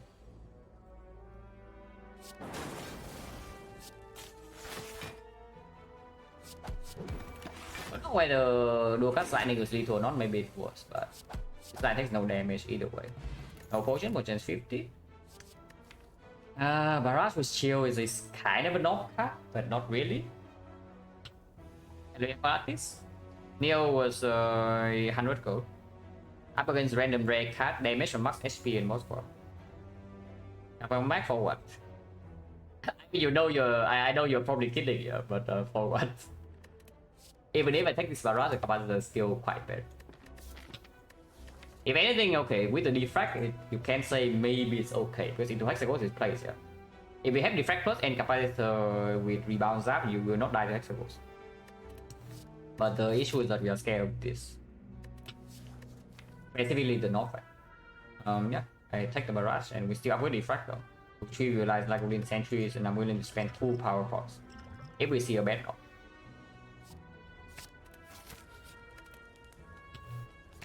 If we do not see the knock, then this fight is not going to be very troublesome. See the knock and we draw barrage to the bad turn, so that's terrible. It is time to panic. Machine learning versus Halo World, the question of the edge is, do you want random cards or you want the cards in your deck? And I don't know guys, I think the cards in my deck kind of suck. So I take random card. And yes, I would also open the second one. Mobile score is fine. This charge is okay too.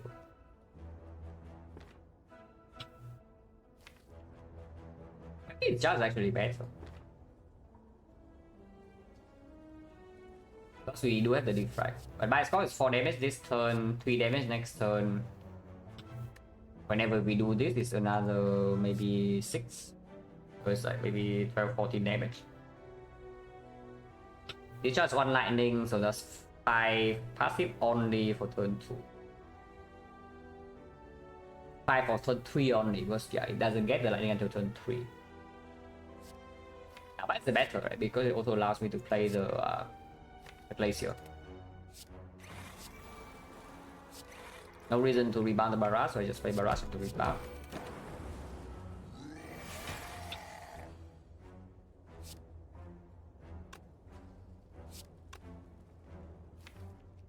We can block next turn.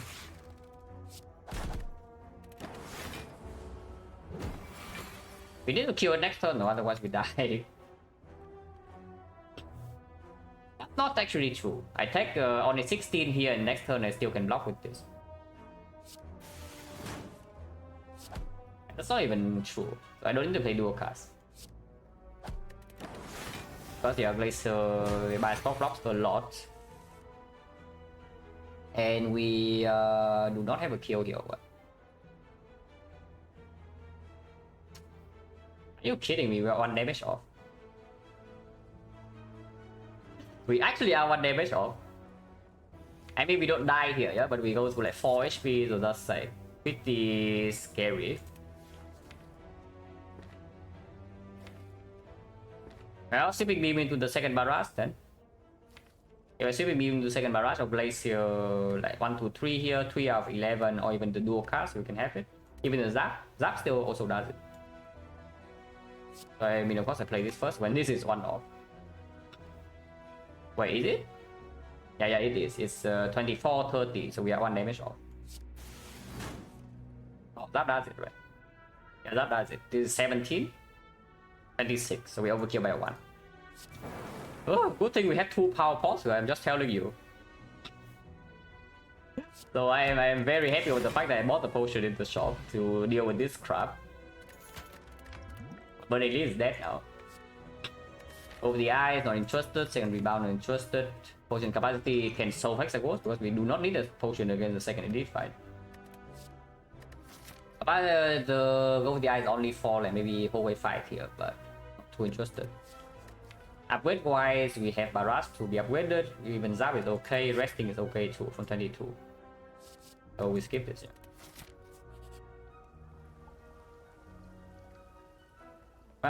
Well, that was short-lived. Yeah, that was very short-lived.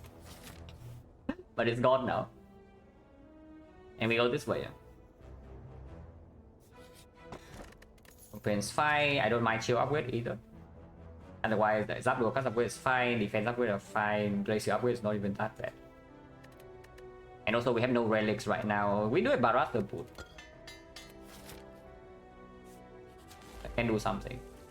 Black boss.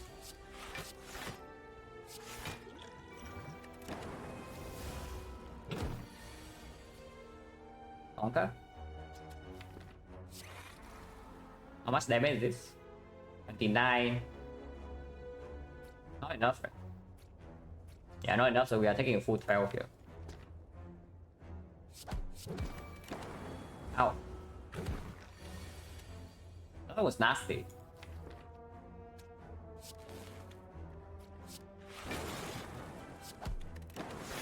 And this 5 split, we have 8 passive block and chill in the redraw, so this shouldn't take so much damage. The boot.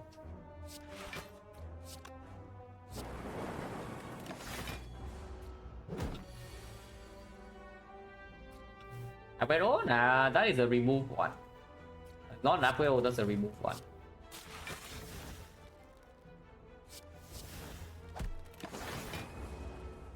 So, full regen value. Wait, what? 1, 2, 3, 4, 5 fights, and we drop a power pot capacity. Yeah, I guess it's 3 potions in 5 fights, so it's only it's 30%. It's not that low because we bought 1 potion and we see the potion effect, so we just feel like we get the potion every floor. But yeah, it's still at 30%. Rainbow, yeah, Rainbow Defect, Rainbow Barrage, Dark Oak, and we continue to farm hallways. 35, 25. These are some pretty nasty hallways, I would say. Big green slime into like Zodium Tuck, but at least it's not a slime here. But this needs to die next turn, so I guess I will take 3.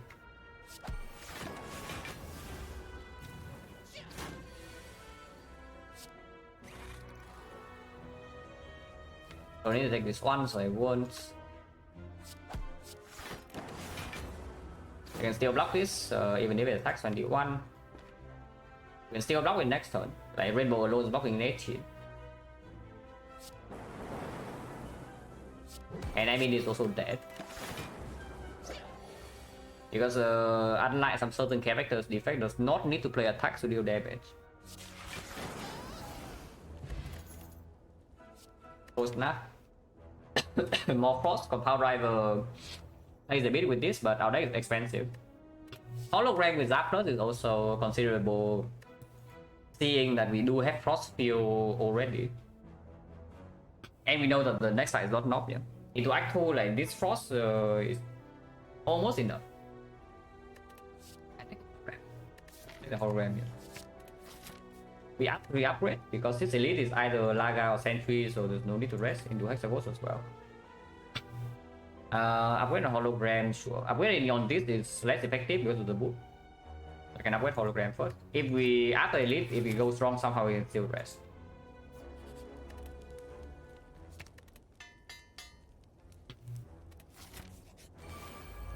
Entry is probably the more. Ooh. Oh, her force minus 10. No, I don't like that.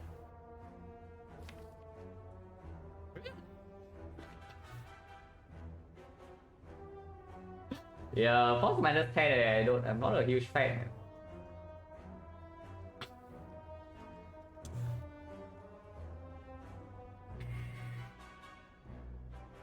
That's kind of bad. Since the next floor is a fight. If we actually take significant damage, you can die here turn 1. It's very possible.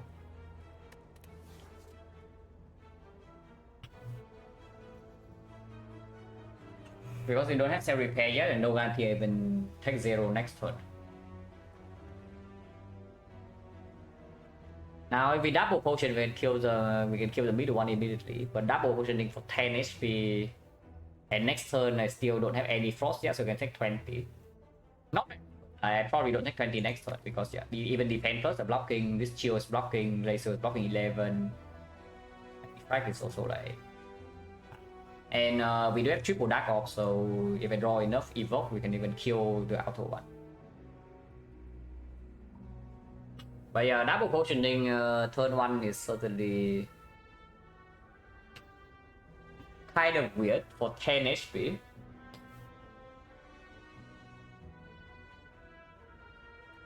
Considering Hexaghost is not even completely safe here. I mean, it's kind of safe. Kind of safe because we do have Frost, we can block until Inferno, but our damage is not guaranteed to be fast enough. Even with the Defect. Like, if I have Essence of Darkness, then I'm fine. I'm slightly worried though, is that if I don't Essence Darkness right now, I can die next turn. And if I OD Essence of Darkness here, then I will also use Dupont to save 10, because next floor is a whole way fight, and I'm scared. You can still easily run into like Slam Gang, Gravity Gang, we draw like this, and we are going to die.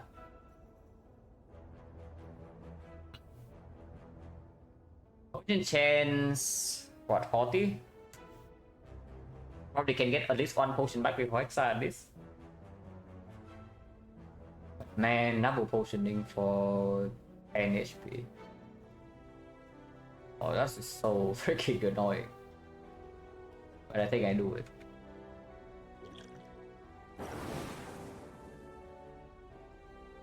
Yeah, I think I do it, guys.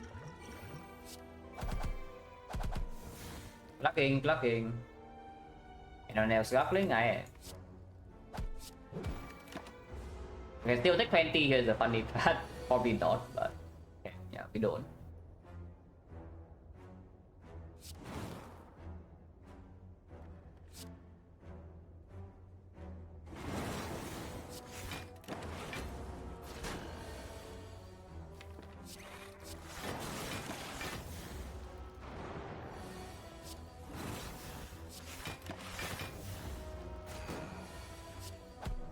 Plugging. Okay, good relic at least, but no potion. Potion's 50. That's battery, a little bit more fat note block. Okay, slightly worse with this. We added block. And slow damage.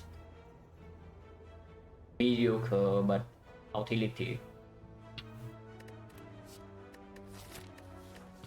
Yeah, this deck is just in the weird spot because we are bad at doing everything really if we draw badly. Like we have no front note damage, we have no front note block. And we also have no AoE. Our scaling is okay, our block is okay after we are scaling, but on 1 turn 2, yeah, we have issues. I don't know whether this helps or not, but it is going to play a little bit with the hologram, and maybe I can upgrade Rainbow for Hexaghost.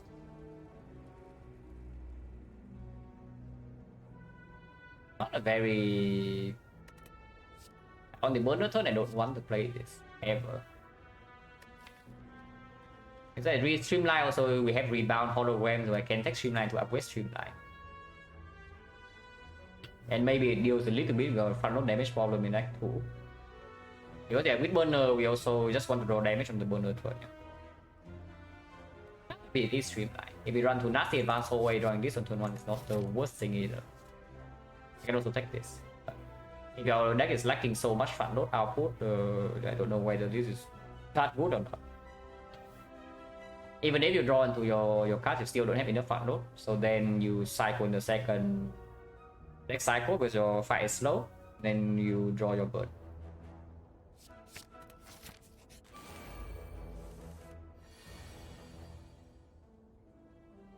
Burner on 3 probably because we can most likely block 9 times 2. If we can set burner to 3.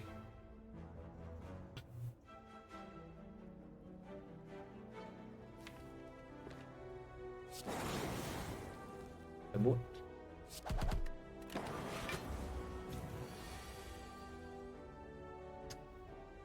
Burner 2 is exactly bad. But otherwise I'm taking 9 damage because I do not draw any of these. This would be fine, this would be fine, this would be fine.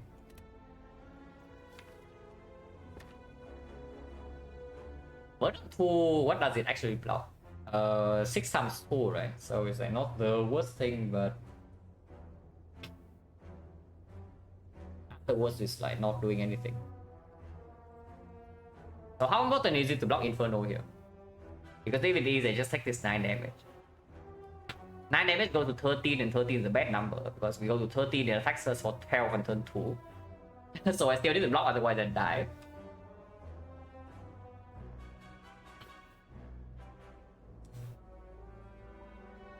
Yeah, probably just kill and get out. And if we die by Inferno, sucks to be us. Yeah, it is a kill.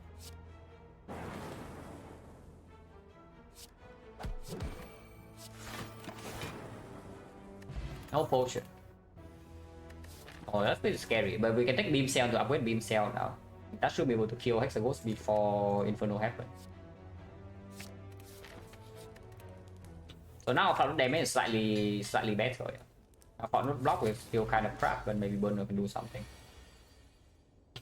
We bounce Streamline combo with the gods, but I don't play my Glacier. I don't really care.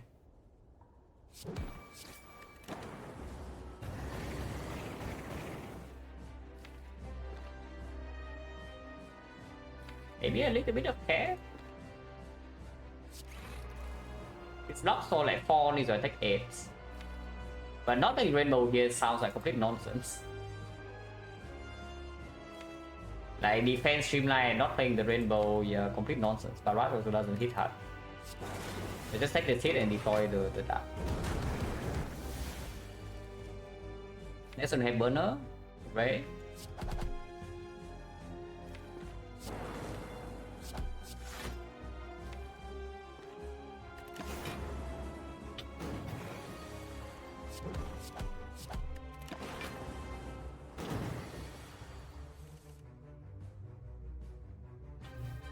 Next one it never attacks. But I do want to evoke this soon. 4 block here into 18, so we don't really die if we don't do any block or any frost. This is okay.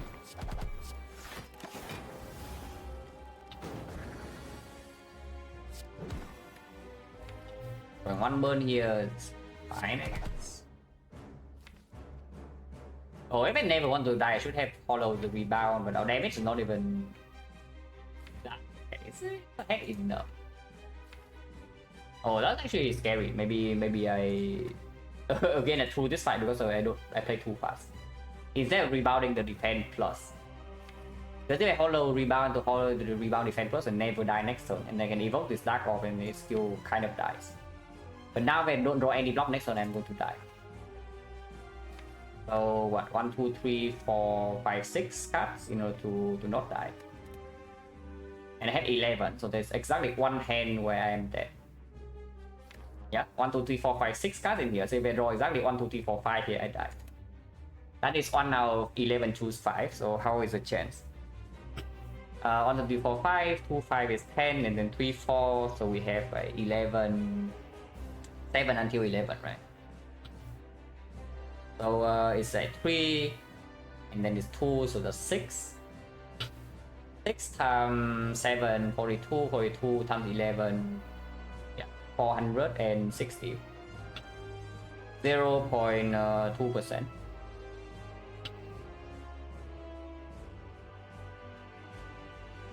0.2% that die next turn. And there's nothing I can do about them.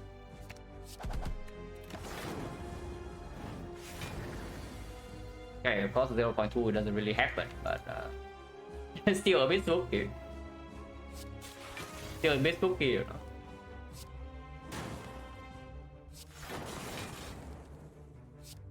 And do this die next turn and burn on 4. I want burn on 5 if I can, no? And we absolutely can. Because we just play triple attack here and then it dies to lightning. And lightning goes before, burns before attack.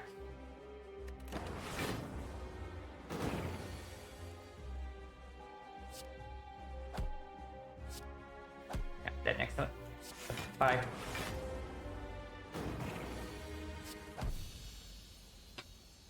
Oh, come on. We missed 40, we missed 50, we missed 60. So the double potion used in sentries, I cost us yeah, empty potion slot into act 2. Bioscope card, yeah, so the clear bioscope over garbage. Oh, that's disgusting, but we do have a hologram plus and we do have laser to block.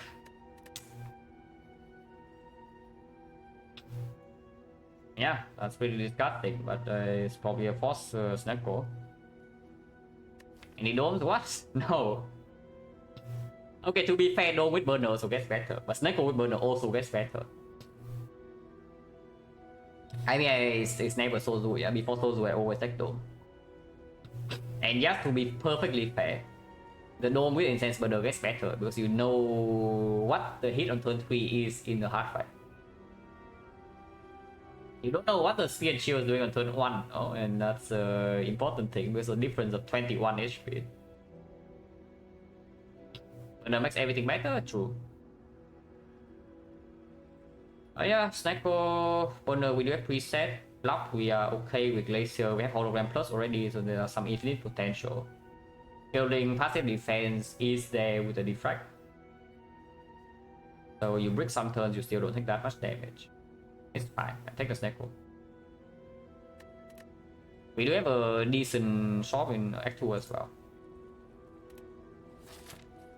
And the Burn Elite is already out of the way, yeah? So you can do a lot of things if you need to play really safe.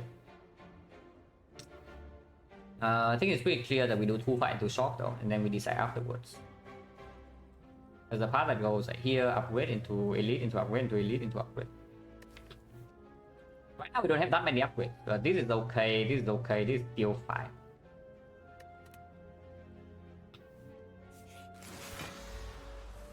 Ah, putting burners on bonfire. Yeah, good thing that burners on 5 guys. Otherwise, we are slightly upset here with these rolls. Actually, not that upset. We defend hollow, defend take 6. But then I don't get to play my shield.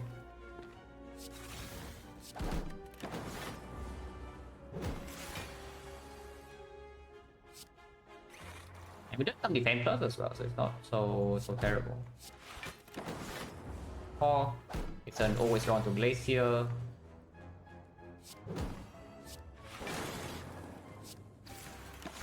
Now we have passive block fell. Burn on 5 again for tips, or burn on 3 for chosen. How dangerous is chosen here? It's not that bad. Baseball is fine. Baseball we can block with force focus, and Bioscope can cover. Bioscope is also very good for the chosen as well. Yeah? So I think we still set, even if it's only 1 fight that hurts us on turn 1. That burner prevents. I still think we set it to 5 for the teams.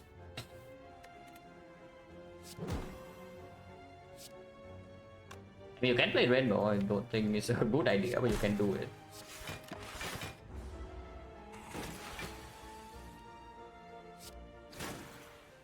Next one I want to kill, should be fairly easy. Also I said, but I guess we can Glacier into dual cast sometimes.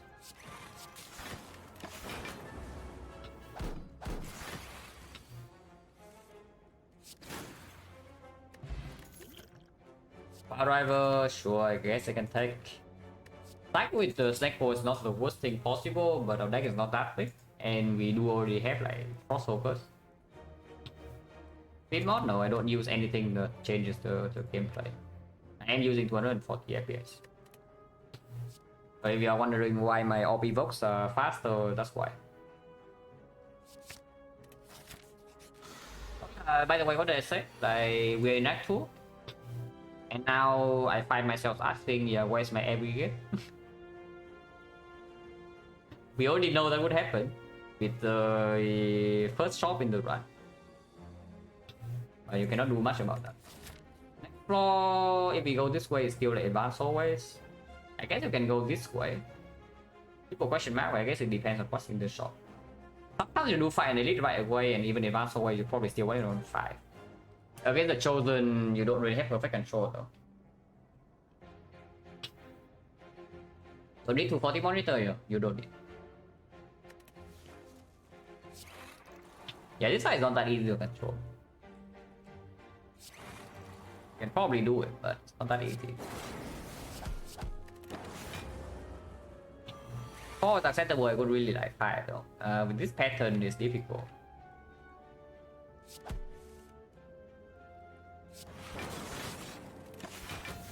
Be okay.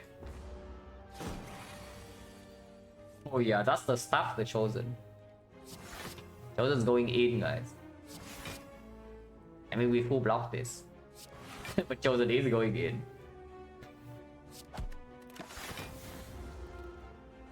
So evoke this and it dies, yeah? It's impossible to block next turn apparently, so Burner's on 4. Well, 4 is not the worst. Into Slavers, of course I could like it on 5, but against the other 2, 4 is okay. I think the other 2, 4 is optimal. And I always get to evoke this Dark on next turn to his death.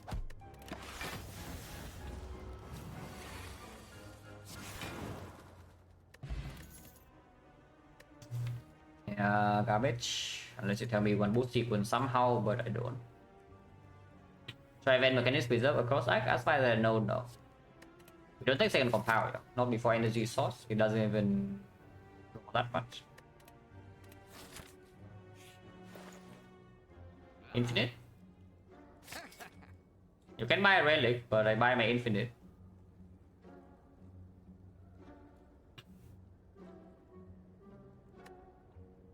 Remove potion. We don't need to take a single elite in this act until here. I can take the elite very late if you want to. Hello, Ed. Remove is good, yeah. And I think remove here goes on defend over strike.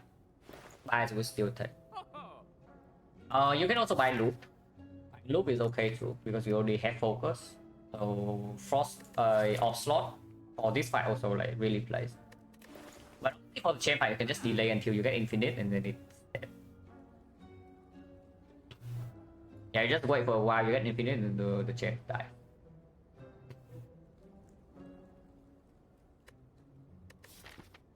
Into the elite fight, I don't really want to draw loop, but in these fights I don't mind that much. So needs an upgrade. We currently have like maybe 1. Removing with Neko is quite strong though, especially when you are doing 0-1 hologram. Let's remove. 10 sucks. Ocean chains right now, we drop 1 pot, so it's 40. So we can take these 4 ways. Yeah, I don't mind taking 4 ways. Even if we had to rest into resting here, I don't mind. I want to see more cards that actually are good with Neko. Like front load block in order for it to actually wait for this is also very, very good. And remove a strike. What does defense even do for you? Strikes are terrible, yeah, but what are defense even doing?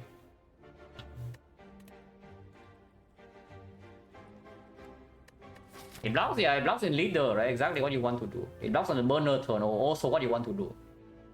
Some insane stuff going on. Yeah, you're going to lead the turn and you see Gremlin 12 HP. And then you cannot kill a single Gremlin because you draw your block. On the burner turn, you also want to deal your damage, but you look at your hand, okay, all defense here. Oh, sucks to be B, right? Now, other characters keep defense not because defense are better than strike. I mean, it is a little bit, but other characters keep the defense because of different reasons. Okay, Watcher remove defense, but Watcher is not real. But Trap removes your strike because defense can be exhausted with second wind corruption. So late game strikes are real card, but defense are not. So if you want to exhaust down to anything, any degen engine like Infinite or some bloodletting cycling combo strike, then strikes are complete bricks, but defense are not. And silent, yeah, silent. Your block cards are terrible numerically, so you don't really pick up a lot of block cards. But you try to make your existing block more efficient by like footwork, maybe some kunai. Sometimes you're intangible, you don't care about dexterity. In those cases, yeah, defense play feel better than strike. Like defense are actually silent, a good block card for silent, which is a sad thing, but it's true. Just look at, yeah, blur is a defense. Look at backflip, yeah, okay, it's also a defense. Look at leg sweep, yeah, okay. If you already have quick chain, the leg sweep is 2 defense stacked into 1 card. Oh yeah, it's still a defense. But defect, what does defect do with defense? Strikes and defense equally worthless that game. So you just remove whatever is breaking you in Act 2. And sometimes it's strike, sometimes it's defense. It depends a lot on your deck. Right now, for this deck, I see no reason to keep defense over strike.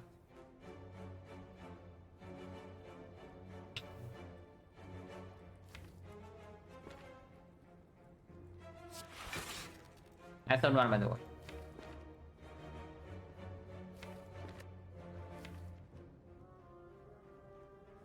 Yeah, about dual casting here. But dual casting here does lead to off 1 to pull this back. But next time we are intangible.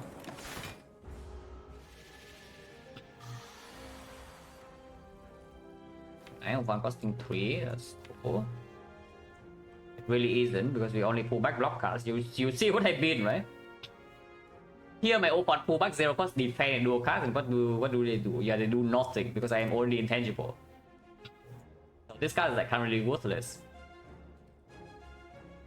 Now if you only pull back strike, then suddenly it's a free 9 damage. 6 damage. But yeah, here I guess I just do beam cell. Compound is a bit weird because on our 8 I drawn to defect and then I'm like a little bit sad. But next turn I'm going to cry a little bit either way because it can attack me 27 and block like 8 passive. That would suck.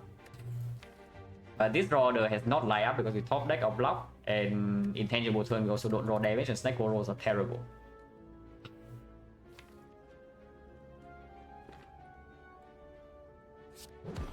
Boot. So it's 1 more damage, but it risks 1 of 8 to draw to this. 1 of 4 that we draw to this or this. But this also blocks a lot next turn. Let's try. In, okay, fine.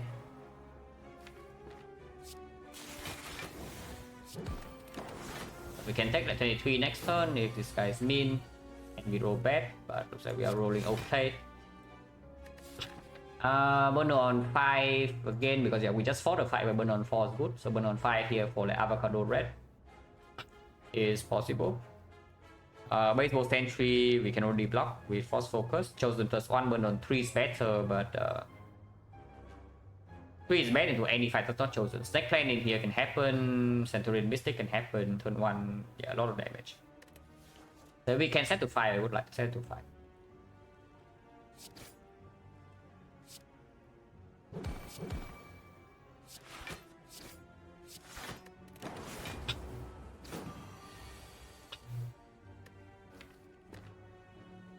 A lot of damage, we have lethal now. Can I block this or not? Because I would like to block. I pull back 1 defense, I can pull back 2 defense, 3 defense. So I block for quite a lot actually, because I can do a cast of force too. Next I have Glaze here, but no, it should be like this. I should do a cast this and then keep this alone, so the next time I just play Glaze here and it doesn't evoke and kill it. It can backfire if I cannot play this. So next turn I only have 2 force plus this is blocking 15. So I can take 12 next turn if it attacks 27 again. And I don't draw, and I cannot play Bioscope together. If I can play Bioscope together with this, I'm still taking 4 damage. Let's just kill it now. But yeah, I can just kill it now to avoid complication. Burn on 3. So it still blocks any chosen, any triple cultist, any baseball. But it doesn't block Snake Plant, it doesn't block Avocado Red. Yeah, fairly nasty fight.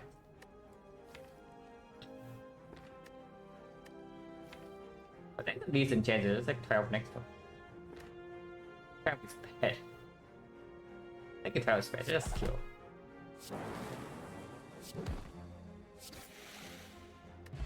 No potion, so point chance right now is 50. I think plus.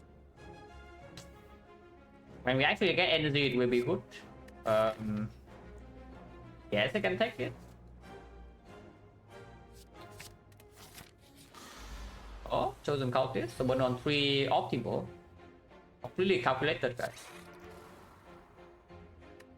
Also, we did not roll any 0 cost, so 1 draw is like kind of trash next turn.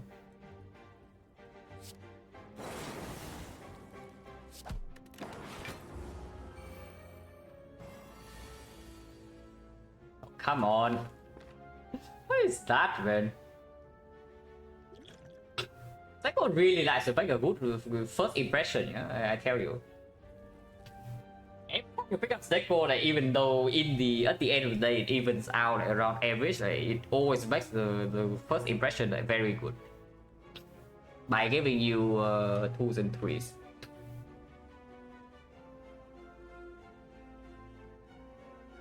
Remember the next turn, I'm not really scared or anything yet, but O1 being worthless first next cycle is slightly unfortunate. It costs to 1, so I can't hold streamline to O1 it.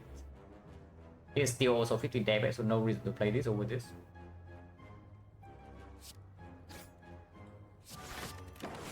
Unless you want to advance the booster. Oh, I guess we don't even draw the O1.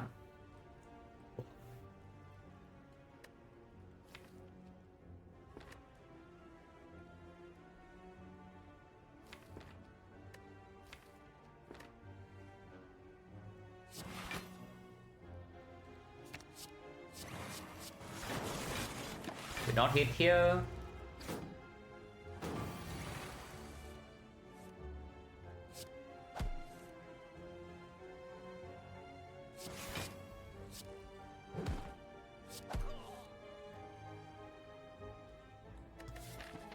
One on 2 is so bad though.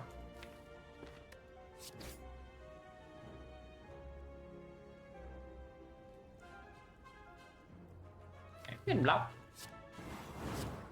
We can block. Then kill this guy at any point in time, maybe we can block this hit. Okay, we can.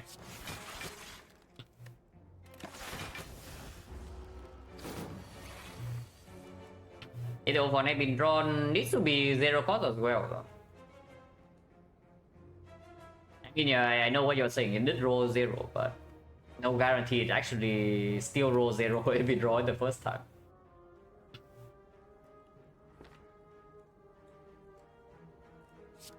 Very difficult to block next turn unless we have Glacier.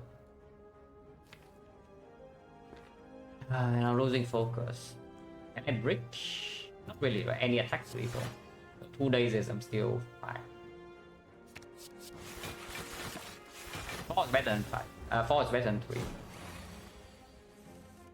Ah. For this. Battery still not good. Battery plus I would consider. Battery minus, no thanks. Upgrade right now you can go on like Rainbow, can go on Bioscope. We probably do on Bioscope first. But I don't take any of these.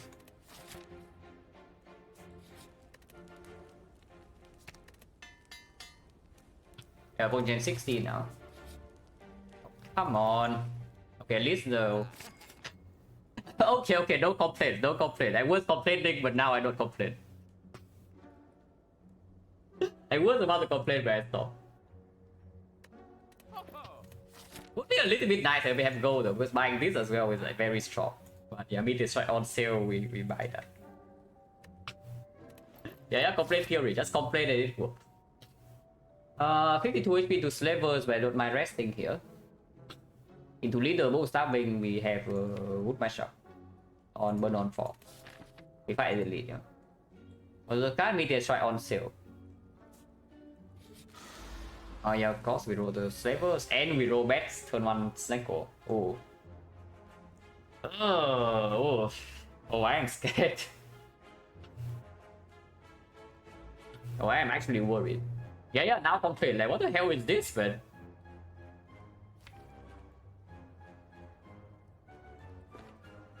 Should be worried because I'm also playing weapon.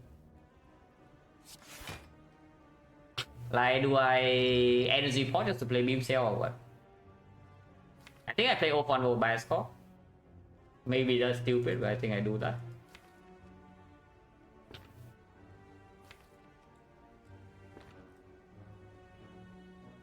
If I do not beam cell here, even if I draw meteor next turn, I don't kill, yeah. And if this thing doesn't die next turn, we have issues. yeah, bomb pot. Because 53 dying here from 53 will be very sad after having meteor strike down deck. Bomb pot. The boot.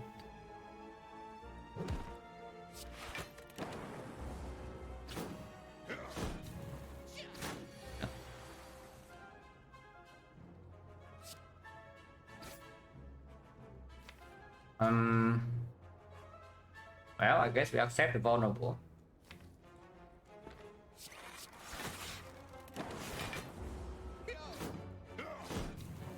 Did he also use the bomb pot? Yeah, not that fine with your like. I cannot play my meteor strike though, but I guess I don't need to. Yeah, let's not.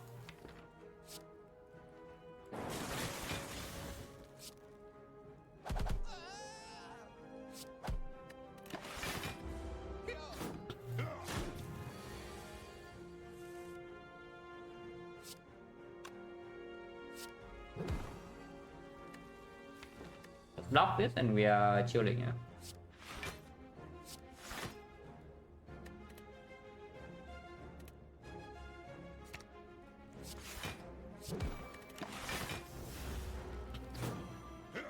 Okay, minus 19 and 1 potion could be worse.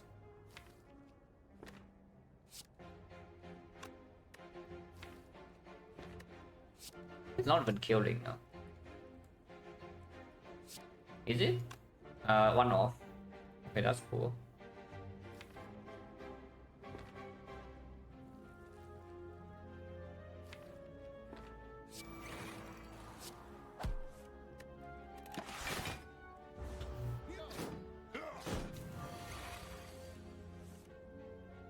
What are these rolls though? I mean, we are probably okay, but what the hell are these rolls?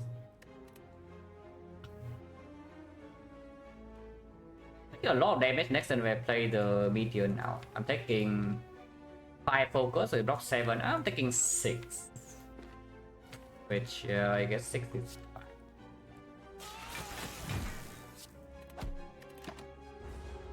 But after I take 0 because I burn up.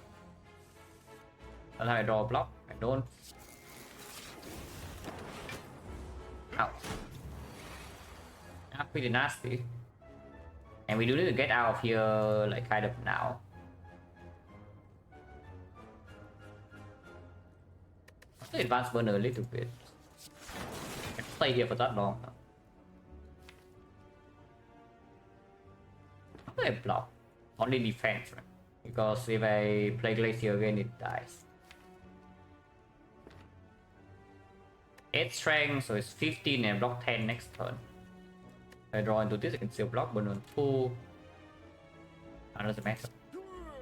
Sometimes I take damage and I don't want to. If AI snack 4 card, I mean it kills champ. But against the champ, once we get infinite, it really is dead. So AI is only for stalling.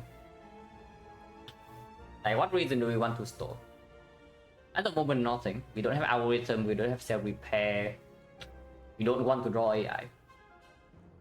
We have hit sinks, but we don't want to draw AI in most fights with these cards. I don't think so. Right? I don't think so. Hey, because it costs 3, yeah. Sure. At least this guy is not attacking turn 1. The boot.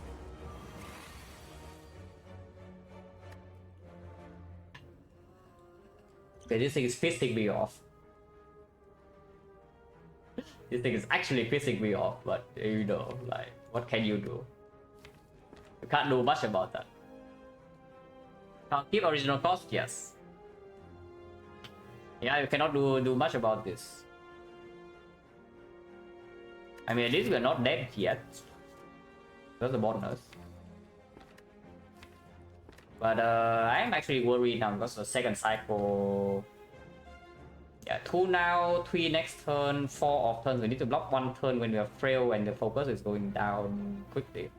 And then we're intangible for second hit, second cycle. 61 or 61.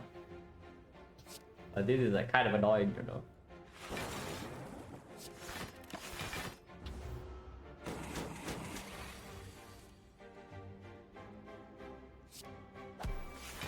Oh, okay. Okay, redeeming itself or what?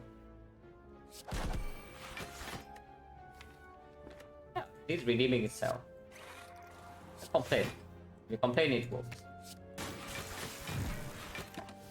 And with this I should be able to kill over 2 and then my bonus on 5 before the next fight, which is not even good. If I can kill now right now, it would be good. Can I kill right now? No. Maybe I can. Yeah. Burn on 4 before this and I'm resting. Complain strat, it just works.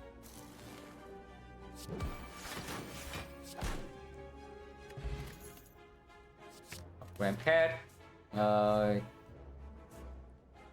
Yeah, I want to upgrade hologram, but I rest here first, and then afterwards we can go here upgrade hologram, and we go here. If I need to rest every fire, I would also rest every fire. Either, yeah, turn next turn we have burner, so... And you see my point, right? This is either. Can you kill any Gremlin turn 1 here or not? So do you actually got to draw your strikes on defense? Because sometimes the strike can actually kill these.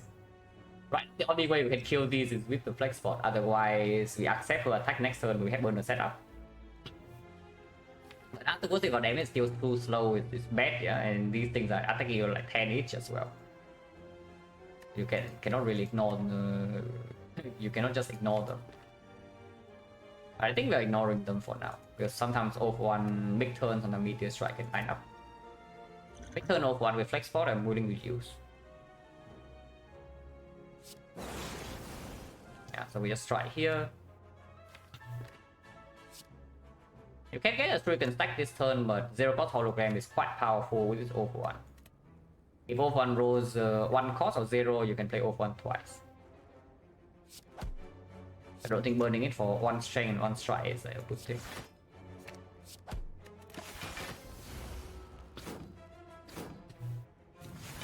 And that's why we say burning to 4.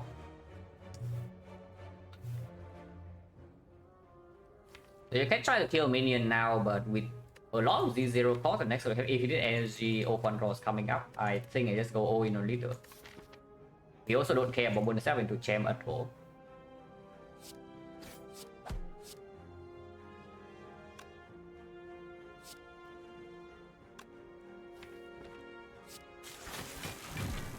We brought 2 frost over infinite energy, over 6 energy next turn, but these guys are taking total 20. And if I play the Glacier, I can also play 1 more strike. Nonsense, right? Because I want to beam Cell off 1 next turn.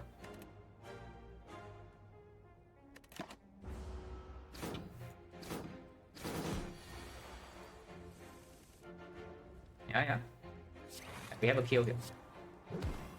So one pulls back, 1, 2, 3, 4, 5. Yeah, she's definitely dead. So burn on 1, you can try to drag this out. I really don't want to. So let's kill her.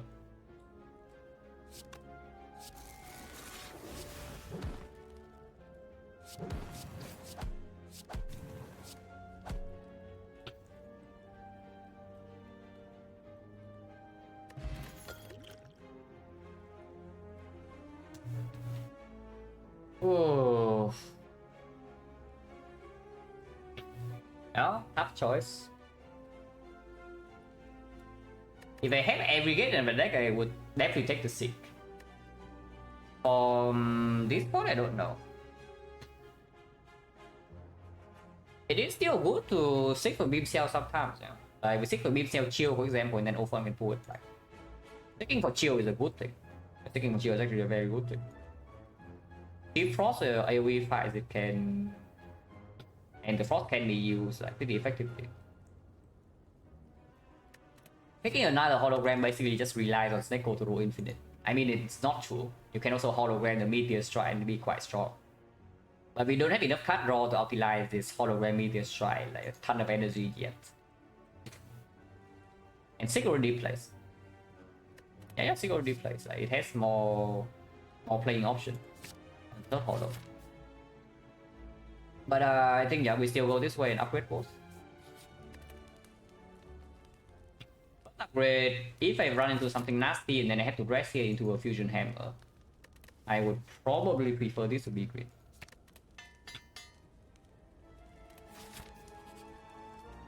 Oh, remove a card. So now we can remove a strike. Because defense plays a little bit more with smooth stone. And we are past the Gremlin leader. I mean, you can upgrade some like 4 cards, but no thanks. Removing with this deck is exceptionally strong. And we just upgrade 6. We probably go infinite in this fight. You can do some other things too.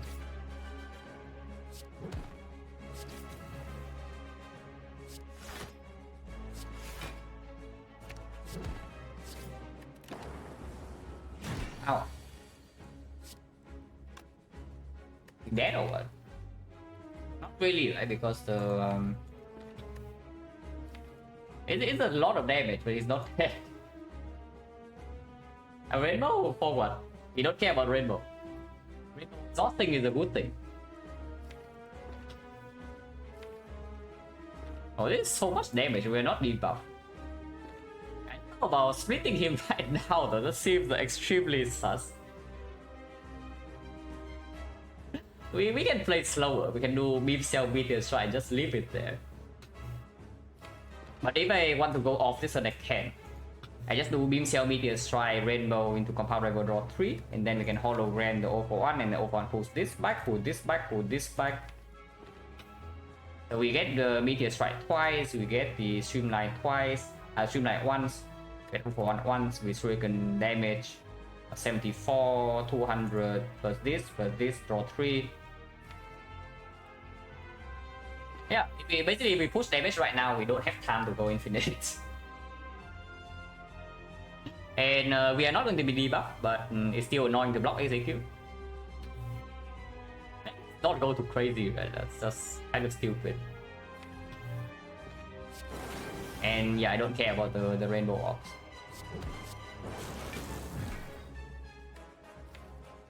I still deal a bit of shuriken damage, maybe.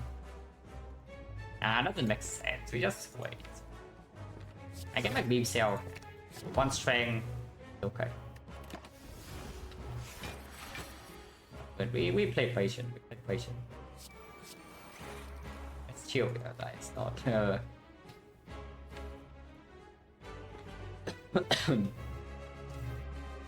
Rebound blade the other line. Not a good line because next turn he's debuffing.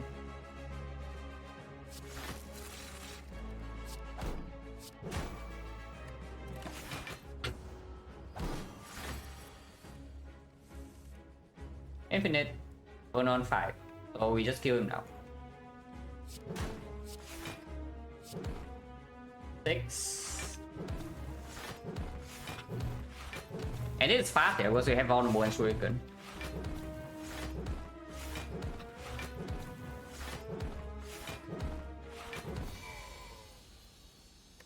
Yeah, very fast. Second over one. Not amazing in the hard fight, but our infinite is block positive. Creative AI is to store for the burner. There is a use for the creative AI. Is that in actually boss gauntlet, you have the AI. Suddenly you can make sure that burner is on 4. If you can make sure your burner is on 4 before actual release, then you have a much better time. But we can also do the same thing with something like inserter, I mean, or to get energy ready. And it's up against a very strong option. It is not up against garbage, it's up against something very strong. I should just probably just take the strong thing. You also have burner to mitigate the hard fight as well, like no less bit of death, and we go infinite with this, and we are like block positive, infinite strength, so you can just kill it in 4 turns. Okay, I take a short break and then we take the cage. But yeah, I take a short break and then we take the cage. That sucks. I'll be right back.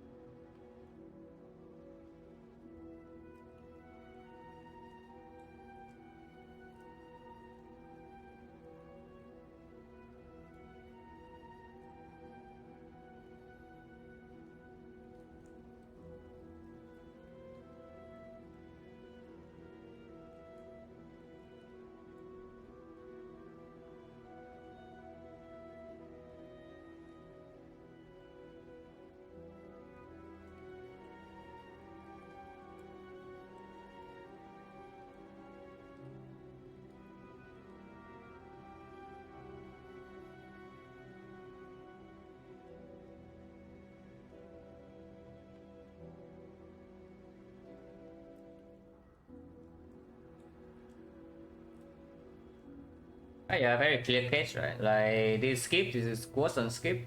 Okay, not worse than skip, it's probably better than skip, but not by much. And yeah, there's a catch. Which case is okay. We do have double hologram, double 041 meteor strike, so. But I would prefer to have some front load energy to actually play a meteor into an evoke on meteor. Something like lantern, maybe happy flower, maybe nunchaku. Those are all fine. But yeah, we are playing 3 energy cycle. So removing strike defense, maybe double strike is fine too. Because now that our deck is like this, we just want to delay until we have infinite, kind of, in a lot of fights. So now the defense has way more value.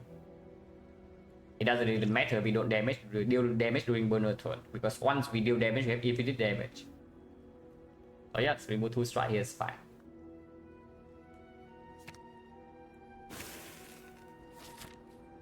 Meter to he's here to stop our infinite. And that part is actually annoying. That part is actually annoying if we don't line up several meters right in a row. Because the damage is okay, but it's not that high. It requires to us playing a lot of cards to deal damage. No shot on this act or very early shot. If we want 2 elites, I do want 2 elites.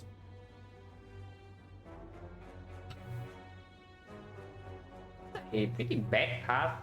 If we save go, how much gold do I get? 90? Another 90 on 80. 200. 400 going to act 4. That's fine. That's fine. We just do. I can still go here though, because in case something, I don't know, maybe we see all walkers in oak coil, like my bloom the oak coil or anything. My bloom into normality and we do remove 1, remove 2. Don't know about that, but it is something we can do. I'll still on the turn 1. Oh yeah, that's the good stuff, guys. 2 energy snack. Oh, I love it. Oh, that's the good stuff.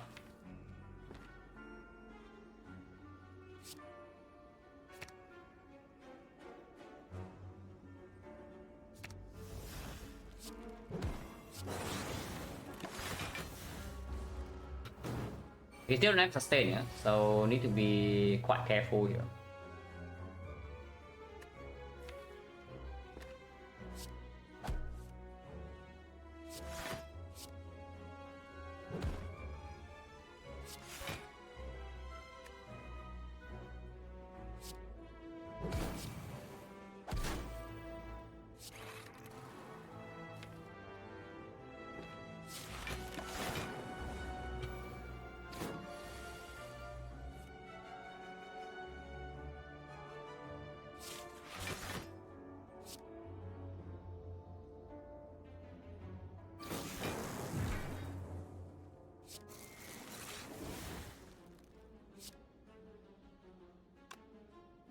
And it dies in 3, so bonus on 4. I guess 4 is not the worst. If we want to have 5, we can do rebound. Sometimes I'm forced to evoke this to block. I guess it plays out.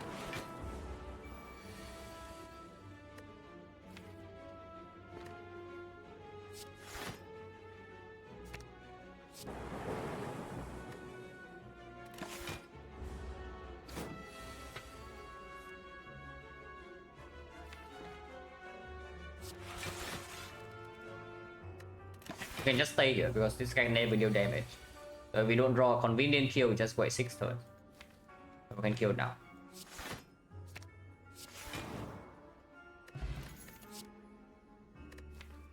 Roman Gloom plus, yeah, just for Retromancer, kind of. We have Infinite and we have this, but still no actual AoE in the deck. It's good damage if we never line up Infinite. We do farm 2 elites, so yeah, Retromancer potentially a problem. Also a Dark Orb. Okay, it's okay. It is great. 5 strength I don't think I care about. I care about 2 decks more than 5 strength for sure. And power pot with FC tech.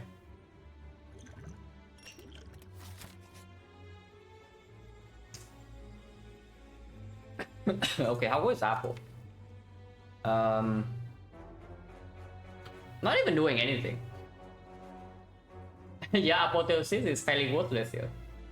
So what do I even want out of this? Like bandage up or what?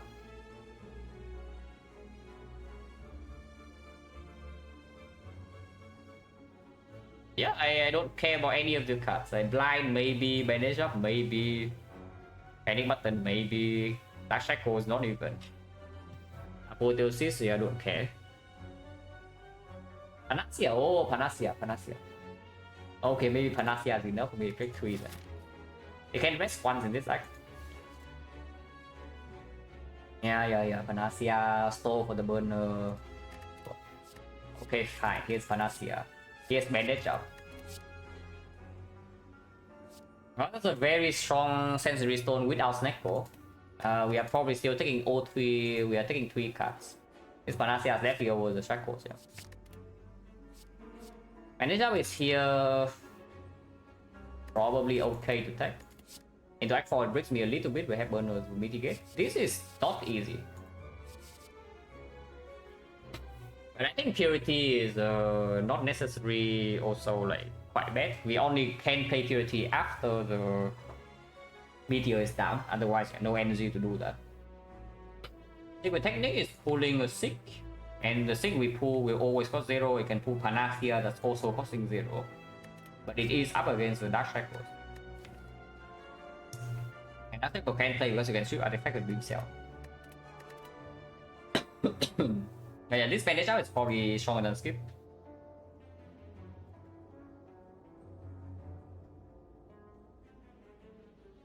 Deck has no sustain. We don't have creative AI to store for double bandage up thing, but still 4 per 5 when we sometimes can just win with infinite is not that bad. But this is tough, like between these two.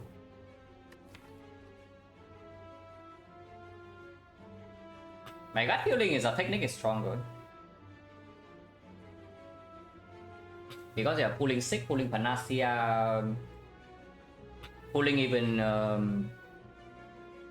0 cost hologram after the reshuffle is a thing. May we just run me with a burner? Fine. We are probably getting owned by Grim Leader in Act 2 a little bit. But that's fine. At least for now.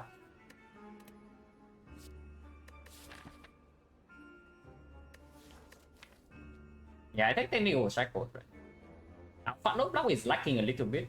We only have Glacier as a very strong block card, otherwise the Defend Plus is block 9, block 6, but not very good. These are only good if we actually get other block cards, and Chill is only in the we fight. But we do have the burner. Burner is a big thing. If we see any aggregate, we also pick that, yeah, and this also plays. With the aggregate being pulled at 1 cost. Don't think we go to this shop then. We just go this way. Have more fights. And save for the Aqua shop. If we enter after a lot of go here, we can still go here.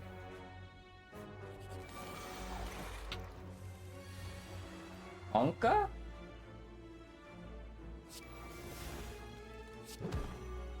Oh, that is scary. Yeah, that is terrifying. What can I do about that? Not much. We do heal 4.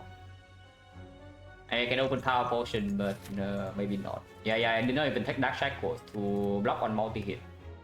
So next time if the next Shackle screws me, I can take maybe like 50 damage. I can even die. Technically, I can actually die next turn. Now that would back for very good content, but I would prefer to, you know, not die if I can help it. These Darklings are way too good. It's like triple block turn 1 into a burner, and then I don't have block set in play yet. I don't even have lethal. These Darklings are just way too good. And the only 0 cost right now is the beam cell, so 0 for 1 next turn doesn't even pull back something super good.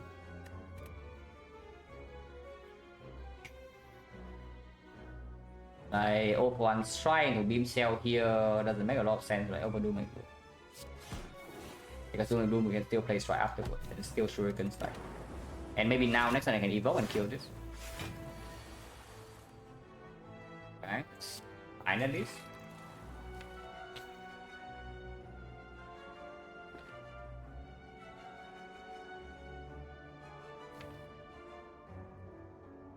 Pick for bias call, bandage up is possible. But I kill this though. If we kill this, we block for 22. But I can do a cast the Frost afterwards.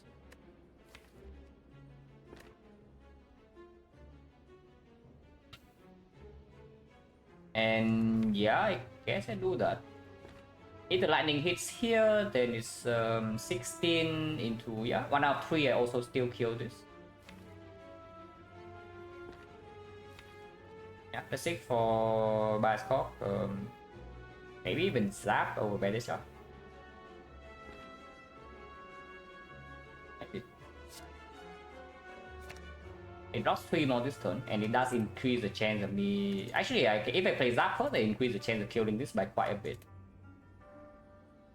I rock for 3 less. But I guess I take that.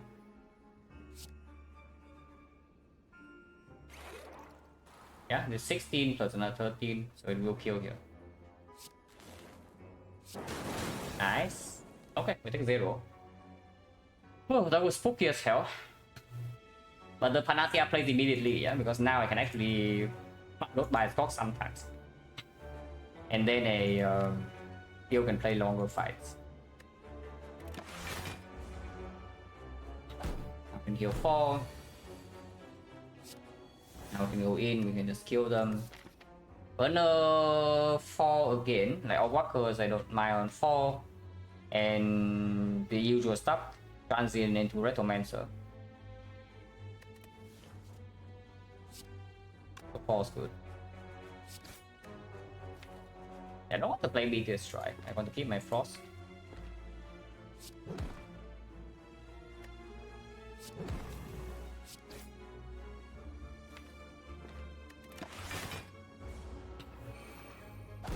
Over 2 turns.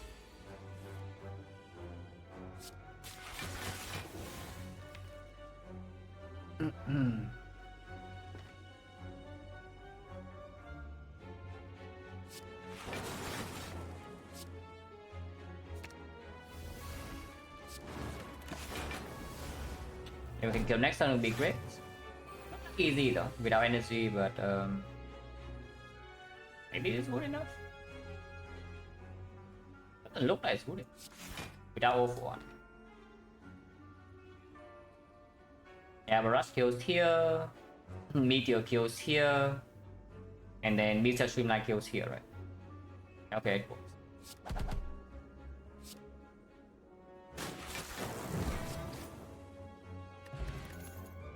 Garbage. Big trash, so -4. Attacking Madness is fun, dude. Because yeah, even though it's Madness Neko, it actually can work. Because this infinite, if you line up in A at any point in time, you get infinite strength. So you only need to get infinite once in the hard fight to win immediately. Which means that you take the Madness, yeah, and then maybe sometimes you can force the target on hologram 001. So you increase the chance of getting infinite first cycle by a lot. It's just not really. And we continue this way, yeah. Transient, this fight is stallable.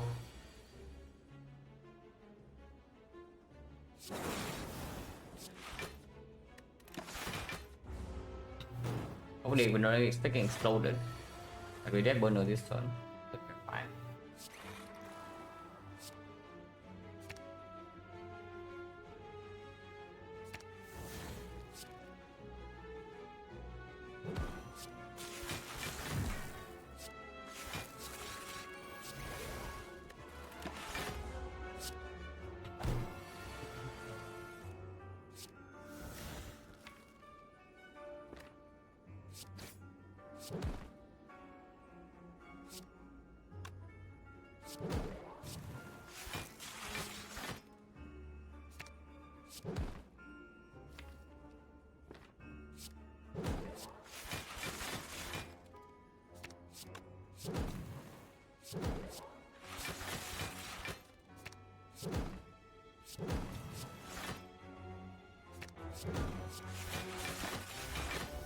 So one on 4. We can never take damage here, we can take our time. Yeah, also infinite.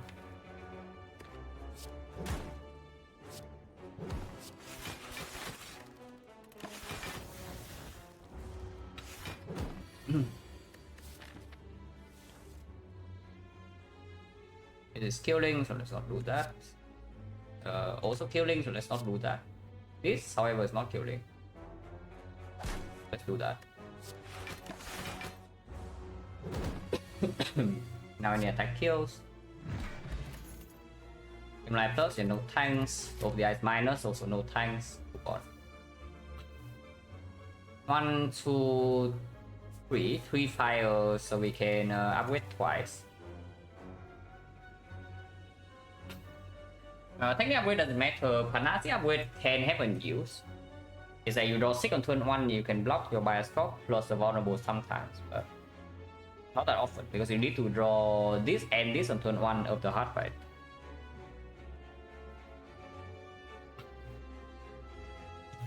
Can we call first? I don't mind recalling immediately.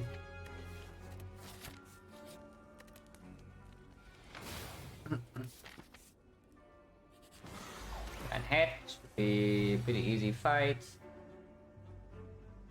Now we cannot do Panacea by Spock this turn though.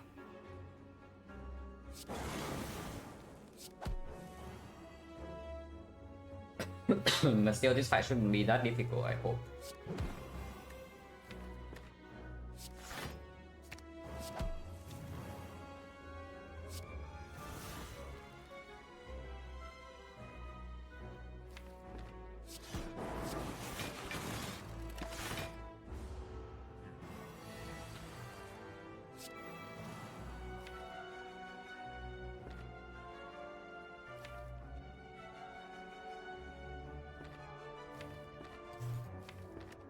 Hollow. I think meteor is not the worst thing. Don't care about this dark one.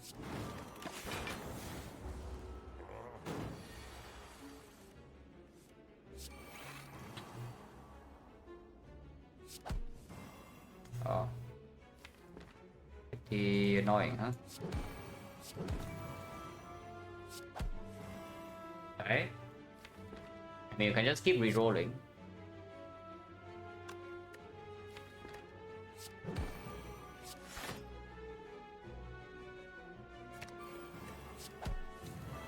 Yeah, if you re-roll enough, you will get infinite at some point, maybe.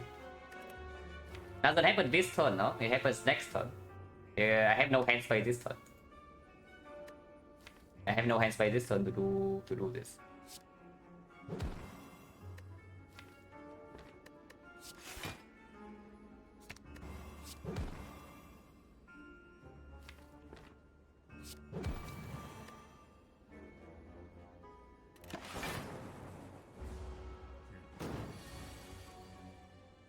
It's good enough, right?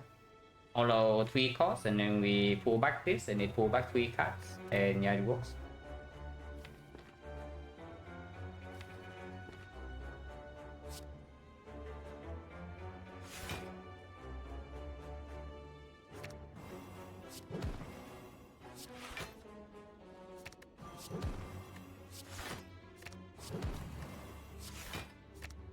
Next fight is an elite, so I would prefer to not kill this turn if I can.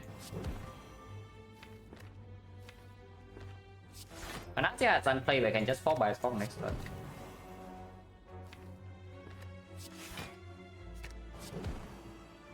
Do a glacier.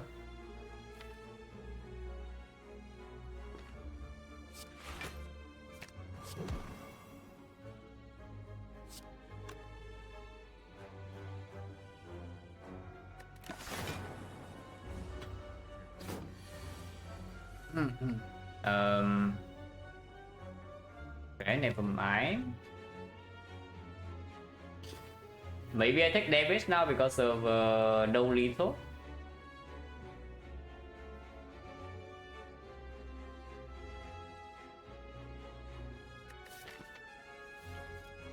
Blocking a lot, but still not enough because I cannot play this, and also don't have lethal because everything is 2 or 3. Technique for... Yeah, technique for 6 actually works, but it kills it this turn, so... My potion chair, my burners on 3, and 3 to Retromancer is not super safe. How much damage am I taking here if I just play Glacier? I block for 18 into another 16. I take 11. Like, so Roto, no, the moment I play Bioscope, I no longer have lethal. Right now I play Secret Technique, I kill. If I play the Glacier, I'm taking 11. If the Bioscope misses, I will take like what? 25. Yeah, let's not do that. Yeah, I just kill it, yeah? Just kill it. Let's kill.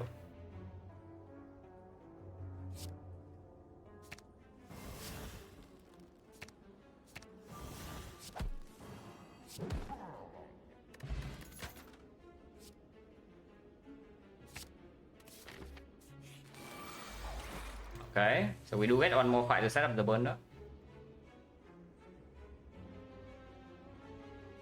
Yeah, the card, pretty good card. That gives us a reason to actually upgrade the Panacea, by the way.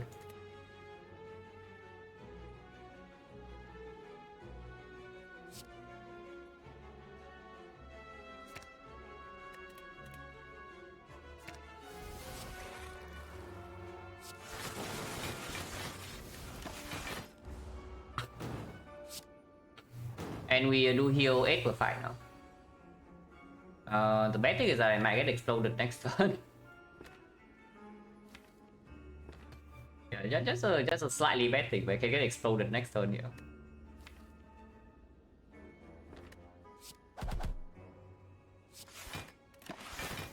It will take one to, you know, try to prevent at least one explosion. Oh wait, calculated. Oh, this is why I said one of the 3. I see. Okay, whatever. Yeah, open. Everything calculated.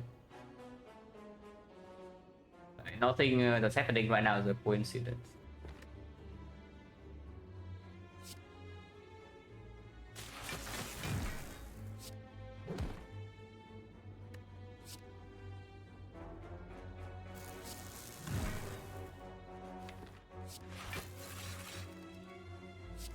Also, we block 60.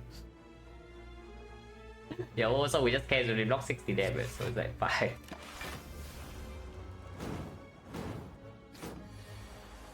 But not to 4, of course.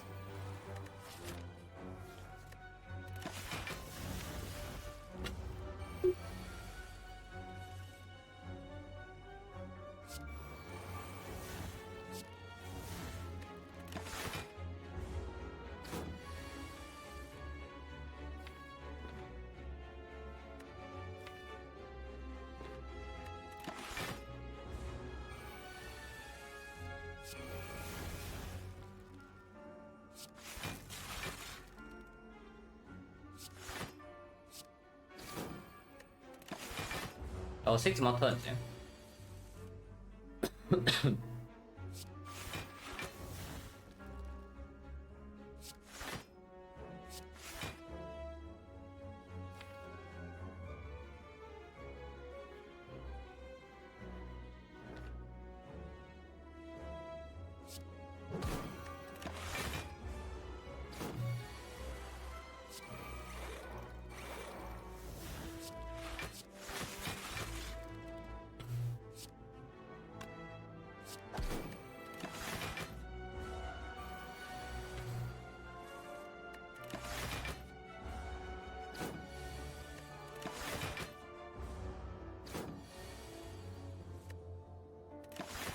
Next turn. Double zap is killing.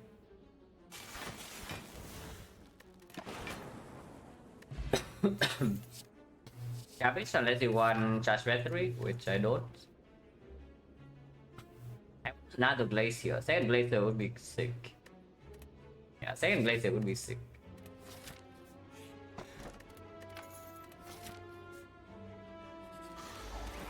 Not reptile.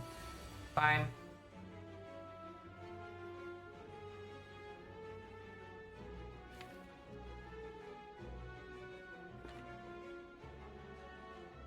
We do heal 12. And I'm taking only 8 here. No, not 12, but it heals 8 and I'm only taking 8 here. So technique for chill, play hollow, play nothing. Not having Panacea in play is slightly annoying. But if I just play Panacea, I guess you can, yeah, 0 for 1, 0 for 1. 0 for 1 take it. Next turn, and for what though? We just stay here with double Bioscope or single Bioscope or whatever.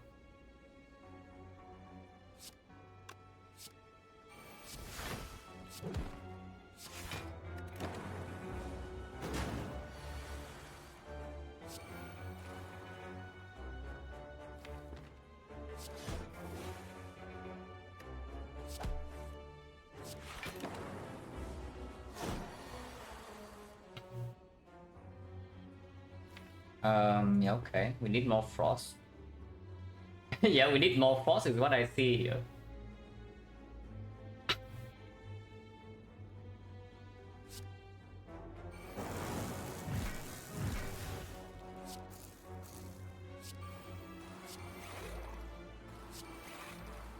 Yeah, we do draw to the frost. This no longer can full block though, because I did not get to double my powers. So we need to be careful. And we want to kill him in 2 turns, yeah? But we have the boost, so maybe that can be done.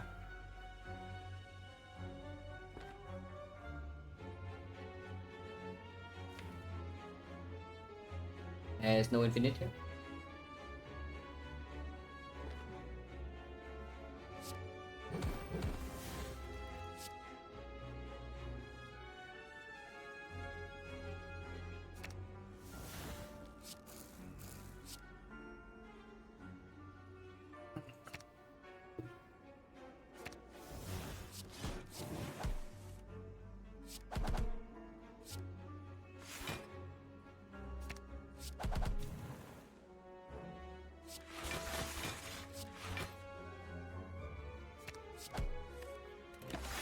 Maybe the second 0 for 1.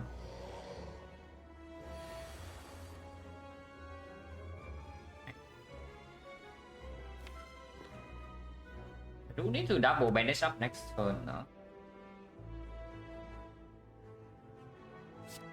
I mean, need is a strong word, but I want to.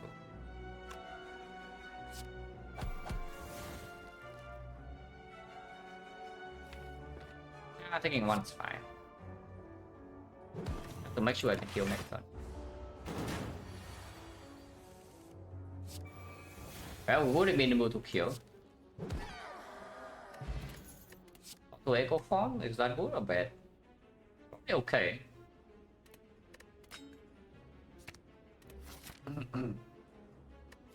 Still don't have any upgrade, right? And if we don't, then I don't need to go to fire.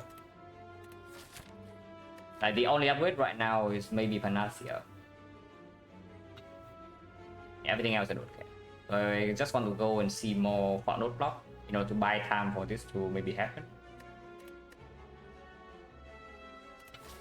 Panacea, yeah, Panacea is one upgrade, and we have it here, and we have another one in deck 4. So currently we are just going to fire for no reason.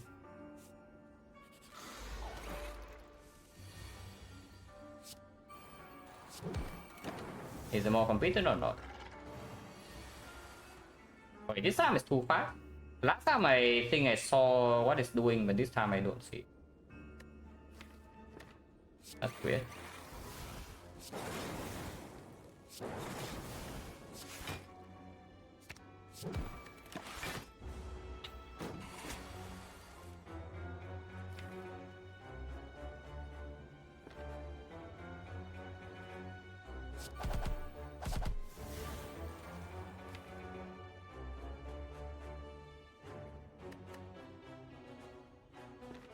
If I sick now, I shuffle 6 of these out.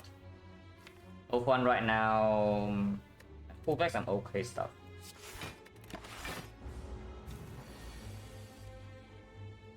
Okay.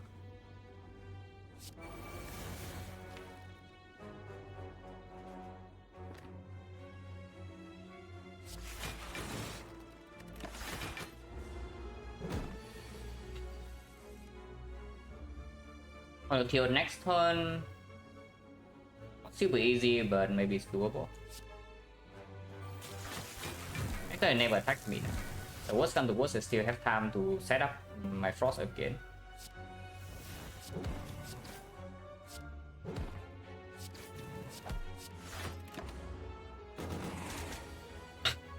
But my thoughts on Baylor's Magic Trainer, yeah, it's a cool thing. That certainly lead to some very interesting runs, that's for sure.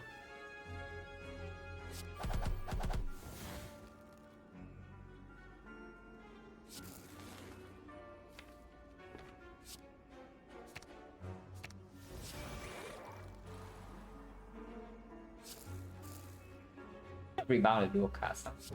Is that this one?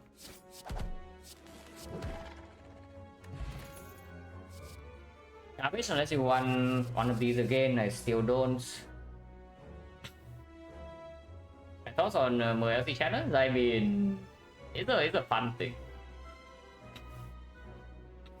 As long as they play their best, it's a fun thing. Mancer, yeah, bonus setup. Chill in my opening hand. I can get Glacier.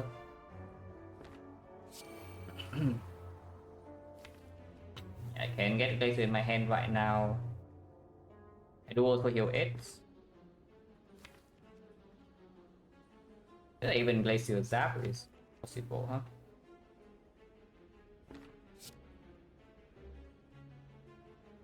I can get this as well, but if she weakens me next turn, then it's annoying. And it's honor 2. Beam Cell. You are taking 1 damage. That's fine, I can ignore the safety. Doable enemy? I mean, it's just probability, maybe. But you need some high rolls for sure. So you want your challenge? No. Absolutely not. These are not very good because I kill my Frost like this and they still don't have focus.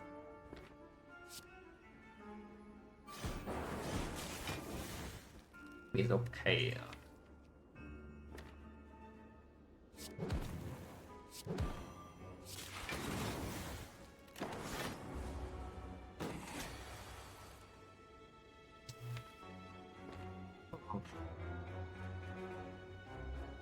That takes a lot of damage, but not much I can do about that. I can kill her, I guess. I can kill her.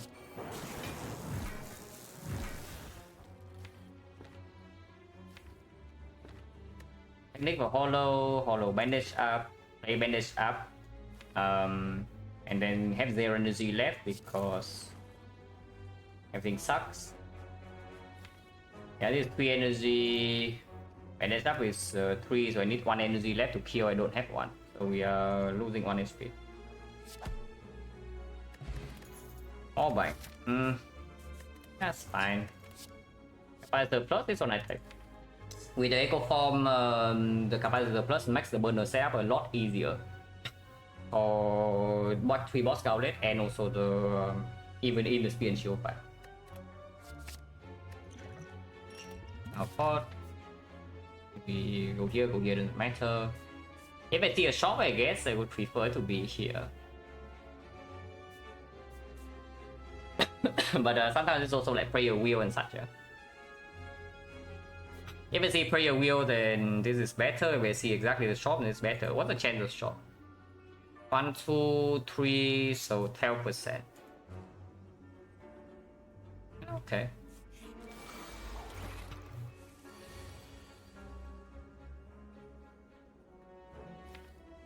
Anyone being annoyed?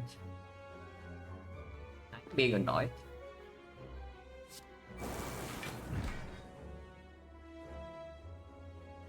So 1 energy, go to 4. Then we can 6 place here.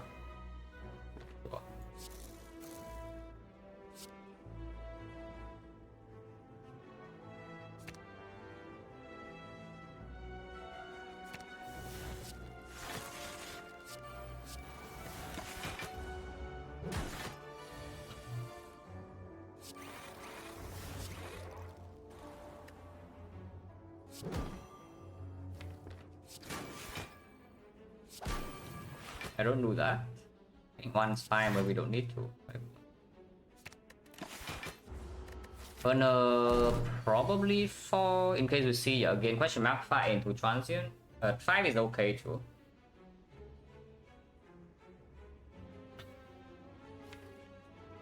It falls better.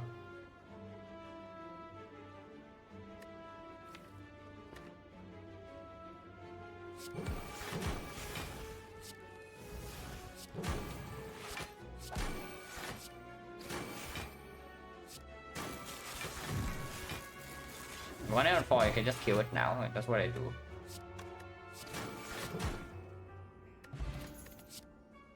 Scheme, yeah. Patrol with sometimes meteor energy pretty good. Open the beginning with Cell Echo, it does. We did not have enough hand space. If we have enough hand space, it will bring itself back. If it's 0 cost. Oh, this is entirely unnecessary, right? It's like maybe in spear and shield only, but if we stay long enough in the fight, we have infinite. In time meter, I don't care at all for cultist spot. Thank you very much for the red soup. How did the defect go today?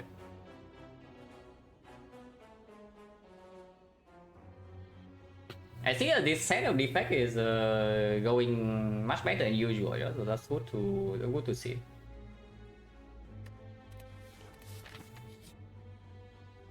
Only 50 gold is that. We still have no upgrade, so I guess we do Panacea. Act 4, we have nothing, so I can do Skin. You can do Technique, but Technique usually is not 0 cost, so it's not super strong with over 1 as usual.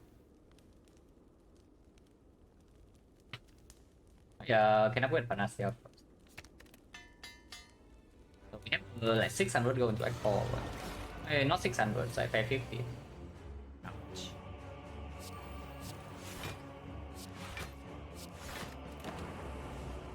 And like burner.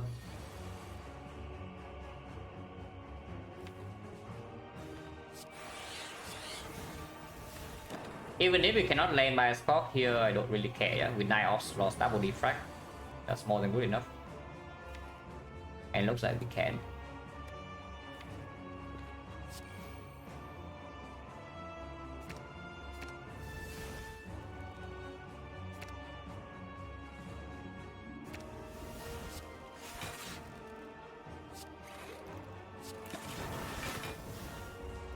One and then double defrag, and now we double the bandage up, and we win. We have infinite, by the way. I'm just saying, like, we do have infinite this turn.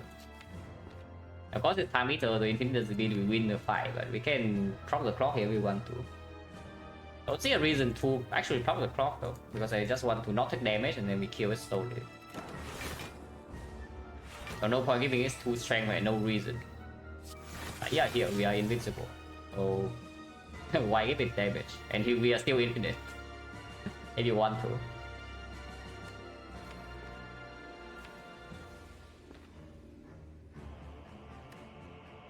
Sure. Why not?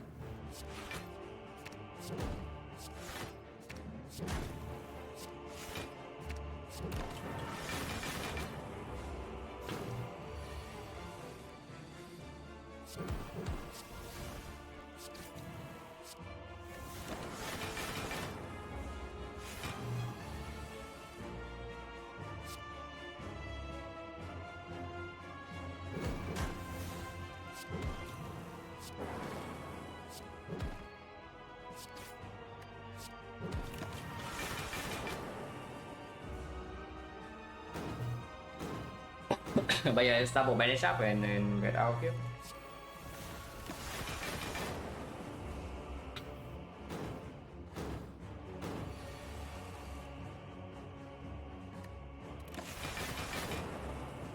Counter kill in Burnout 5 is okay because Echo Form is down at turn 1 and it kind of must be played.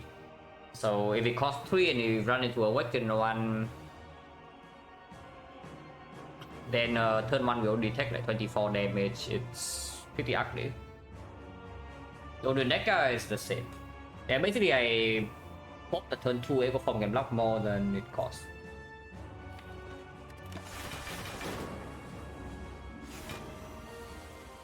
Can we kill this over 2 turns or not? Looking unlikely. So I guess we got 6 more turns. That's fine, but this doesn't kill in 6 turns. Unless we draw a complete nuts hand, which is quite good, but it's not good enough. This is 26 times, yeah, 1, 2, yeah, 4, 5, 6, 1, 2, 3, so yeah, 6 times. Currently 156. We need to deal 80 more damage. So I can't play this. But now it gains block as well from the debuff.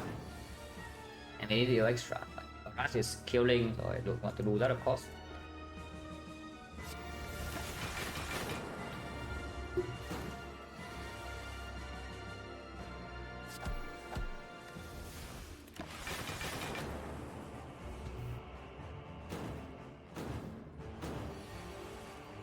So that's gain block.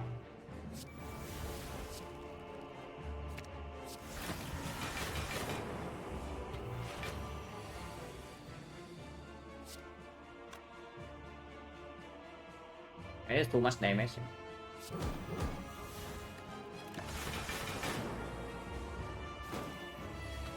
It's dead. I just enter it dead next one. 1 on 4. Wait, 1 on 5. I spent the whole time talking about 1 on 5 and then set it to 4. Okay, whatever. Pause 5. Yeah. How bad is 4 really?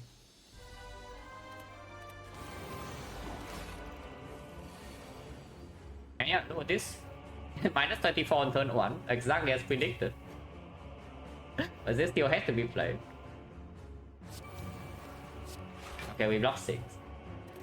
Also, pretty decent chance to have infinite. Turn 2 multi-hit. Interesting. Yeah, interesting. It's true.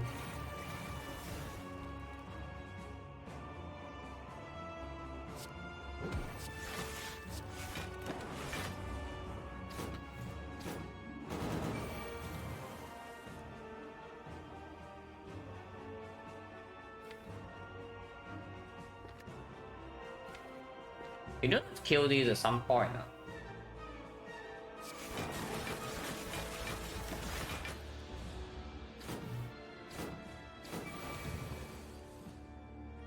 Okay, no infinite first cycle. That's actually slightly dangerous. Next turn the multi hits and I cannot double capacitor now. Yeah, I will actually die sometimes if I do that.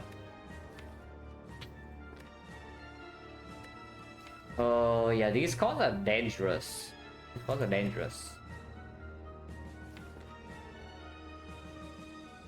It's what 14 times 4. So yeah, double rainbow next turn never dies.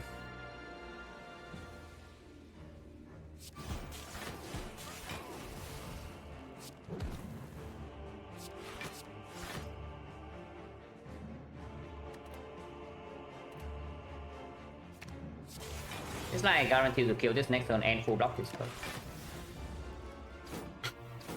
If follow reshuffle I can, but I don't draw random when I have to actually mitigate death this turn. Which currently I do have to mitigate death.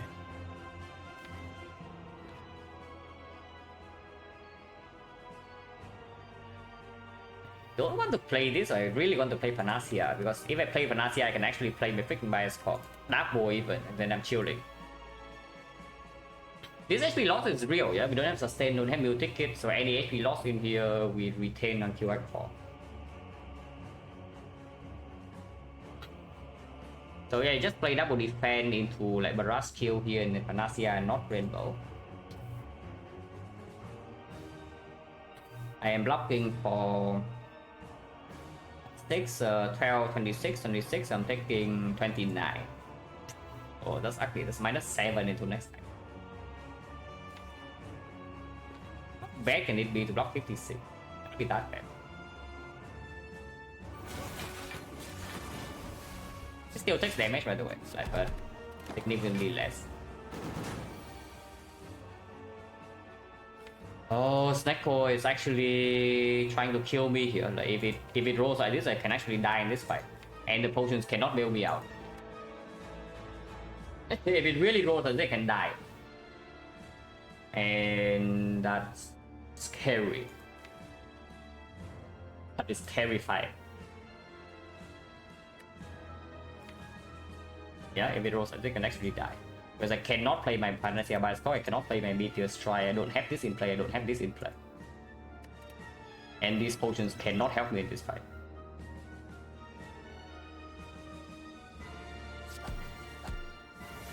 Okay, let's replace here.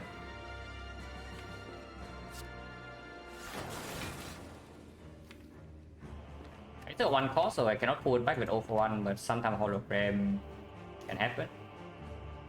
This is +1 into the next item. I keep it to double, but I am sufficiently scared. I think no, we can pull it back with 0-for-1 still.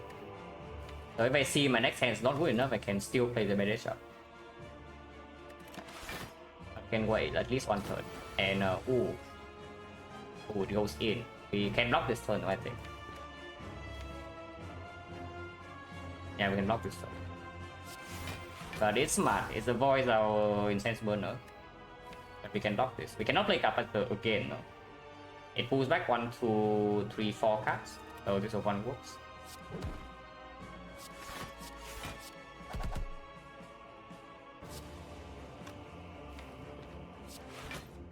I am worried. I just play this.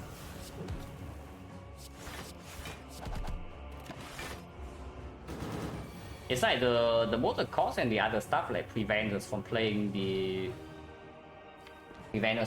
like our stuff. That's really bad.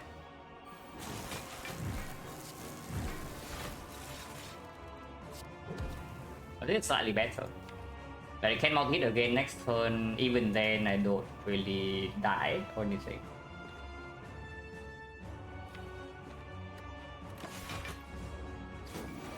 Oh, it really does multi hit.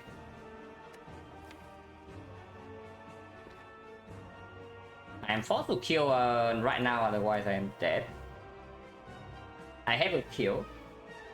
I mean, I can block with double dual cast, but yeah, before that we just kill it. But that's like pretty annoying. That's fine, we just kill it then.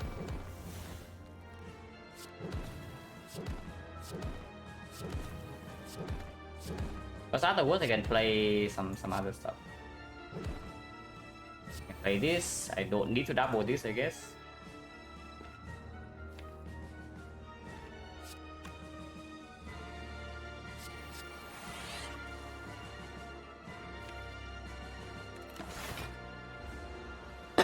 So we can double by a Scorpion and that should be sufficient.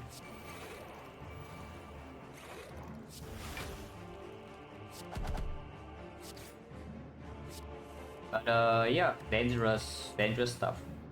We also have infinite, by the way. But I don't kill it. I want to kill it in 2 turns.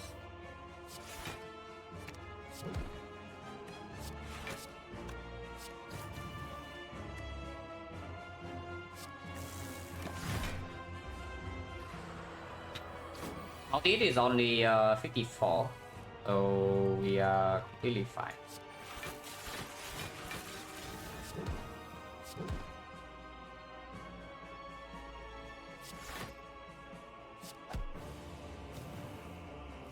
Yeah, next turn you have D2. Of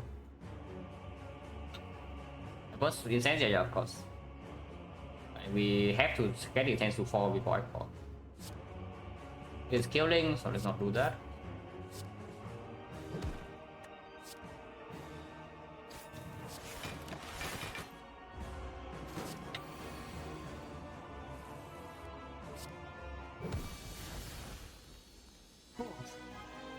Terrifying, and XecnaR can screw us over exactly the same way inside Act 4, yeah. So I don't feel completely safe, but we do have a big shot.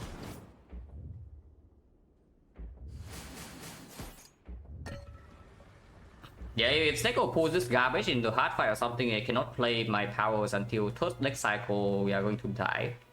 If the Infinite doesn't light up as well. Rest for 8 HP because none of these upgrades actually matters.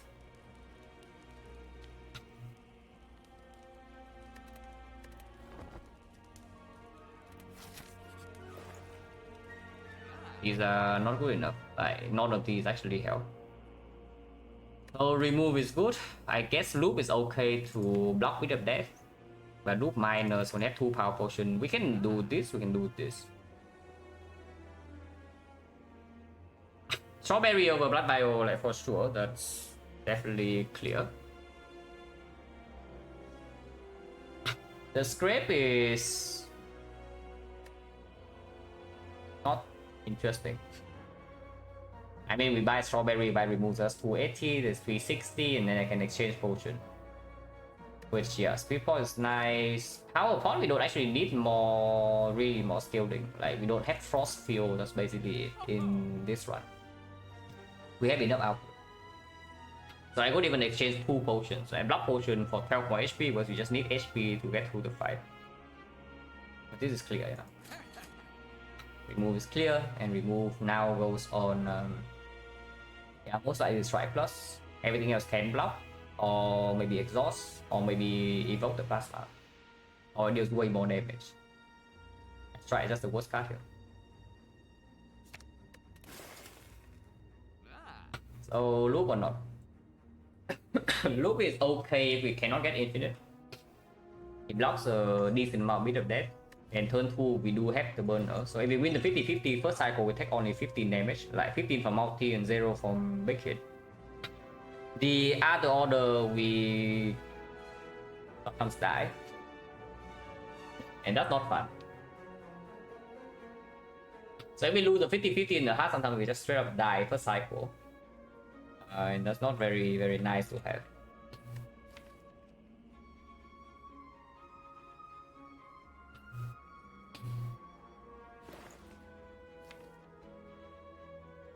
Evoking the lightning is not that easy, but if we play double meteor one time, then we only can evoke plasma.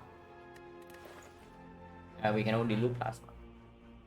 If we had to play the hard fight from very low HP at the first next cycle, then I would also prefer to loop. Because then we don't need to open our turn with a block card. And then yeah, either you buy a relic fairly useless or you exchange potions, which I think I will exchange potion. Who exchanged 2 potions here is so weird though. I don't mind draw pot, but draw pot and the block pot. Like power pot is just better than block pot. Power pot is straight up just better. Sometimes it rolls me a buffer that can block quick hit if we lose 50-50 too. Other times the echo form, suddenly we have 3 echo stacks. Like stack, not interested. I will just leave, I only want the scrape, but I don't. But the mobbing is unfortunately worthless.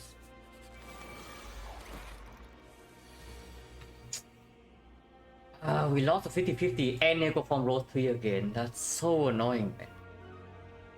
It's like, yeah, you just walk into Black Pawn and every 50-50 you lose. What the hell is this crap? Yeah, you just walk into Black Pawn and you lose every single 50-50. Like, it's that nice to play over. Why does it even exist? Oh, minus 21 over, like minus 33. I mean, I don't have to play Echo Form, but it's not like Sick is even in my hand, yes? I cannot take Nick for the Sick. So what do I even take Nick for? Chill, yeah. Yes, we take Nick for chill. We play Echo Form chill and I take what? Yeah, just minus 21 for no reason. It's like, yeah, sucks to be you. You lose the 50-50, yeah, minus 21 HP. Bad. Next fight, we lose the 50-50 is the difference of 80 HP. Yeah, it's the difference of 80, 80, not 15.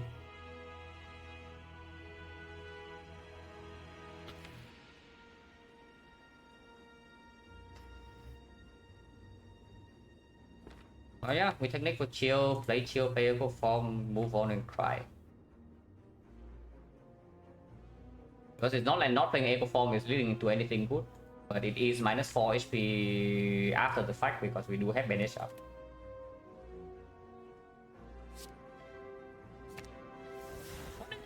What am I doing? Okay, never mind, ignore me guys. What am I doing? Minus 6 or what?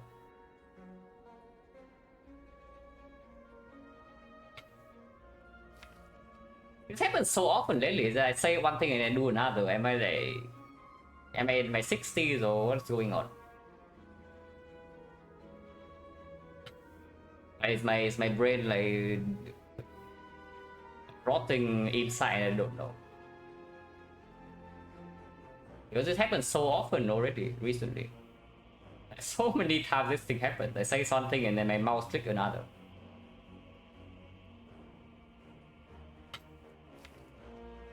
Draw pot.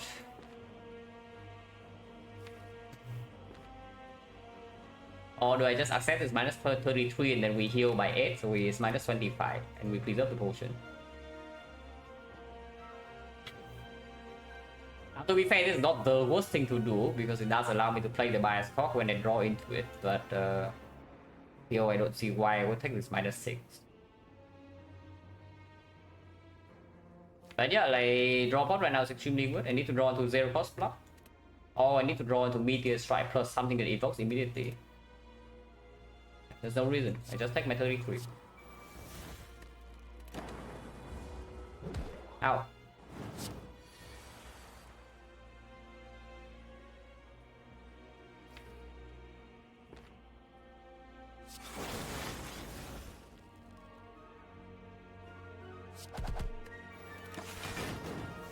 You can die next turn.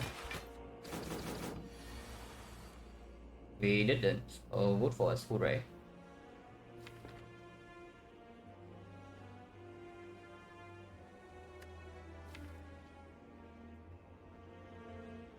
Also, I did say it, right? If the XecnaR pulls the garbage crab, it pulls in the Awaken 1 fight again in Act 4, we are going to be in big trouble.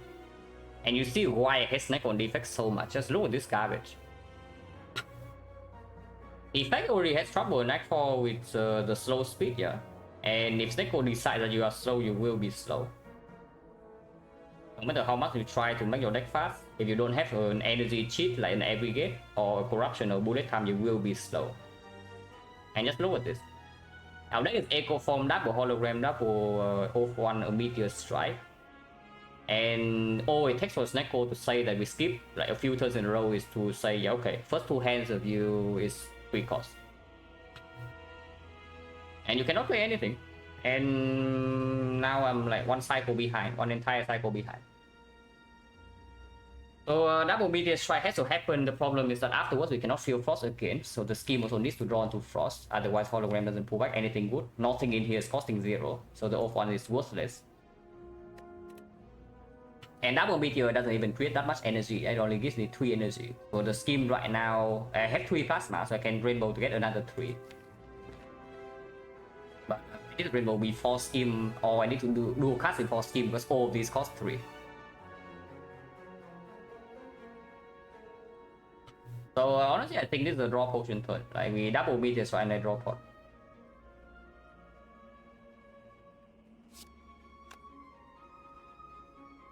Now I can also double bias cock that puts me on a hard timer of 3 turns.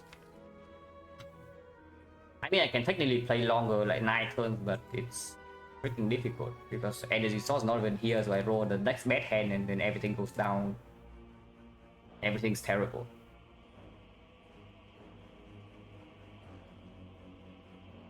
That scheme to single bias cock is like a thought that takes 14 damage unless I draw to chip block, which I don't know how much I should trust drawing into chip block with these hands. Like, look at this garbage, what the hell is this? Hello. And yeah, if it does this again in the hard fight, we will die in like 4 turns because we never get enough ahead. I just cannot accelerate ever. Even this side, we are not guaranteed to make a double life. That's so incredibly stupid. But I think it is double meteor into draw pod.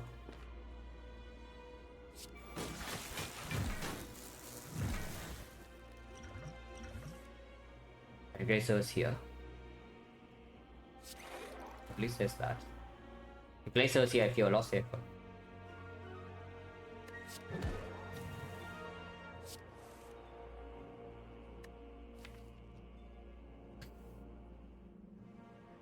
One, 2, 3, 4, 5, 6, 7, 8, 9, 10, 11, 12, 13, 14, 15, 16, 17, 18, 19, 20, 21, 22. Okay, 22 cards will roll 3 zeros. That's good enough, I guess. That's probably good enough for me. All I deserve.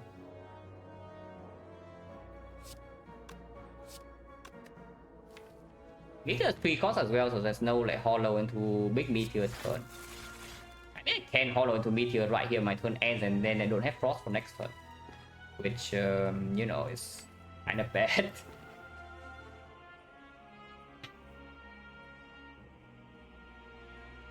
I cannot hollow Glacier afterwards because this hologram also costs 3, and the one's pulling nothing except the beam cell because everything in here is not 0. Isn't that stupid?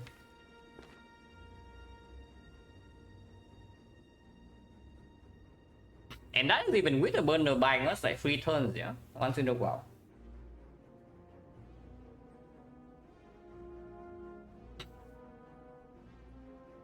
What do I want to do here? It's like single loop. Next time I can double defect because I do have loop plasma, but 2 turns from now I need something to deal with this. Capacitor is not down yet. No guarantee frost.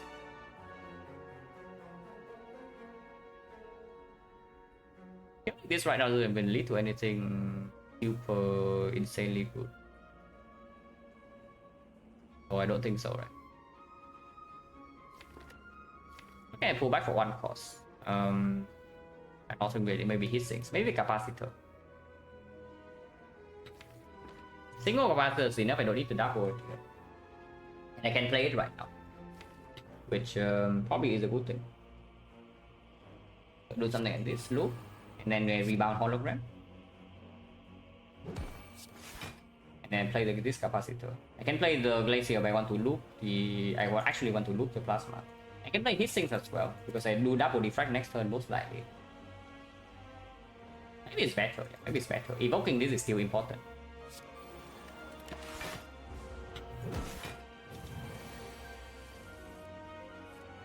Yeah, 3s, but well, I take my 3.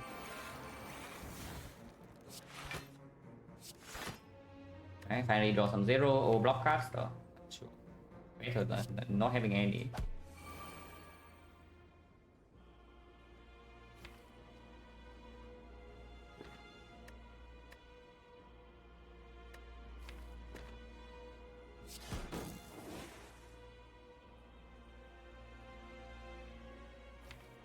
Next turn is actually we draw 5 and we are facing 72 damage. And I don't have extra energy here. And I no longer have my draw pod. It's extremely dangerous. But we can maybe try to draw a bit. 1 cost 3, well. I don't know, maybe we just die next turn then. Yeah, I guess we can also just die next turn. That happens too.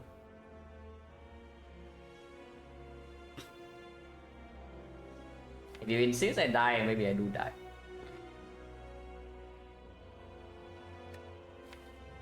I can draw 2 more cards. Actually, I cannot. There's no hand space. Well, shall we die this turn or not? Because you can just die here.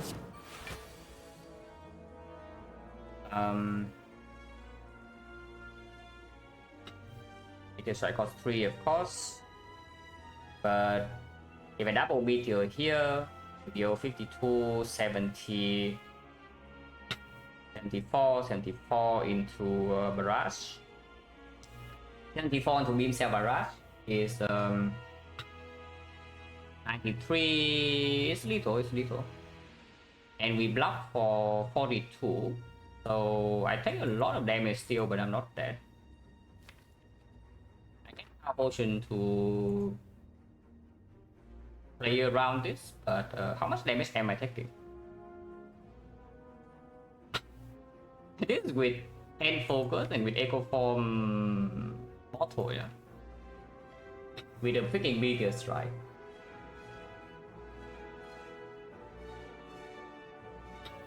Yeah, double meteor.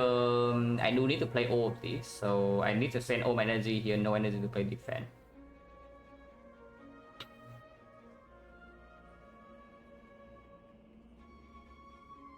And yeah, block 42, 38, so I'm taking 10. For some, I mean, I have been saying this for like so long already. It's like for complete utter garbage. For with there's no such thing. If Neko gives you a run, you win everything. You already win otherwise.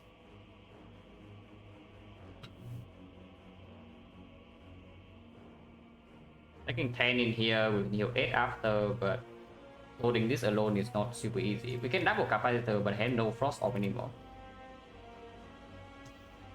Our potion right now can draw at least 2 cards, but we still need to double meteor strike first, I assume. But we can draw into like capacitor or rainbow, and then afterwards we can full block. So this power potion can block 10. Afterwards we enter the hard fight at 49, but if we lose a 50-50 first cycle, there's no bailout. I might still just do it. If I was taking 10 here, power potion must hit as well. I don't trust the power potion. And I don't know, it's a foreign concept, but we can also win the 50-50 first cycle of the heart. You know, it sounds like a foreign concept, but that can also happen sometimes. Like what if we actually win a 50-50 for once? I have double meteor here, power potion draws 2.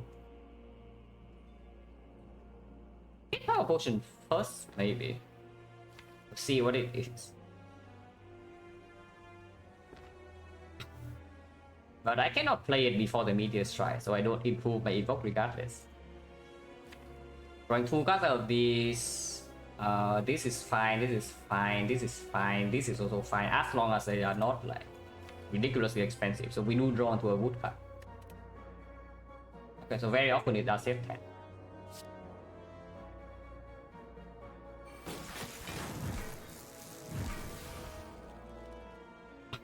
I think I have 6 energy. Oh, never mind. Right. I have 6 energy. I don't have 3. Oh yeah, evoke 3 plasma, so it goes to 6. Right. Oh, I'm taking 1 then. Taking 1. Taking 6? No, I'm taking 1. Because I can play this defect. Oh, never mind. Shouldn't complain too much. I cannot double my banish up though. Or unless you tell me to stay here against this thing with the burns. But I guess we can do it. It's just like we don't feel frost very fast. Yeah, I'm taking 1, right? Yeah, I'm taking 1. I block 51. So I'm being hit for 52. I take 1. Next I have infinite energy. I can double capacitor into some sick for glacier, into hollow glacier, and be able to deal with it.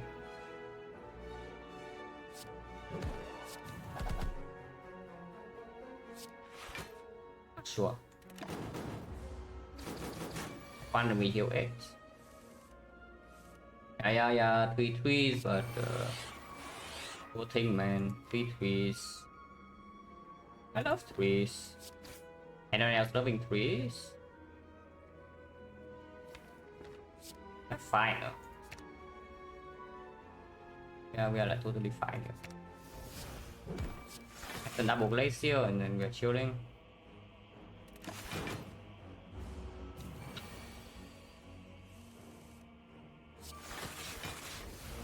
Yeah, just say I love trees. Did you see this hand? Did you see this hand, guys? 3 later was 3, and then 3.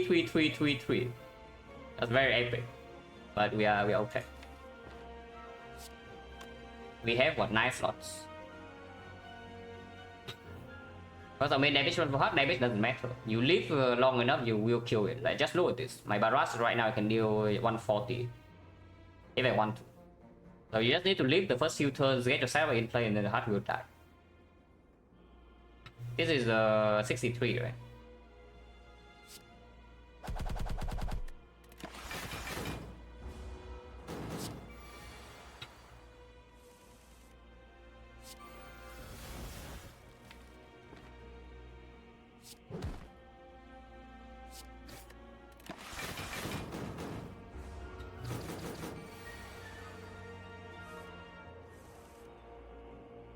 Yeah, 3 more turns.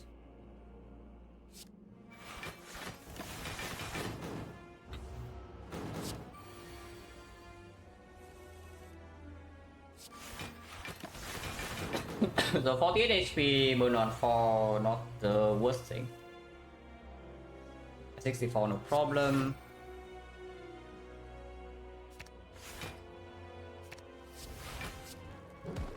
Excellent guarantee lethal. So we're fine.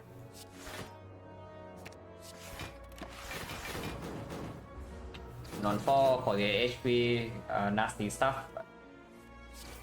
Would have died. No potion or recover becomes useless. This is useless. Unless you tell me discharge plus with Tori is like something I'm interested in. But I don't need the damage. It's mainly for the block. It's like we take the multi hit and then it the discharge kills our frost, but it gains block. But the multi hit we are not even taking damage in the first place. We take 15 maximum. So no, I don't want to draw to discharge. I want to keep my frost for the big hits and deal damage with like barrage or maybe dark or maybe meteor, maybe infinite. You don't take any of these, yeah. It's just a block card, yeah. If you don't have this, if you do, then you're just wasting your frost and then you die to the big hit. Okay, cost 1. So Echo Chill take 4 seems clear unless you tell me it's hollow Echo instead and not play the Chill. Which I can also see. But if we loop Capacitor next turn or something similar or loop the loop, even from Power Pot, then I would like this Frost Off to be in play. So I pay 4 HP here just to play the Frost Off.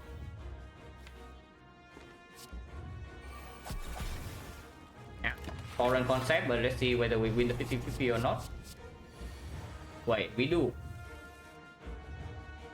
Wait, defense is so good, guys. Snake is amazing. If you win the 50-50, then you have a lot of things that you can do. GG? No, no, no. What do you mean GG? This is a good thing, but we have not won the fight, so let's not get ahead of ourselves here. Oh, I kind of want to double loop now, huh? Single loop is okay though. Single loop is still giving me like 12 blocks, so I can play 6 cards. Kind of 12 blocks. Just double meteor single loop, yeah. And then I can still skim.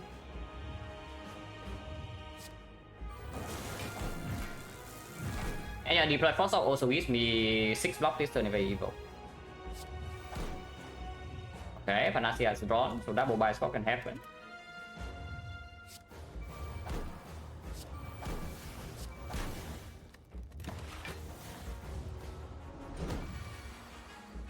It's 15 damage.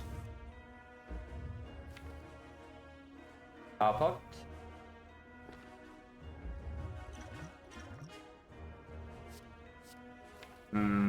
Sure.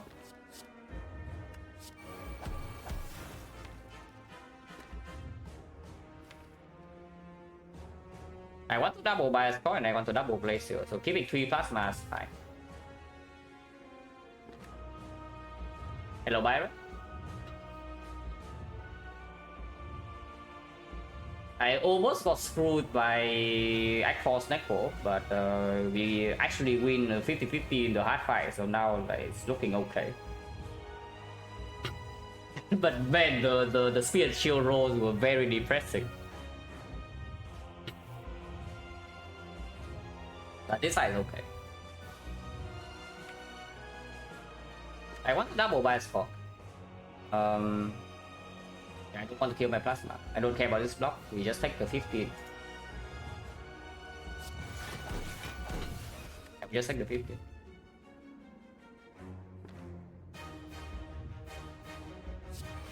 I mean, it's not 50, it's less than that.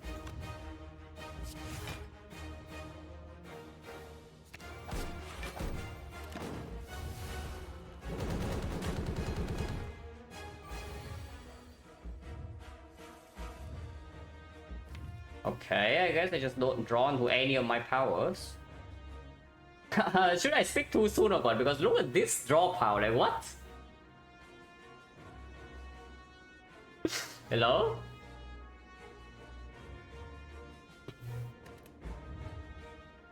Yeah, like what? I mean, I can single bias now. I don't know whether I should settle with that, but I can single bias right now. I just start the turn with double. I can double bias at the cost of single glacier. Is that a problem or not? I have what, 12, 13 focus. In 0, I know I can draw into all of these right now. It's just that I don't get to double them. Yeah, 3 triple cards, but I cannot double them unless you tell me to take a million bit of death here.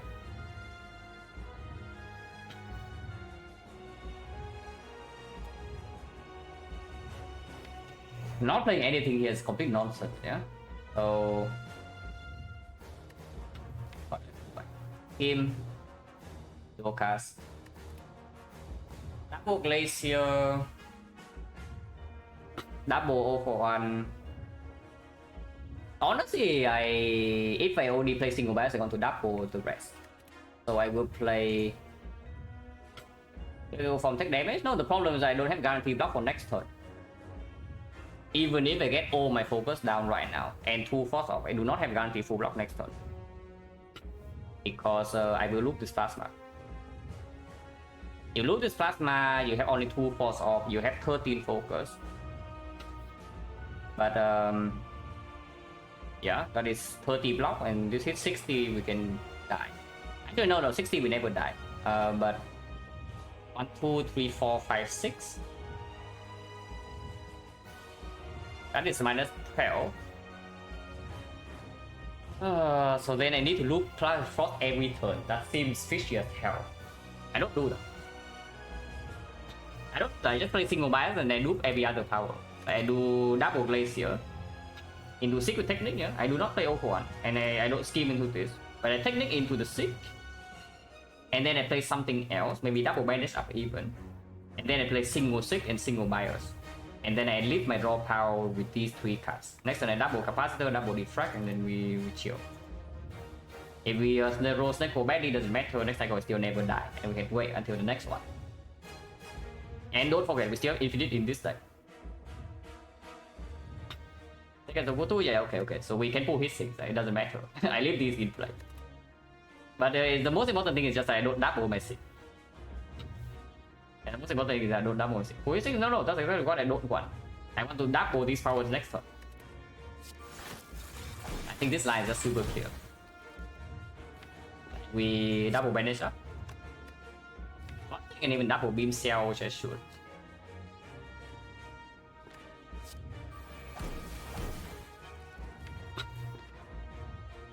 Yeah, double beam cell into technique for 6, and then we 6 for bioscope hit 6. I play bioscope into hit 6, and the next one I have this. I did it just so much better. I think it's not wrong, yeah, exactly. I know. It's just so much better. Like, why risk a chance to die just to, you know, double your bioscope? Like, we don't need it.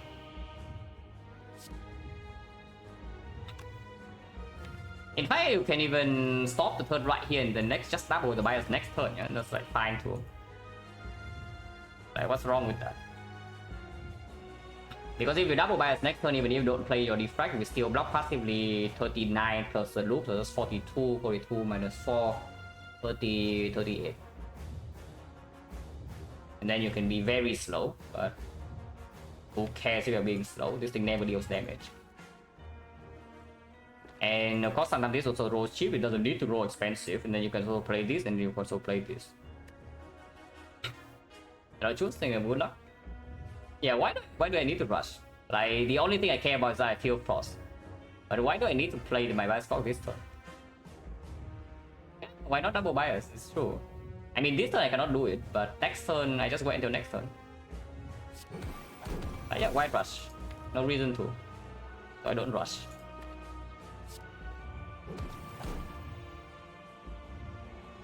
XecnaR rolls, who cares? It rolls 3, I don't care, I play it. Like, what's wrong with 3 cost bias clock? Do you realize how much time this thing buys me? Or don't? If I kill my frost with frost, the problem with the previous line is that first of all I take a million bit of death, and I also don't have the frost in front. But this is just safe. I can technique with the 6 as well, but I don't see why I would do that. Probably not. I want a 15. Okay. The cost is terrible. Do we care? No. Oh, I know this cost. Like, who cares? We take Tori this turn, and the next time we never take damage.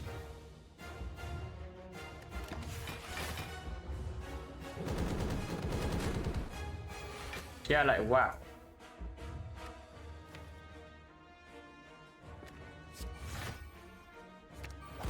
He costs a Glacier as well, by the way. Oh, this freaking Secco, man.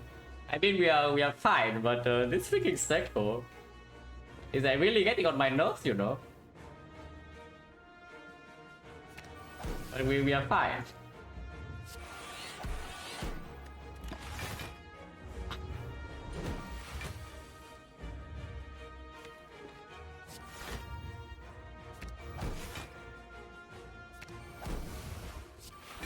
Against I meet here, I don't really care. Okay, we win now, but holy crap, man. We can block 4th cycle, by the way. I don't think blocking 4th cycle is even 5th cycle, I mean. Blocking 5th cycle is not even a problem. But man. Oh, it's freaking Snacko.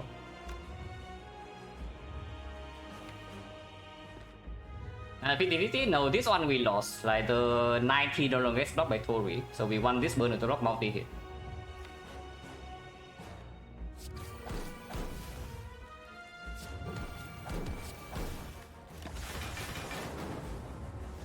Even Defect important AI and hard for Defect, I mean almost. Kind of, if they serve similar roles. 120 I can still block easily, right? 1, 2, 3, 4, 5, 6, 7, and I have like 4 focus more. I'm curious whether I can play double Doom and Gloom here on top. 1, 2, 3, 4, 5, 6, that's 102. Yeah, I still don't die to 8 times 15.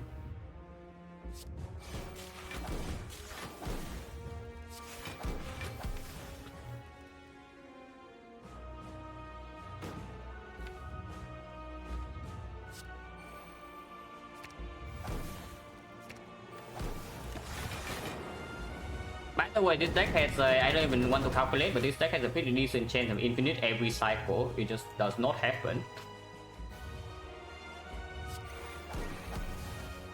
But it has a pretty decent chance of getting infinite. It just doesn't happen in any finite form. But sure, we don't need it. Okay, that was bad. I mean, we are still fine. Under 3, 4, 5, 6, that's 102, so I can never die next turn. I had double Glacier, so I can't play another Doom and Gloom. But if it's a big hit first, then it's a little bit weird.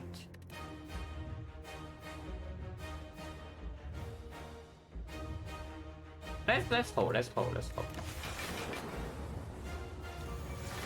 Okay, then 15 first, so we are like probably chilling.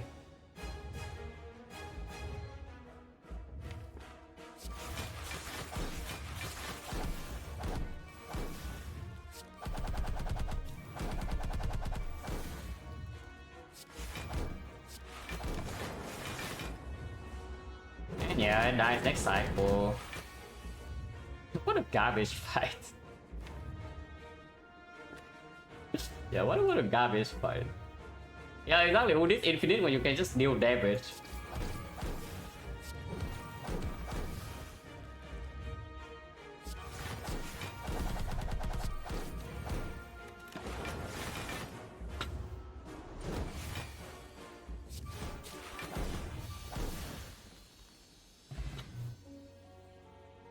Yeah, very nice try, my friend, but not today.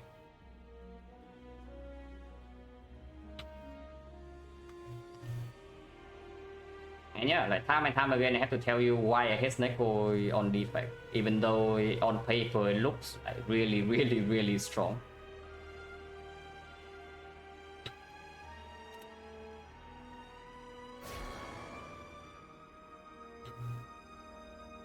And 80%, yeah, just p-hack, right? And you cut the first 50 out, and we can get 80. Second 50, I'm doing quite well, I think. What is it? It's like 33, 17.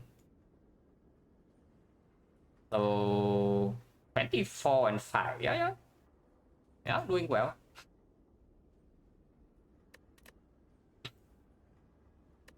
Just p-hack, right? You just cut out your first 50 and you say, okay, you improved, so now it's a different player.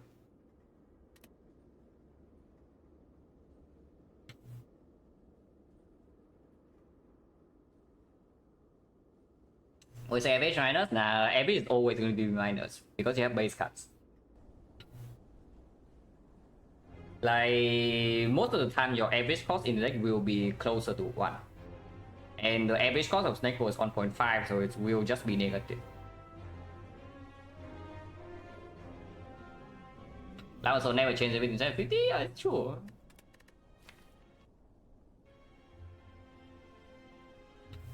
Act 2 is pretty chill, but mainly because your burner lands into difficult fights, and we had meteor shot on sale here. Cost and decay, so that sucks, but then you have to play 3 energy XecnaR with no sustain. But we did find the bandage up here with the echo form. But then we just heal. Like boss scout, no problem. This fight was very spooky because the XecnaR, like this is actually the trailer fight for. If you remember how the Awaken Run fight went, yeah, it's a trailer for this Act 4. Because apparently we can actually never play our Meteor Strike, we can never play our Bias Corp, we can never play our Glacier. Okay, we can play our Glacier, but we also need to kill the cultist first, so you cannot play it first cycle. And we had 2 power potions at this point, so there is no potion that can bail me out if I roll into a death. Yeah, that's actually just a trailer, and you see it right here. Like, what the hell is this crap? Like, what is this crap? Like, what is this crap? And yeah, shop was also bricking with 550, so that's pretty sad.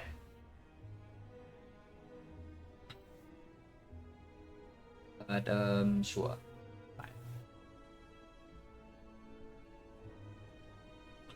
And this deck supposedly is overpowered with XecnaR. I mean, okay, to be fair, Energy Relic would be good, Aggregate would be good. But besides these 2, this is all you ask for. You ask for, yeah, double O for 1, double hologram, upgraded, freaking Meteor Strike, and Mortal Echo Form. And yet you still see how garbage it is. Especially like burners, where burner also buys like 1 free turn every fight, and we can set it up beforehand, so it's the most dangerous turn. And then this garbage still happens. Like, they're just stupid, though. So much Apu, yeah, I already said it. Like, I saw that as well. That with XecnaR in Act 4, you need to overscale. And we do overscale this run. The problem with that is that, you know, sometimes we cannot play our scaling. We do indeed overscale this run. Now, to be perfectly fair to the XecnaR though, as bad as it is, it's still better than the 2 alternatives. Because I am very much not interested in playing this run with the Dome. Especially in Act 3. And yeah, Sozu, you're no thanks. So as bad as it is, it's still the best out of the garbage. And we do have the burner to, you know, like, it tries to kill me, this thing can deal with it a little bit.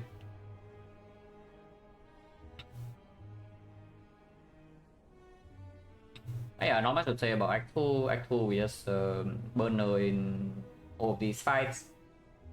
At this fight we have burner turn 1, so we take no damage. This fight we also have burner. Burner on this fight did not line up. We set burner to 5 again, but then we drew okay. And yeah, we buy 0 for 1 in the shop. Then go fight is like super chill. Burner set on 4, and then we have 0 for 1. We roll decent, average. Chosen counters we have burner on I think 3 or 4, so it also works. Into this labels fight burners on 4, so turn 1 we take a big hit, but turn 2 we're okay, and then afterwards we win the fight. So take 1 turn of damage, but you can play your offense because burner still blocks at 20 plus for you. Black plan was stupid, like turn 1 we are completely open, but it did not attack, so we can block afterwards. I think burner in this fight set to a low number like 1 or 2 because this fight is annoying. We set a burner to 4 and burner to 4 block. We feel we could not kill Gremlin turn 1. Yeah, even after removing defense, buying meteor strike and whatnot, we cannot kill Gremlin on turn 1 here. But no problem because burner's on 4. So we just put all the damage on leader, and on turn 3 we have a huge 4 for 1 turn and she dies. So burner in this fight block like 30, 40. Yeah, burner in this fight block like 40 damage. Yeah, ancient writing, free remove, of course removes clear, like we already are ahead on removes, and most of our base cards are green because of this shining light as well. And yeah, here we have sick, we're sick of a hologram. This champ fight is super trivial. We roll infinite early here, so we just kill it. And burner is also nicely set up on 5 here. And yeah, we go here, like shape burner setup, so no problem. Legendary Stone took 10, got Panacea for Bioscope. So we secure, quote unquote secure late game scaling. And the jump and technique I pick over Dark Shackles, which is close, but I think it's better. Yeah, Panacea is clear, Madness, the Bandage up without getting skipped is probably also clear with Echo Form, no sustain. And the Snake Code. But the third card is like Secret Technique up against here, Dark Shackles Purity, Snapper Purity. But Technique versus Shackle is fairly close. Yeah, from here we just heal 8 per fight, so... And we are supposedly strong, like...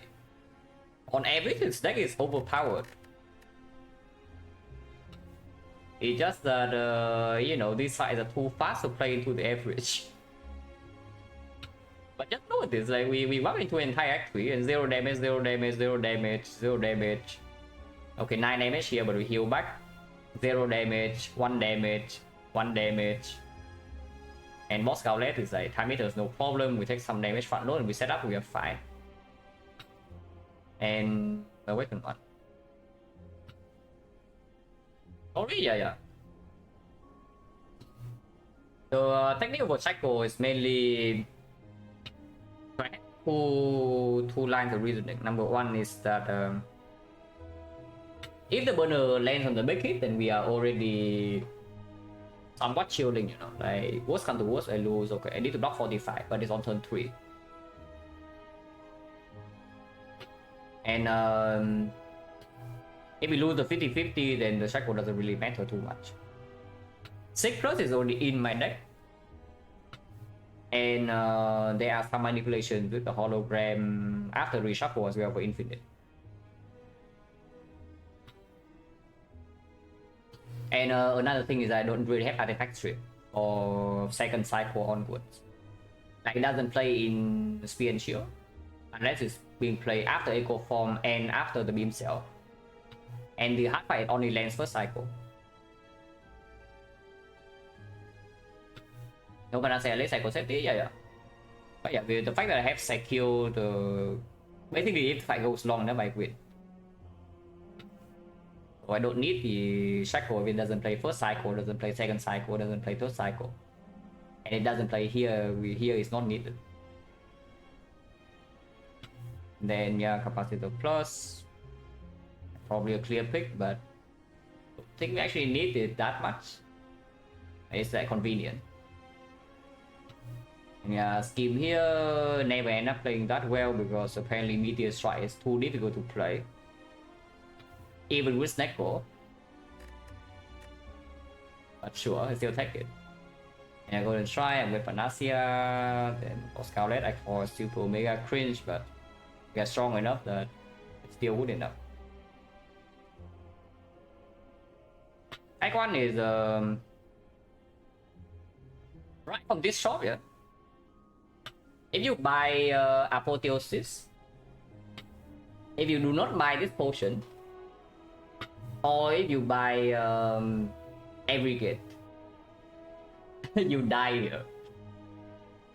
You actually would just die here with the draw order we had. But yeah, just I only have one power potion, just buy a second one. And then ignore Apotheosis because for 6 Burning Elite is... for 7 Burning Elite is maybe coming. And I do want to fight this. And Gracer is already in my deck, so I just take a Defect over Apple. When we run into this, we draw Pretty Garbo on turn 1. So I just pop double power potion and then we have Bias Spark plus Halo Word. And then we overkill this thing by 1 damage on turn 4. Like we actually overkill the dog by 1 damage on turn 4. So I needed both the power points. Otherwise, if we take another big hit, we die. Okay, we don't die, but afterwards there's like 2 advanced forwards before safety, so that's kind of weird, you know. But yeah, you go to single digit, you enter here and lose 12 on turn 1, you are dead. Exodium Tax, no problem, it's an easy combination. Entry is completely... I shouldn't say completely trivial, like we double pot here on turn 1. Just because, yeah, 22 HP and we draw no block on turn 1, so I don't want to lose 10 with... if I lose 10, I go to 12 or I go to lower. And then this also advanced hallway and into the hexagons. Like, very dangerous when our block is not that consistent. We have 1 Glacier, 1 Chill. But that's about it, and we cannot just keep all frost. Oh yeah, here we see a Beam Cell to upgrade Beam Cell, and that's more than enough damage to kill this. And yeah, Sneckodome, Sozu, and Act 2 already went through. So this one's solid, but it's like annoying. Yeah, it's a solid run, but it's just really annoying whenever you walk into Act 4 and you put up with this crap. Always make you second guess, you know, it's like, is it really true that I should pick this garbage or not? Because they can just do this, you know, in Act 4, then what's my plan if the run doesn't get overpowered?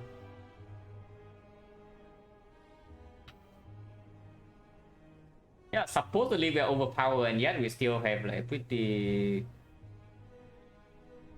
I wouldn't say pretty high chance to die, but it's a decent chance because the hard part is that it is because we won the 50-50 first cycle. If we did not win the 50-50 first cycle here, we die. We will actually just die first cycle. Because we cannot block the 67 and the 15 with intangible, we are still taking some chip, small chip. And then all our powers are bottom deck. Like, that's just stupid, no? Is that you enter with this deck into Act 4 with 2 potions, 450 gold, and you need to win the freaking 50-50 in the hard to win. Like, isn't that stupid?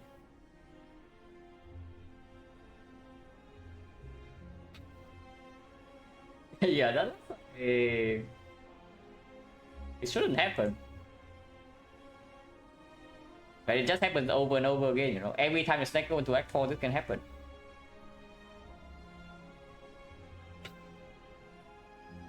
To be fair though, we lost a 50-50 here for minus 21 on turn 1. So losing a 50-50 here, winning a 50-50 here, but we also lost 1 here, so it's like kind of evens out. The boss already choice, yeah, it's a force cage, right? Nothing too interesting. A completely force anti-cage. As far as I'm concerned. So it's just about the Act 1.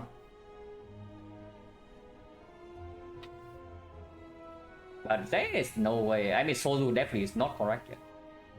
There is no chance in hell this Sozu is correct, but I do wonder about the dome with the burner because I did think about it for a little bit. Is that with the burner you have more information with the dome. Is that turn 2 you have a free turn of block.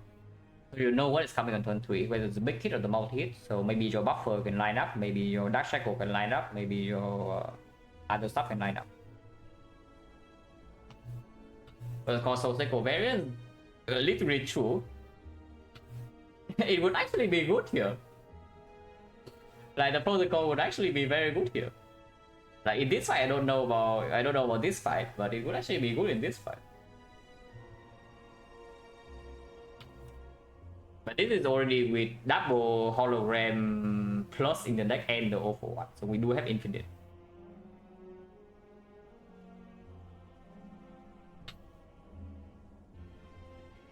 That's another thing, yeah. This deck has like, even though it overscale with focus and with the bottle echo form, we also have infinite. Double for double hologram, we have a lot of manipulations for this to potentially line up. We never got infinite even once in this act 4. With this fight 12 turns, we shuffle the deck like 3 times. This fight is 13 turns, we also shuffle the deck like 3 times. In 6 shuffles, you never line up on infinite. With 4 cards, I can roll 0. So I don't want to do the math, but I assume that's a low roll. And deck goes on to favor consume some infinite, yeah. Yeah, consume infinite into one of sword and you're invincible. That's like always fun.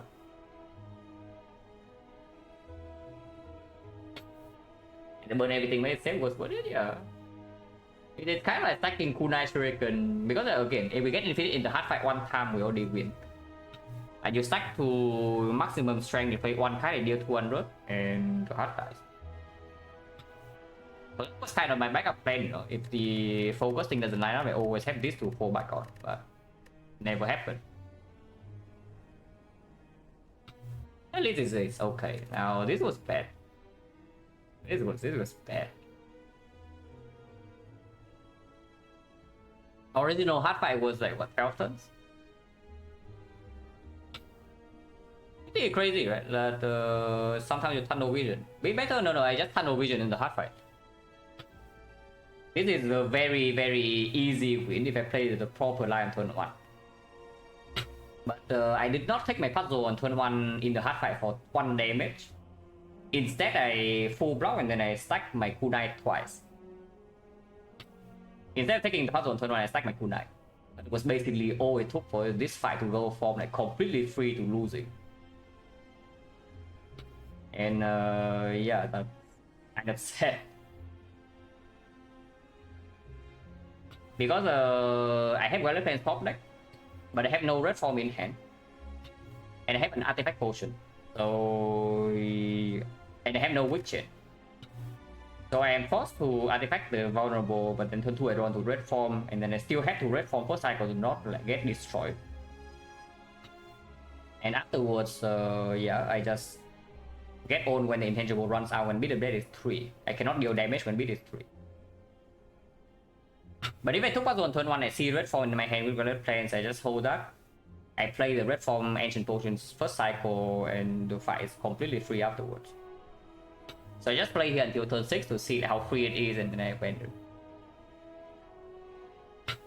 But yeah, it's like one tunnel vision line in the hard fight and you just like throw the whole run. Which is a shame. Because this one is kind of like handed to me. Like this act 1 is pretty bad and we are playing like all the garbage nonsense. We pick all damage, no block cards, no card draw, and we spend 2 potions in this slime boss fight. And then I get Bail on act 2. But yeah, after getting Bail I threw the run away again. So that is just bad because this is all me. I'm not happy about the way I play Act 1, even though I say that the deck after we leave Act 1 is complete garbage. It's the garbage with that we have to do in order to not die here like consistently. And yeah, then just throw. Because in Act 2 we are like really strong. after the bites. In Act 3, of course, it's like bites who die, got it, plans, you are basically invincible. You don't take damage ever.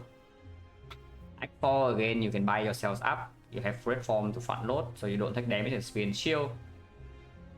And then you enter the hard fight, you play one wrong line, turn 1 you die. I didn't get maximum punish to be fair, but this punish should not even happen.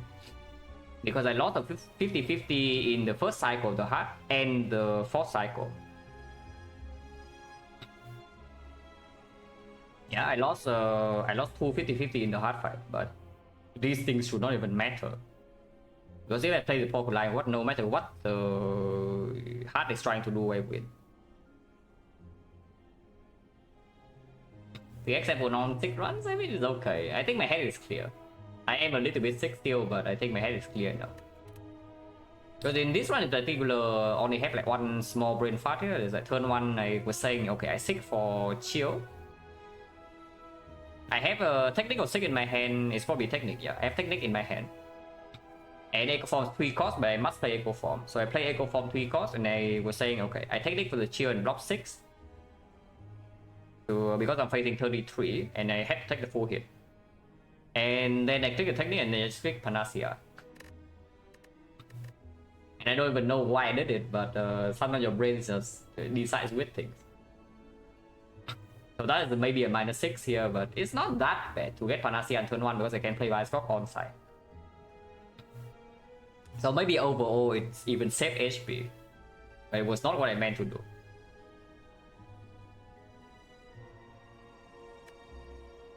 But yeah, it's okay. Shame though, because I think I've been playing like very nicely on Silent. Sure, this one's like kind of free, but this one's difficult. This one is very strong. This one is very strong. This one's very strong. This one is also very strong. This one is not that strong. This one is also very strong. This one's not that strong. This one's T-box. This is... yeah, this is a good one. This one's hard. This was this a throw or not?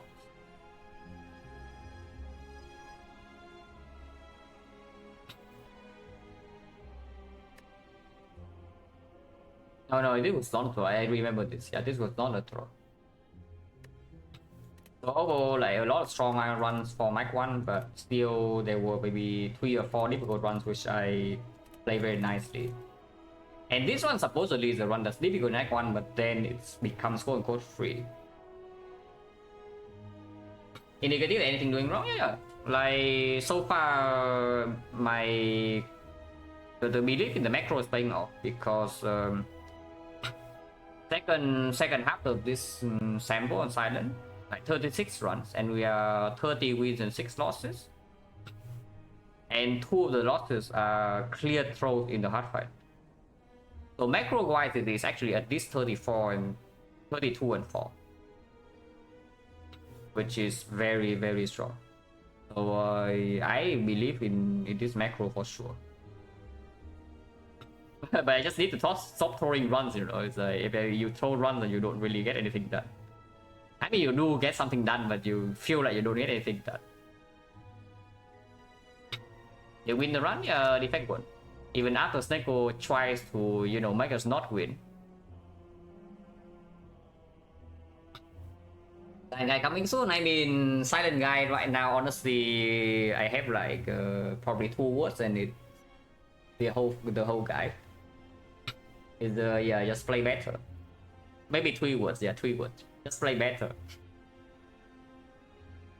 Because the entire basis of my new macro is that I play better. Because I see I can read a little bit more in Act 1, so I take a higher quote-unquote riskier Act 1 percentage. But in the end I still never die because I see the limits slightly better. So if you pick greedier and you never die in Act 1, then it's just a very good thing. That you play the fights tighter, you see that the risk of death is actually not there if you go for even the slightly greedier line. as long as you have make some preparations. Like you cannot just, you know, casually pick like 2 acros for 1 for 2 to slime boss and then sometimes it lets you through. That is stupid. But you can sneak in something here and there. You can pick a backflip, you can pick a deflect, maybe you can not buy a potion here and there, and then the small advantages like adds up. Every character you've been ancient towards with early on, Ironclad maybe is different though. I think Ironclad is like a lot of a decent amount of clad off stream. And honestly, I feel like it's different. The way a clad plays Act 1 is just too weird. But you take a suboptimal card in order to not take cards afterwards.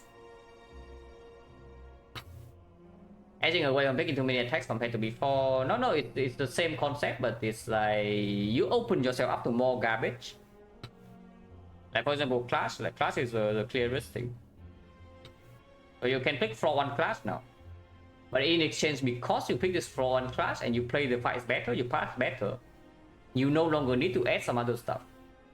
Precisely because you add this floor 1 Clash. So it's different. I don't know whether it's called being greedy or not, because you're adding garbage to your deck actively. But the end result is stronger, still stronger with the late game.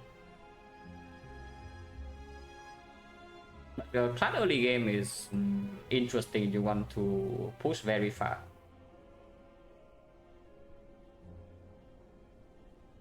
But yeah, Watcher is just you read Act 1.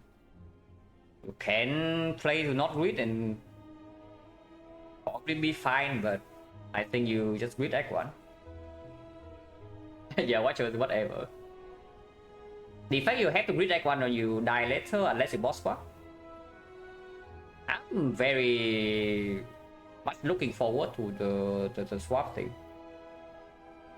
Because my ideas of play when swapping is fairly different from normal play.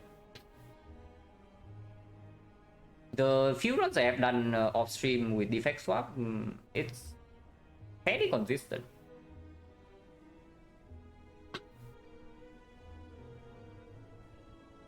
But it's not actually greeding for late game. It's like it's kind of like Ironclad. It's a weird line between picking the garbage very early, but then that is all the garbage you need to add. Kind of like that. Like you take a very aggressive, not aggressive, but very conservative line in Act 1, in early Act 1. But then because of this conservative line, you get a lot more power later. And it's not even because you snowball into taking elites.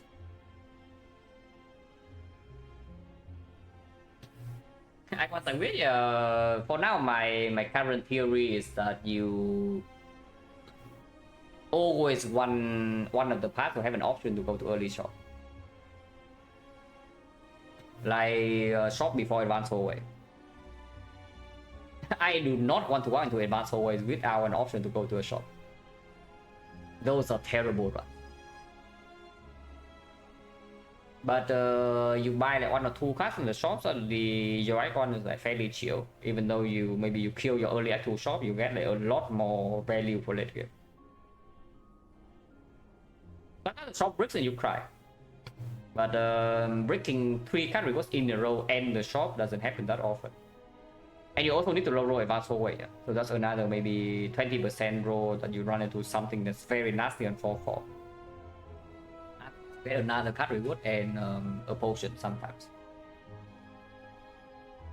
So it's pretty interesting because if I assume, let's say, if you play very well with not boss swap, you can get maybe 80. Then if whenever the risk of death in or risk that the run is completely ruined in Act 1 with the boss swap, is lower than a certain percentage, like yeah, some conditional works out, maybe it turns out to be maybe 3%, maybe 5%, then yeah, maybe you can swap a lot. But I have to see. Because right now I do see that not swapping probably you expect around 80% if you play really well. You perfect is probably higher. If you play really well, human play, it's probably at least 80, but not that much higher. Hello, Grid. So yeah, it's all about like how high the low roll percentage is in maybe the first 6 floors, and how much percentage does it help you? Because yeah, like a lot of things, some very obvious thing is that the chance that you see something like pyramid goes from like currently you have 6 out of 20. If you swap, it becomes 7 out of 21, so that's 1 out of 3. 6 out of 20 is like 30%. So you gain. You actually it is the no, it's the other way around. 6 out of 21 to 7 out of 20. So it goes from like 2 out of 7, 28%, to 7 out of 20, 35%. So you gain 7% and you get something broken, like P-box or pyramid, for example. And of course, something like Snecko is way stronger when you swap, yeah, because you get 2 chances to get a pickable energy relic. If you swap into Snecko itself, you get way more information early game. So it gains you a lot of things. Of course, it loses you a lot of things too, but that's when actual calculations need to happen. Imagine this, but we have an energy relic that's like somewhat okay here, even the dome. I don't mind the dome. If this is, for example, the dome and this deck is the same and we have Snecko, like, can this X4 ever do this to us? Even if the Snecko decides to be ultra crazy, like, can this Snecko ever do this to us? I don't think so.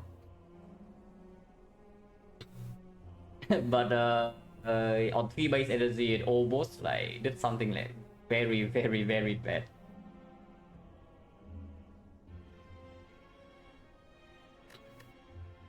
Yeah, that's an interesting to think about, but doesn't happen quite yet, so we can think about it later.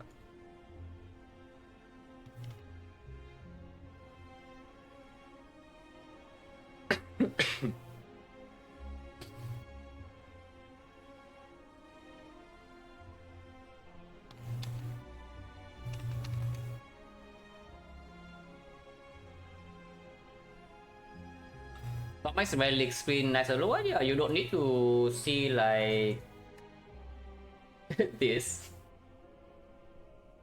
Yeah, you don't see this as often.